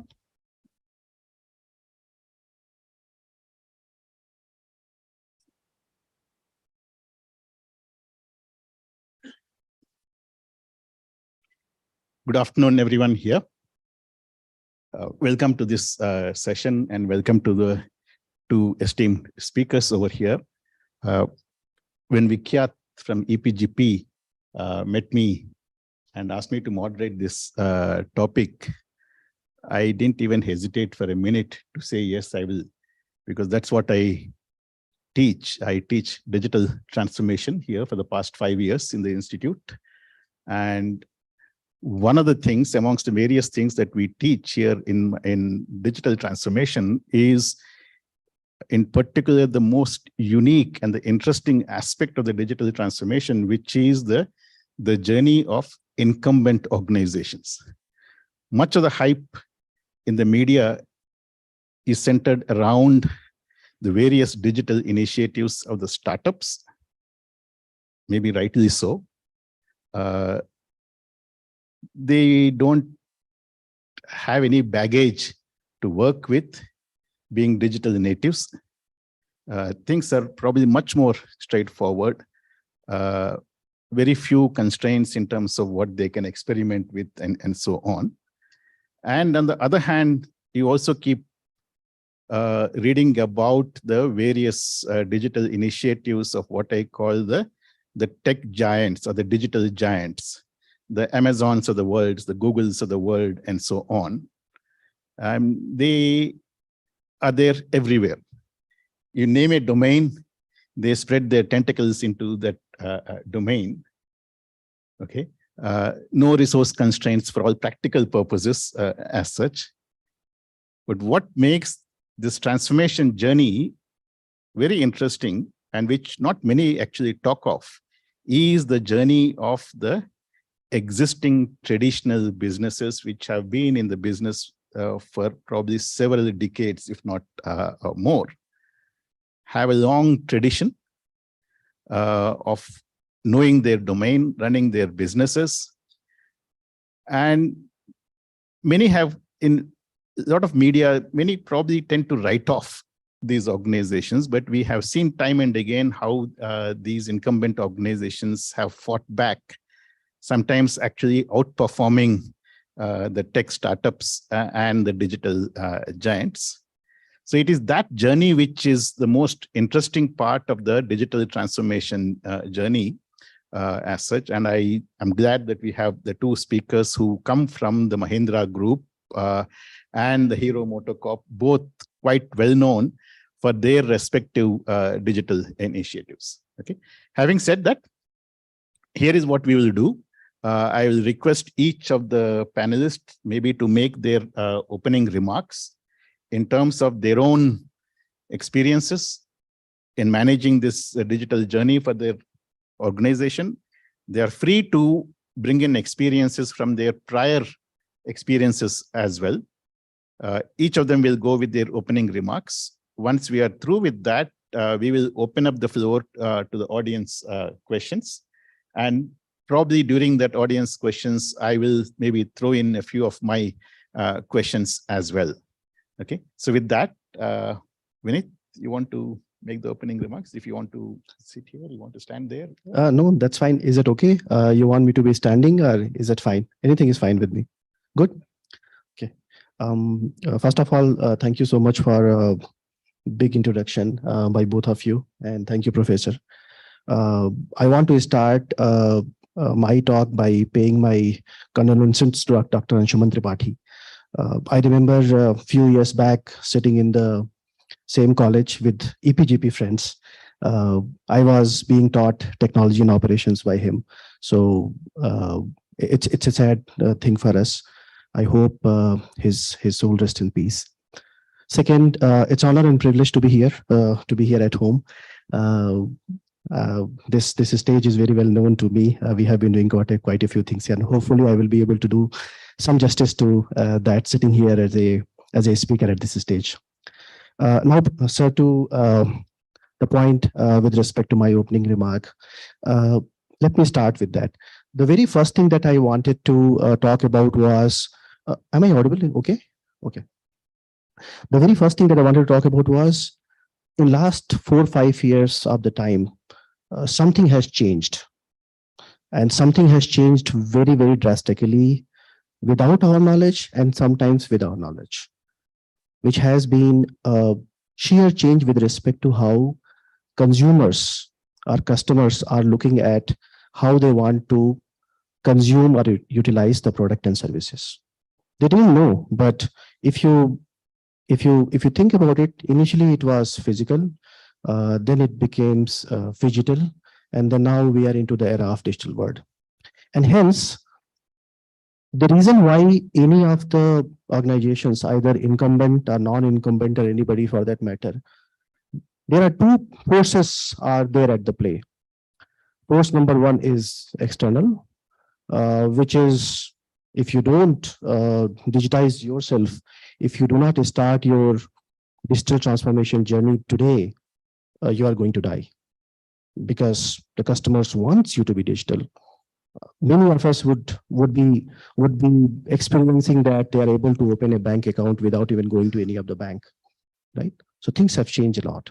And hence, there is a sheer demand by the customers and consumers to make sure that, hey, if your organization, if you're not digitally transforming yourself, I'm not going to be a consumer anymore. I will go somewhere else. That's one force. The second force which is there at play is using the digital transformation and technology, machine learning, AI, and all of these things as a competitive advantage for all of them. I have seen that many of the organizations who have been able to digitally transform themselves, they have been able to have a better share of the pie in the market. They have been able to penetrate the existing market more, or with the digital transformation, they have been able to come up with the new product and services, and they're able to come up with a different product mix altogether. And hence, the digital transformation packed up with the technology diffusion, where machine learning, AI, data, and all of these are playing a huge role, is playing a big role over there. And hence, I strongly believe that with these two forces, the digital transformation is going to be the key for any of the organization, for any of the business transformation for that matter. But going back to Professor's point, let me talk about a little bit on the incumbent.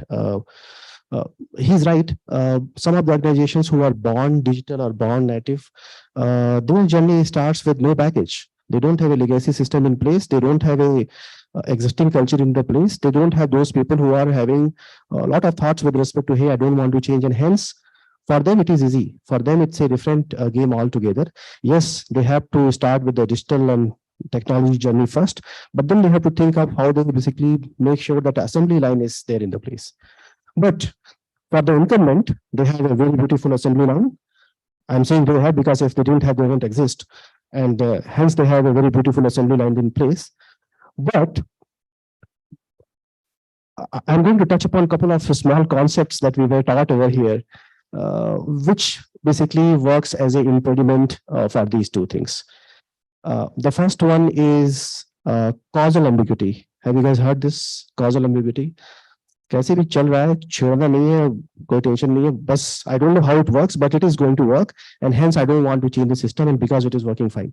The causal ambiguity is a culture, is a mindset which is something that comes up as an impediment in terms of the digital transformation. Because if the assembly line is huge, and going back to what Professor was saying, if the incumbents are larger, I'm talking about some of the examples which is coming from, I work with Mahindra Auto, if you know that XUV 700 Scorpio that is being come, and that's a huge assembly line in place, and many of the times we don't know how we are able to produce these many number of vehicles. And then if you want to go and understand, trust me, technology is very, very small element.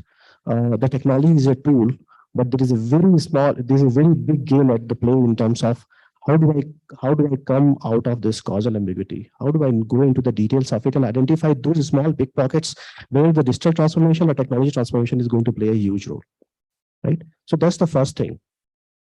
The second thing I wanted to talk about was bounded rationality. Have you heard about that terminology as well? Bounded rationality, which means that older is my system, or older I am in the system, it is going to take a very big amount of the challenge in terms of me going to adopt to the technology. And hence, one suggestion from my side to all of you who are going into the industry, maybe you will be changing your career where you were, etc., is please take that the technology and knowledge, whatever we are reading in our theory, is just going to be a tool with you. But there is going to be a much stronger role to play in terms of how do I do the technology diffusion? How do I get out of bounded rationality of the people who are there in the system, or which is there in the system inherently because of the legacy part of it? And how I'm going to identify that which are those places where I need to make some of the early wins. Last point with respect to my opening remark, and then I will give it to Rima, is now if you want to do it, if you say that, hey, I want to become a digital transformation leader, or I want to make sure that the digital transformation happens in my team. Any of the organizations, or anybody for that matter, they work for only two things, right? Of course, they have to make the profit, they have to increase their shareholders' value, etc., whatever you call it, but they do only one of these two things. Either they will bring more revenue by giving more products, more services, etc., etc., or they will be going to fixing their operational cost. There's no third thing that happens in any other organization. More revenue, more profit, of course, more revenue and hence more customers, etc., or go back and fix your assembly line system and do the cost advantage and make sure that your cost is optimized, and hence for you to be able to produce product per unit cost is minimized, and hence you are going to have a bigger share of the pie in terms of the profit. Now, any of these incumbents, what I have seen is they need to first start identifying the small opportunities from operational point of view. Look at those small pockets, small low-hanging fruits where they can make the challenge in terms of bringing a bit of cost effectiveness. With that, two things happens. One, you will be having an early win. You will be able to make some inroad to it. And then after that, what will happen is you will also get a confidence, not only by yourself, but also the stakeholders. And this stakeholder can be a technology stakeholder, and this stakeholder can be a business stakeholder.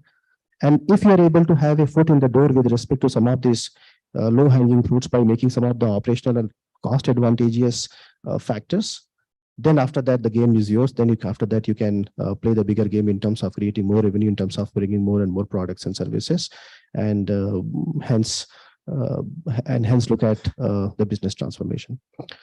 So these are the few things that I wanted to talk about with respect to what forces are there at the play, how things are slightly different for incumbent with respect to anybody else, what are few of the impediments that we always see, and also the fourth point that I talked about, that how do we sort of do a few things in terms of navigating through these some of the impediments and challenges. Thank you. Thanks, Vineet. All right. First of all, pleasure to be here, not a alumni like Vineet. So hope I'll do justice. No, I mean, I hugely respect this organization. I'm not an IT IIM. I'm just an engineer, and it's really, really a big honor to be here. So that's what I wanted to start with. So I just wanted to take what Vineet said. So I won't call, incumbent versus startup, right? I would say established organization which were born in a pre-digital era versus the new companies which are born in the digital era, right? That's the two areas, the two big different organizations we are talking about. Of course, as Professor spoke about, that the companies born in the post-digital era have an advantage of being born digital. Right, they're born digital, they've got digital talent, they don't carry a legacy system. The mindset of the company is very, very different. Wherein established companies like us, we have a legacy to carry, all right? The digital natives are not there as much. Of course, there is an appetite to build the talent, but you will see less and less of digital native, population in our kind of company. The third big difference, which is an advantage to us, is there's a huge expertise which sits in us. There's a huge value chain and ecosystem of a supplier distribution, which some of these digital, native companies don't have, which we have, which is an advantage to us. It's also a disadvantage because, as he was saying, we know how to do it, right? That's an attitude we have. Don't tell us what to do, right? So that's how the two different organizations really operate, and culturally they are different. So one of the big advantage with some of the digital native companies really have is they can take risk. There's no, they don't have a market or investors generally to respond to, right? The quarterly results are not, clicking on their head. So there's a lot more experimentation. They are willing to take a lot more risk. If you look at, we know only of the successful startups, right? But we don't know the startups, 70-80% of startups which have failed.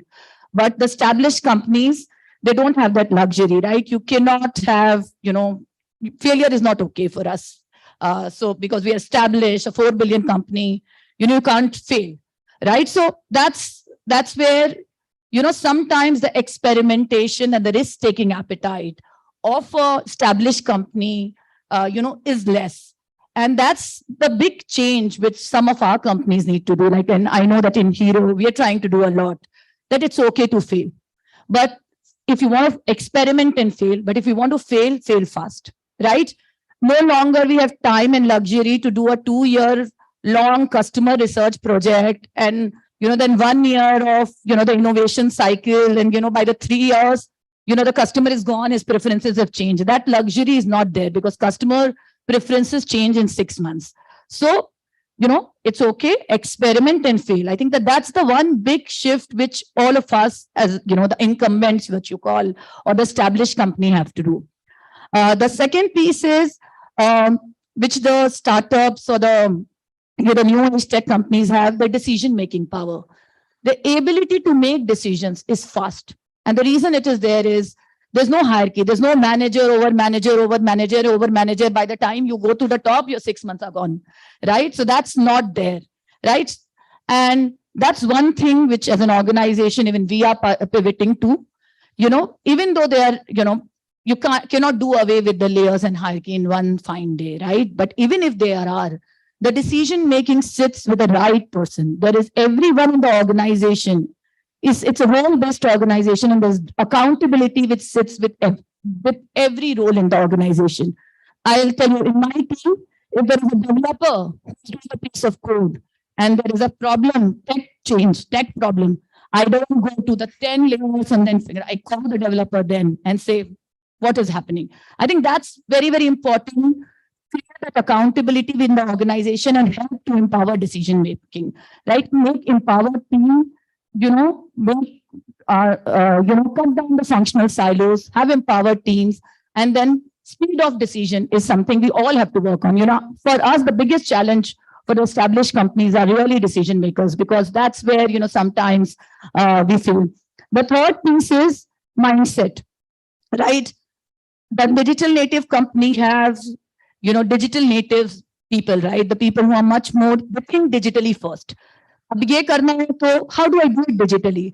Wherein for us, we don't think digitally first. And I want to give a very good example. And I saw the Harley X440 outside, and I thought I'll just share the story. So when we were planning to go to market for Harley 440, and we said, you know what, we want to start our bookings for Harley 440.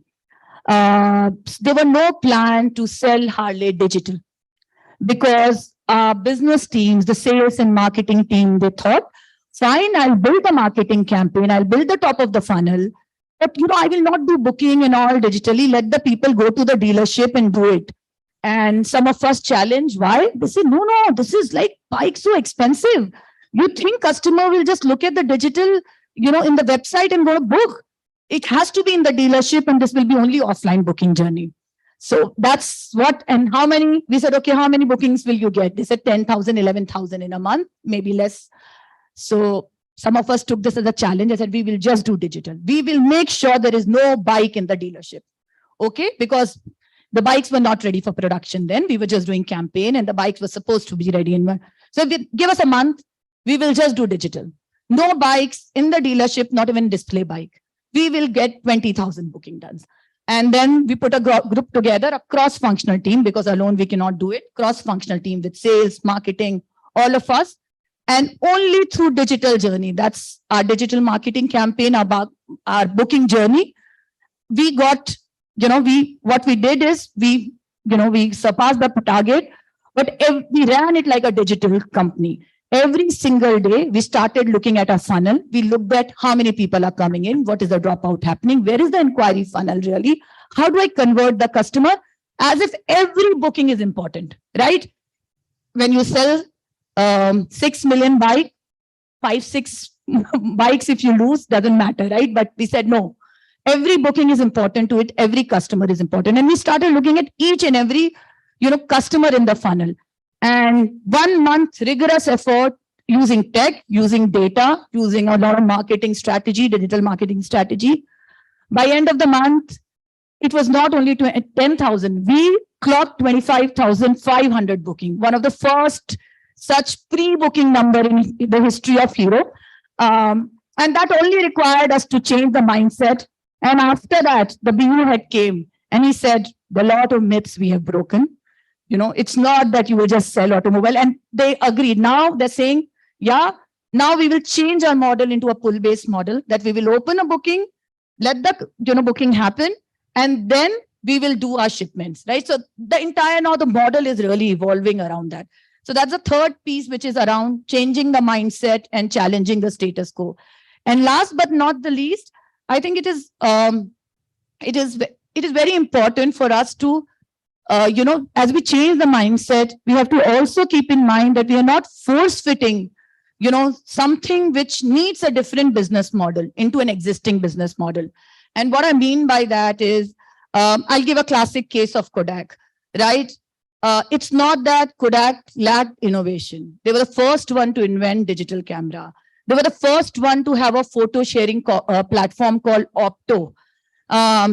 In fact, what they did with Opto is they use Opto to, print photographs rather than what Insta or Facebook is doing today, right? They force fit their existing business model into the new business model, which was there for disruption. And that's where they fail. And it's ironic when, Kodak was filing a bankruptcy, Facebook was acquiring Insta, right? So it's very important for us to think what is the right business model and then evolve. That's why reinventing a company becomes very, very important in the entire thing. But last but not the least, again, same point that it's very important for the business incumbent or the established company to continue reinventing at every phase of the journey, because if they don't reinvent, they'll miss the bus and then there will be disruption, which will happen. So that's pretty much from me. Thank you. Thanks, Vineet, and thanks, Rima. Just a few quick takeaways I hear from both of you is one, of course, is the need for the mindset change. Though Rima talked of pre-digital and the post-digital rather than using the word incumbent. Just a few quick from both of you, some putting them together. One is how we engage with the customer, the shift in how we engage with the customer, ability to do rapid experimentation. And you talked of our cycle, long cycle, and we don't have the luxury to take 2 years, 3 years to understand the customer, the product needs, shrinking of the rapid experimentation cycle. Digital firms known for their A/B experiments all the time. Can I, in my organization, do such experiments? Vineet talked of introduction of new products and services.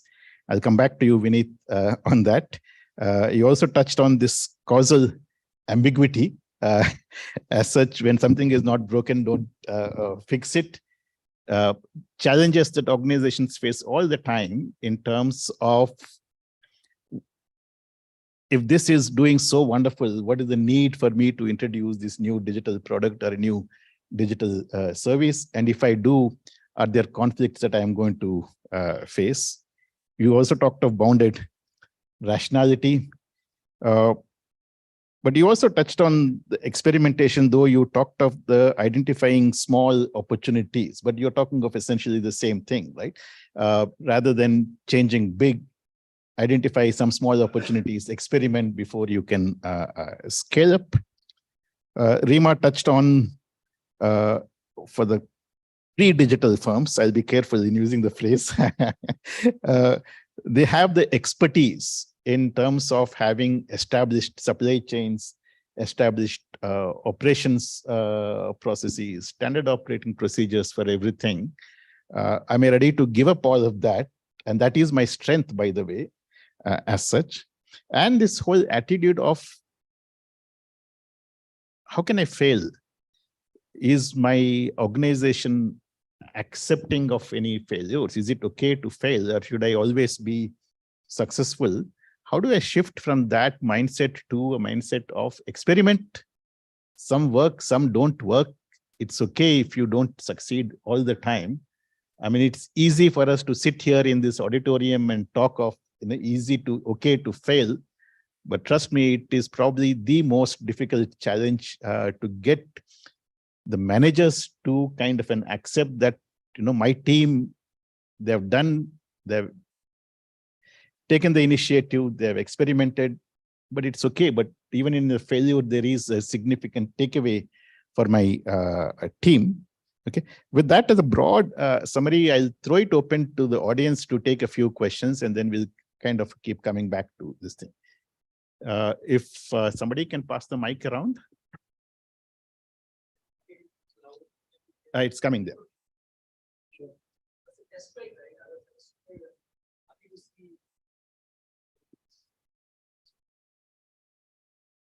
All tough questions to Vineet, all easy ones to me. All right. Okay. So head of data, right? Why does all this XUV still take 6 months, 9 months to deliver?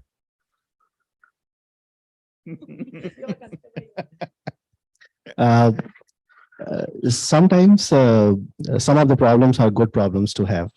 But yes, it's a known problem, and thanks to some of the innovations by the product teams who were able to come up with such a amazing set of cars and vehicles, and then we are like one of the leaders, as you know, in the SUV section and also in the Scorpio section.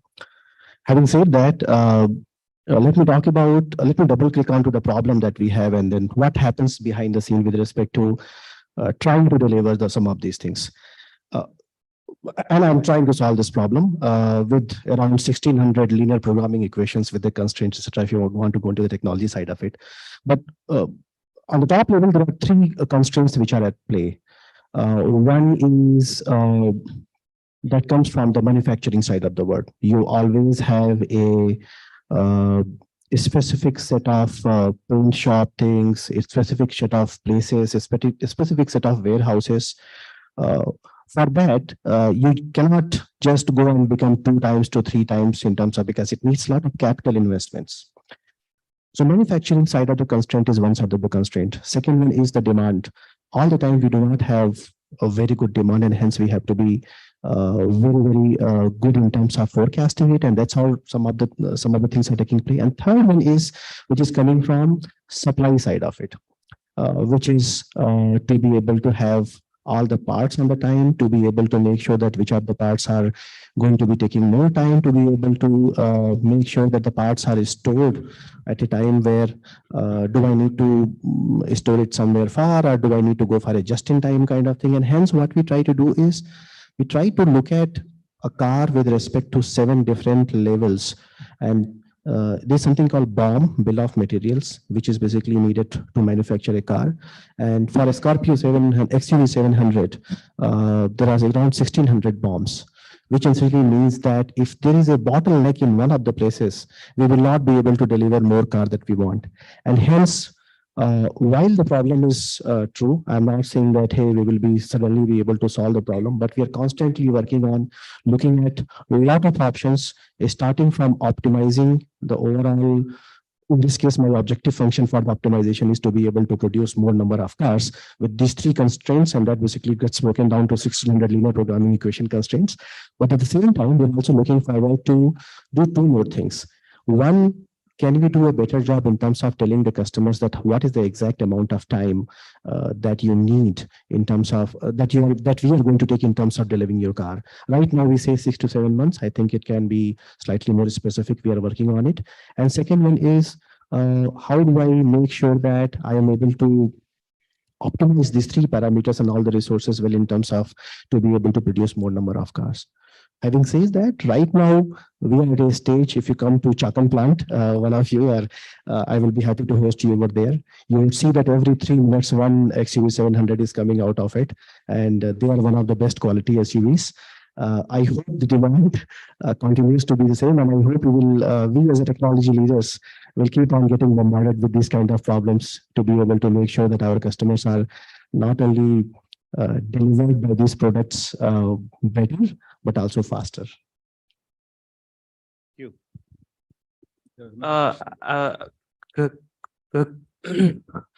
So, good afternoon, sir and ma'am. So, as we all know, like AI is like this an emerging field. Like in the past couple of years, it has just emerging unlike anything before. So, like, how much of a challenge would it be to like integrate AI into all the processes, systems, and products of your companies? Like, You can take. So he's a, you want to, it's working? Yeah. You know, I think you're talking about really generative AI, right? If I'm not wrong, or overall AI. just AI. Okay. Yeah. So AI has been there in the industry from quite some time, and we've been using it in a lot of our business processes where it's about forecasting, demand planning, and multiple such business process. I will just double click on generative AI and then I'll come to AI as a whole. But there's a lot of opportunity. See, earlier what was happening is that we were with machine learning models, we were training the model, and it was taking us a long time to kind of train the model and get it to perfection. But what has changed in the industry is really with generative AI that the cycle time of training the model has really shrunk, because now, how generative AI works is, you feed the model with the right set of data, and then it kind of generates the right response with the natural language processing. And that's something which we see a huge opportunity in our business. We're already working on 3-4 use cases, and some of them have gone live. One of the use case which we have just recently gone live is earlier when we were selling a bike, we were sending like 1,000 pages of owner's manual.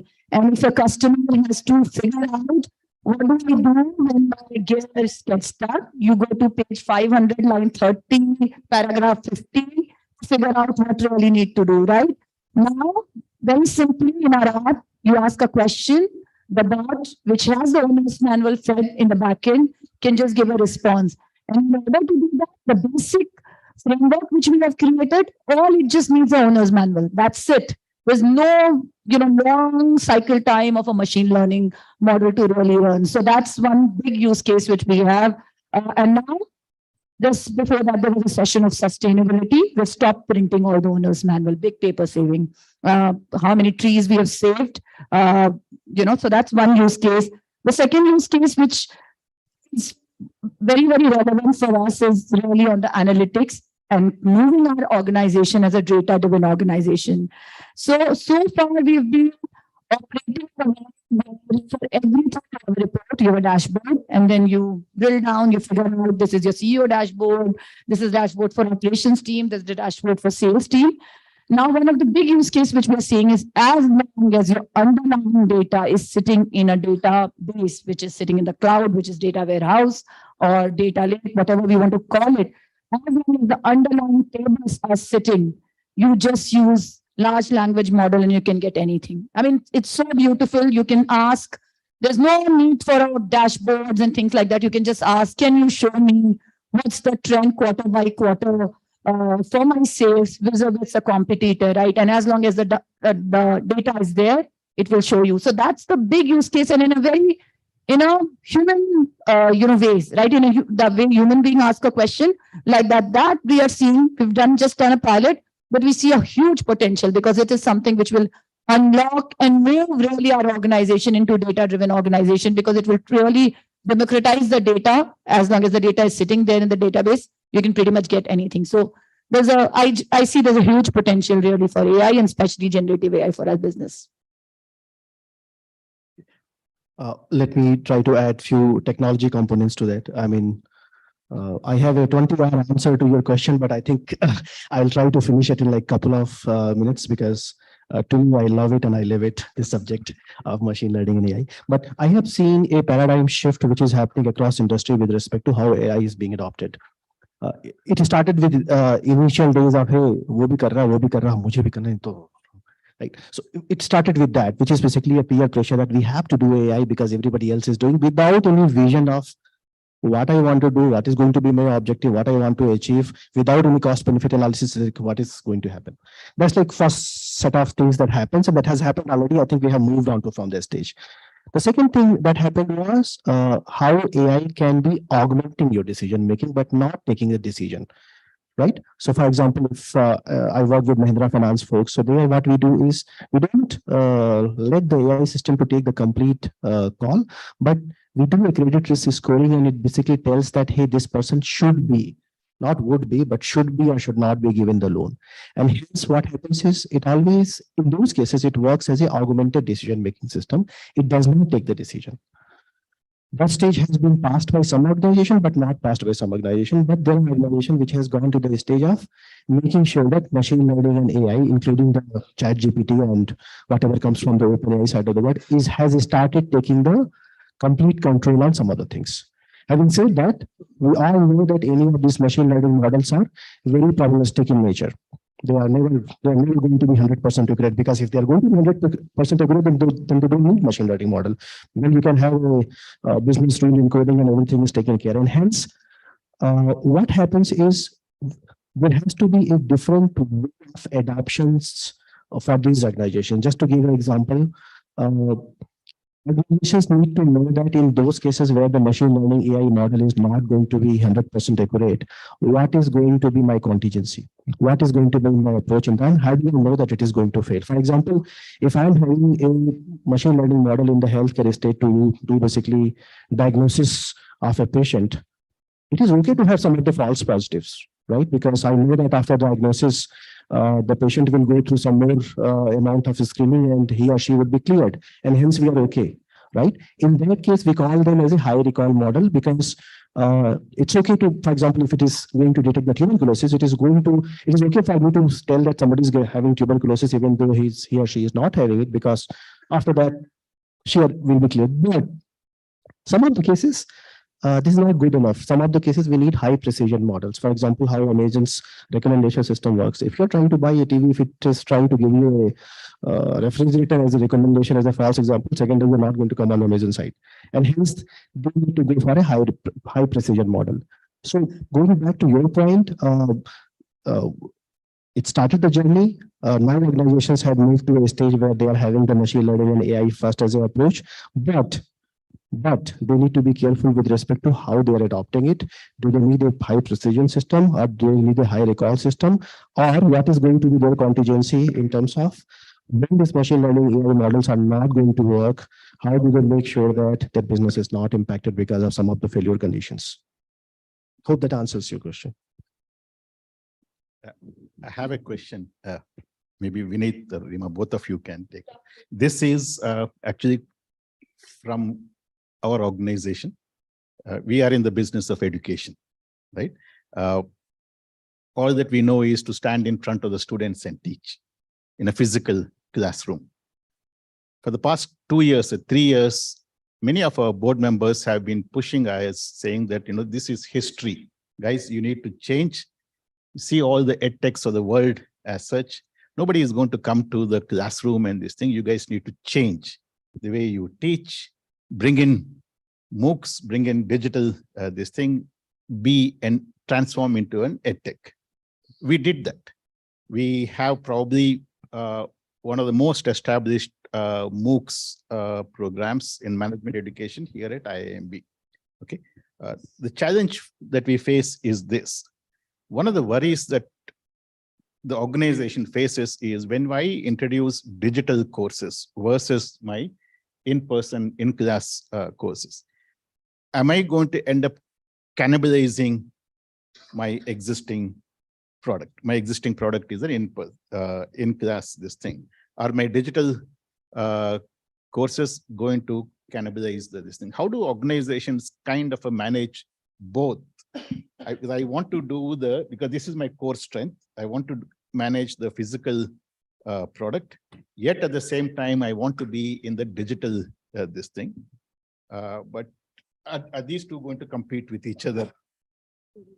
One taking away the customers from the other one. How do organizations handle this kind of tensions within the organization as you introduce new products and new services?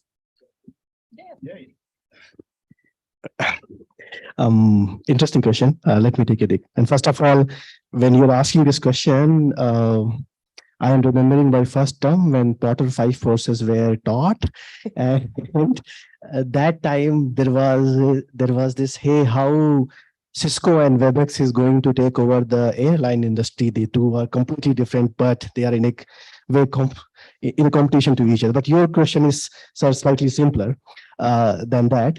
So maybe I will try to sort of take an attempt to that. I think when I look at this is a delivery of the content, whether it is education or anything is happening in the industry, you deliver products, services, or content.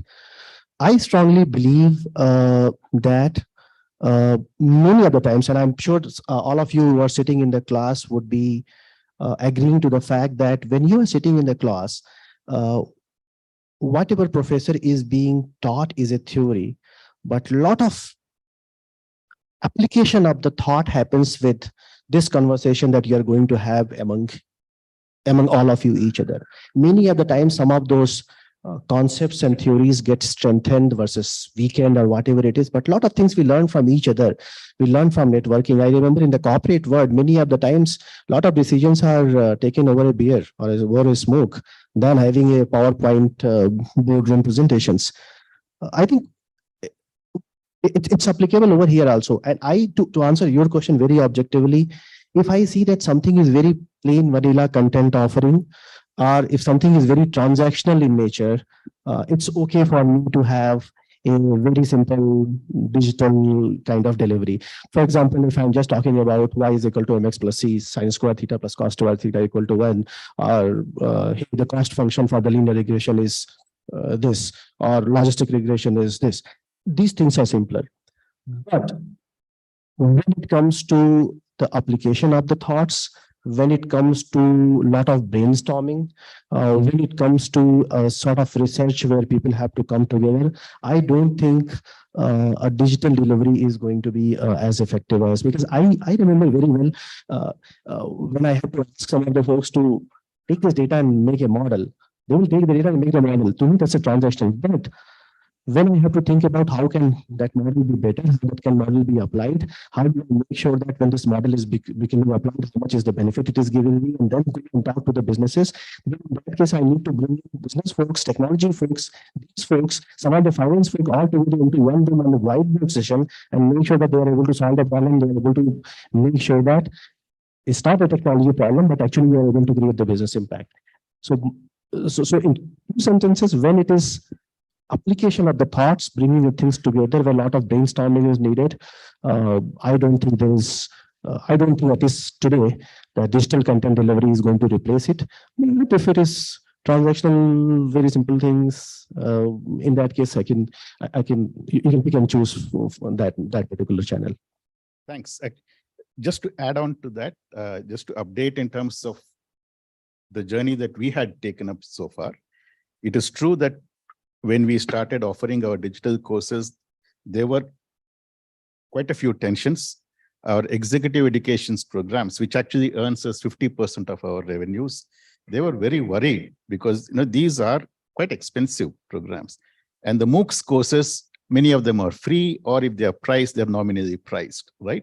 And we worried the situation where our executive education programs, they said, oh, we want to have a non-compete clause with our own internal MOOCs division. They can't offer these courses. Okay, we started from there. Today, where we are is in a number of courses that we do, we incorporate some of our MOOCs courses as a prerequisite. So that is before the participant or a student comes into the classroom, we say, you go through this module of this MOOCs course. And then I will assume when you come into the class that you already have those fundamentals, which is what you were talking of, right? Thank you. On a lighter side, we all know what's happening to the EdTech. Yeah, but Rima, I have a somewhat different question. You did talk of this mindset change, we can't fail. You also talked of the decision-making, right? Agility in decision-making, people should be empowered. Again, I'm asking this question from our own experience. This is our 50th year, as you can see, or we are celebrating our Golden Jubilee this year. So we are very set in our processes, very difficult to change the way decisions are taken. And when we started our digital courses initiative, though we are successful, we faced a lot of issues because that division wants to function very different from the way the rest of the institute has been functioning in terms of recruitment, in terms of compensation, in terms of their procurement practices, in terms of a lot of those things. And often we have fights saying that, oh, you guys are stopping us from, we can't take so much time and so on. So what is the way out for organizations? Because you're not entirely becoming digital.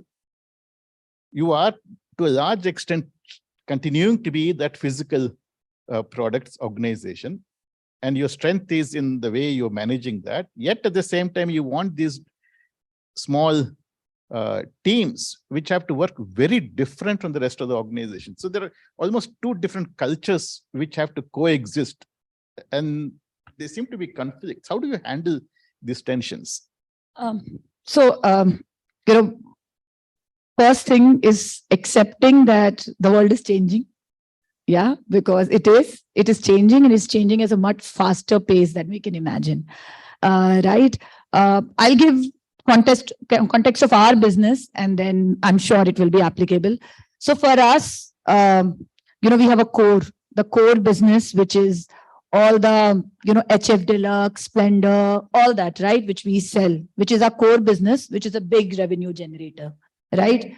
We cannot say that the core business is no longer valued for me, because that's where the cash is coming out and where we are investing in our newer businesses, right? Whether it's the Premia business, whether it's electric mobility business unit and things like that, right? So there's a core which requires us to work in a certain way, because that's how, those are the kind of customer we are catering to. Rural digitization has not penetrated there and things like that. And then there is another set of business which is evolving, which is where you require a very different mindset to work. And as you rightly said, there's a conflict, right? Because both needs to be operated in a very different way. The core business will work little bit, hierarchy needs to be there because it existed from a long time.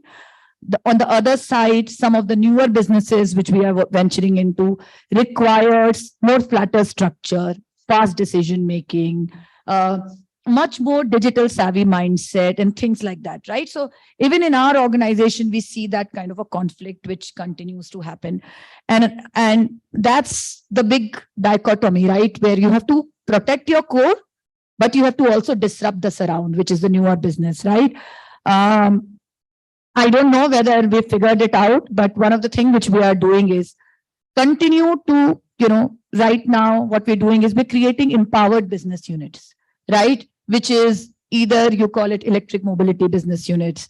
We're doing a startup incubated within us called Slido, totally empowered business unit, right? It runs on its own, giving full empowerment, full freedom. They are empowered to make decisions. They're empowered to run. Yeah, they tap into the capability of Hero where it is needed. Let's say if we are this electric mobility business unit, it will be foolish for them to set up their own distribution network, but Hero's strength is that distribution and supply chain network, right? So they operate on their own, but they tap into as they need, on the overall capability as it needs to. So that's how, we're letting it run. Wherein in core, we continue to operate in a certain way, but we are also challenging it, right? That is about training, retraining, and saying, can we think about some of these things in a much more digital way? But that is a slower pace of transformation than the top, right? Because that is much faster.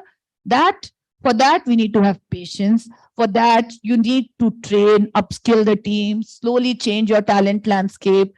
I think that's what, I think that's how we are kind of operating in the mode 1 and mode 2. Mode 1 is your core business. Mode 2 is really your newer businesses and all. Thank you. Wonderful. Any? Hi. Actually, I have a question. So with robust data architecture, especially in large established organizations, so one problem which I've noticed is duplication of efforts or solution in silos. So how can we use AI to standardize the usage of data, especially in large organizations? And what is it at Mahindra and Hero in terms of this? Okay, I'll take that. So let me start by saying that, yes, you are right. In all the organizations, different functions. So let's take an example of marketing, sales, and manufacturing. They all have been using data to some way or the other. Sales people will understand that which are my high propensity customer, and then they will be talking to marketing force, or things are happening. But the problem happens when all these three functions are having the different data sets, or maybe the same data set. You talked about duplication, but they are working in silos. The main problem happens with this kind of siloed architecture is scalability. Any of the things that we are talking about, digital transformation or technology transformation, if in order for you to, let's say, go to the 5x revenue, 10x revenue, if you are still going with the workforce of 2x and 3x and 4x, etc., then you're not doing a good job in terms of the digital transformation. And some of these things, with respect to having a siloed architecture, is basically impacting a lot, especially with those organizations who are very big and where everybody is basically working their own. And hence, what we started doing is, in some of the cases, I can give you an example of 3 or 4 different Mahindra organizations, where we have started making the horizontal linkage across this. To give you a few examples, if I am having a lot of warranty kind of scenarios for a given spare part for a given vehicle, can in no time, it can also lead to the manufacturing process, where it can detect that this particular spare parts are being warranted a lot, and hence go and take this supplier who is basically supplying you, and either change the supplier or make sure that there's a better quality. If you are able to do these things, not in a 6 months of gap, but in a 1 week or 2 weeks of time with this horizontal linkage happening, then in that case, you have won the battle, right? That's like one example. In a similar way, I'm talking about one more example of, and I can keep going on and on, Mahindra Constructions or Mahindra Lifespace, where what we are trying to do is we are trying to come up with some of the forecasting models to detect that how much is going to be the price for concrete and cements, etc. Now, these things are very, very price sensitive. With respect to the political condition, weather condition, all of it. But many times what happens is, if we have committed that we are going to give our units to this customer for this much of price, it may backfire us. And hence, in that case, the sales team and even the operations team has to be talking together. And if at a point of time, if my whole AI-driven system can generate information that because of this price sensitivity, you are going to get a hit on your P&L, and this is the time we should be acting now, and make sure that when we are planning to come up with the next set of units, they should be marked up 20% higher at the price. In that case, you are able to win the battle. And these are the few things that we are doing right now at Mahindra. So, 2-sentence answer to your question. There has to be a horizontal linkage on the technology side among disparate data system in place.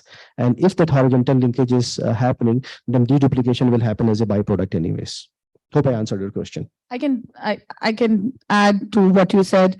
So there are 2 things, even like 2 things which we are doing. What you're saying, horizontal linkages. We are, what we are call is product mindset, right? So have, a product mindset and have an edge to edge functionality really defined.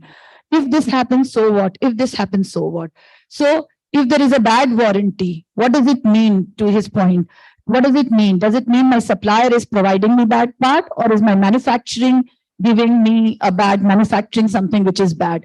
If my supplier is doing this, what is my supplier rating, right? Going through all those linkages, right? Which we call, edge to edge, really.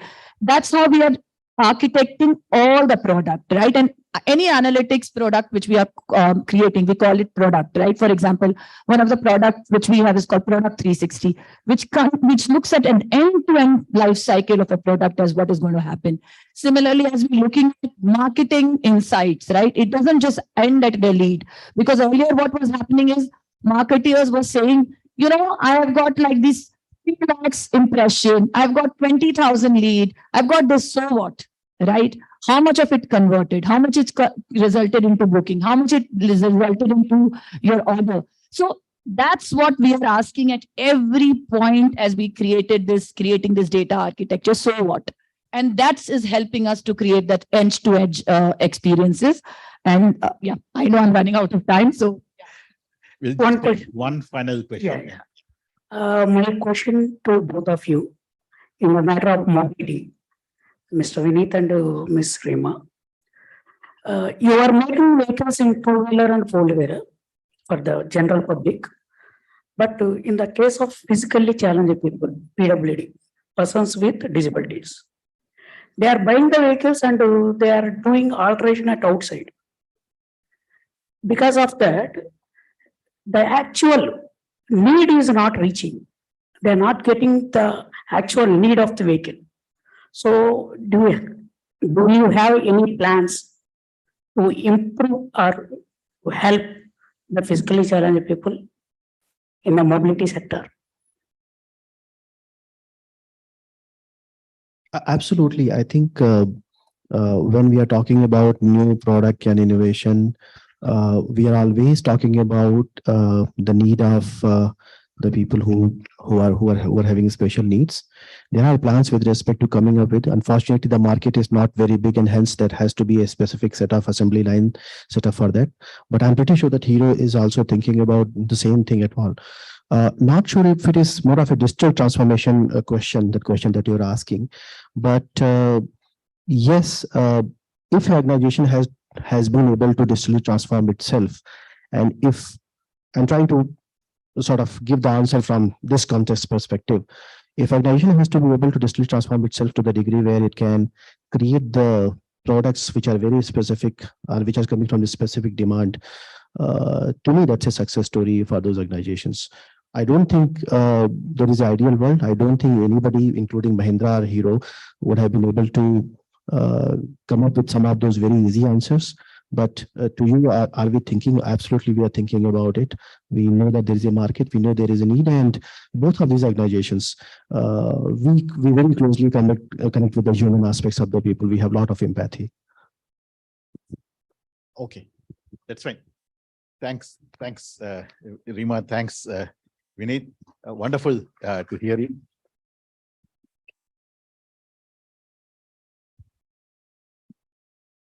We just preach, we ask the questions, but the richness of actually practicing and dirtying your hands, I think that's what we heard, that's what we saw today. Thank you, both of you, for your wonderful. My objective was to make sure that before you guys clap, whatever we are reading in the theories, can I give a small attempt to make sure that I give you a little bit of visibility that how this theory gets applied into the industry and what kind of challenges that we face. So that was a little bit of our attempt with all of you guys.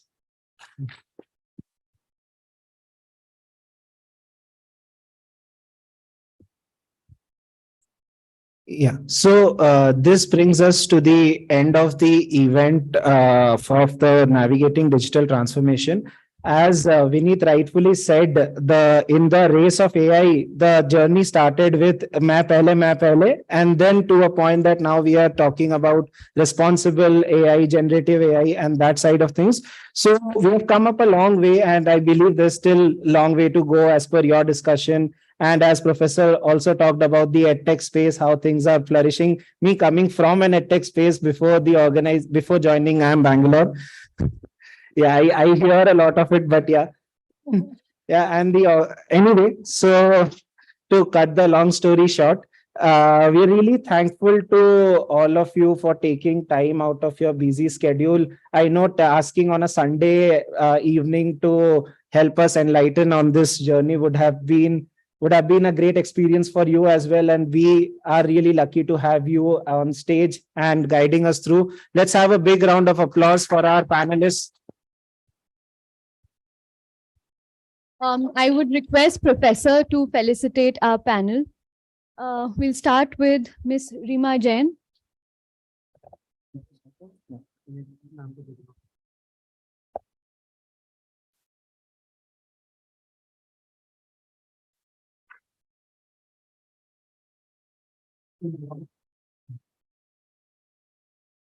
Thank you. Next, with Mr. Vineet Shukla.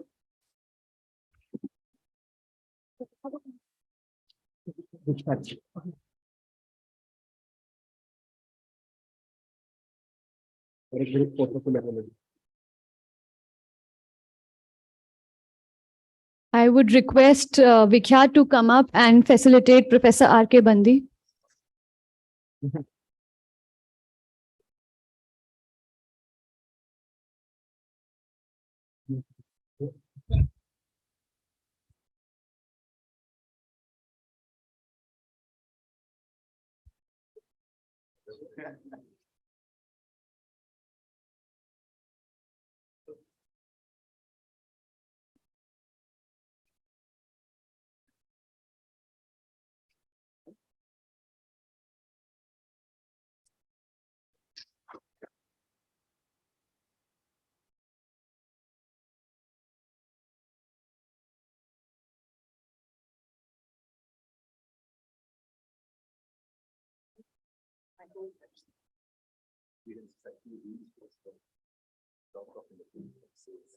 Good to know that what we are talking in the class is something like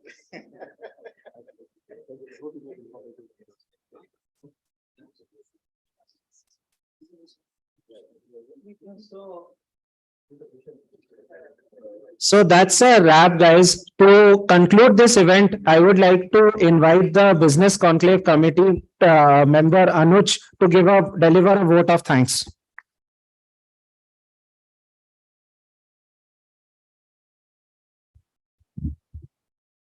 Thank you everyone for attending this event on Sunday. Coming for the holiday, it really means a lot. Thank you. And while planning this event, we were very scared about whether we will be able to gather this much of attendance or whether we will be able to do justice to the event. But how the event has planned out and how it has turned out, all thanks to you guys. And thanks a lot for the entire EPGP cohort for coming up. May I invite all the volunteers on the stage for a group photograph?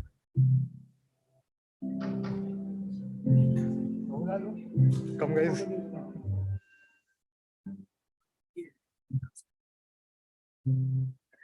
And yeah, that's our social media handle. So please do scan the QR code and follow us there. Thank you.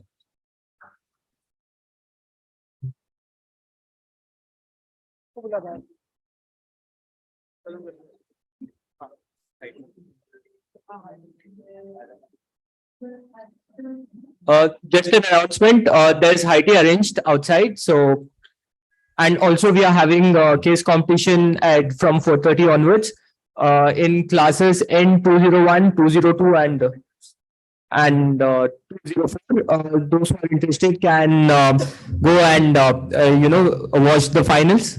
And also participation certificate will be issued to all the attendees.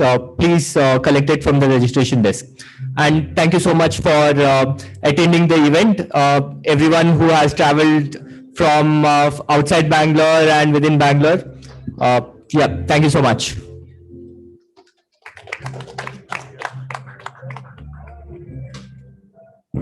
All the participants can come up on the stage. We'll have a photo for the event. Participants को बुलाना अपने लोग को बात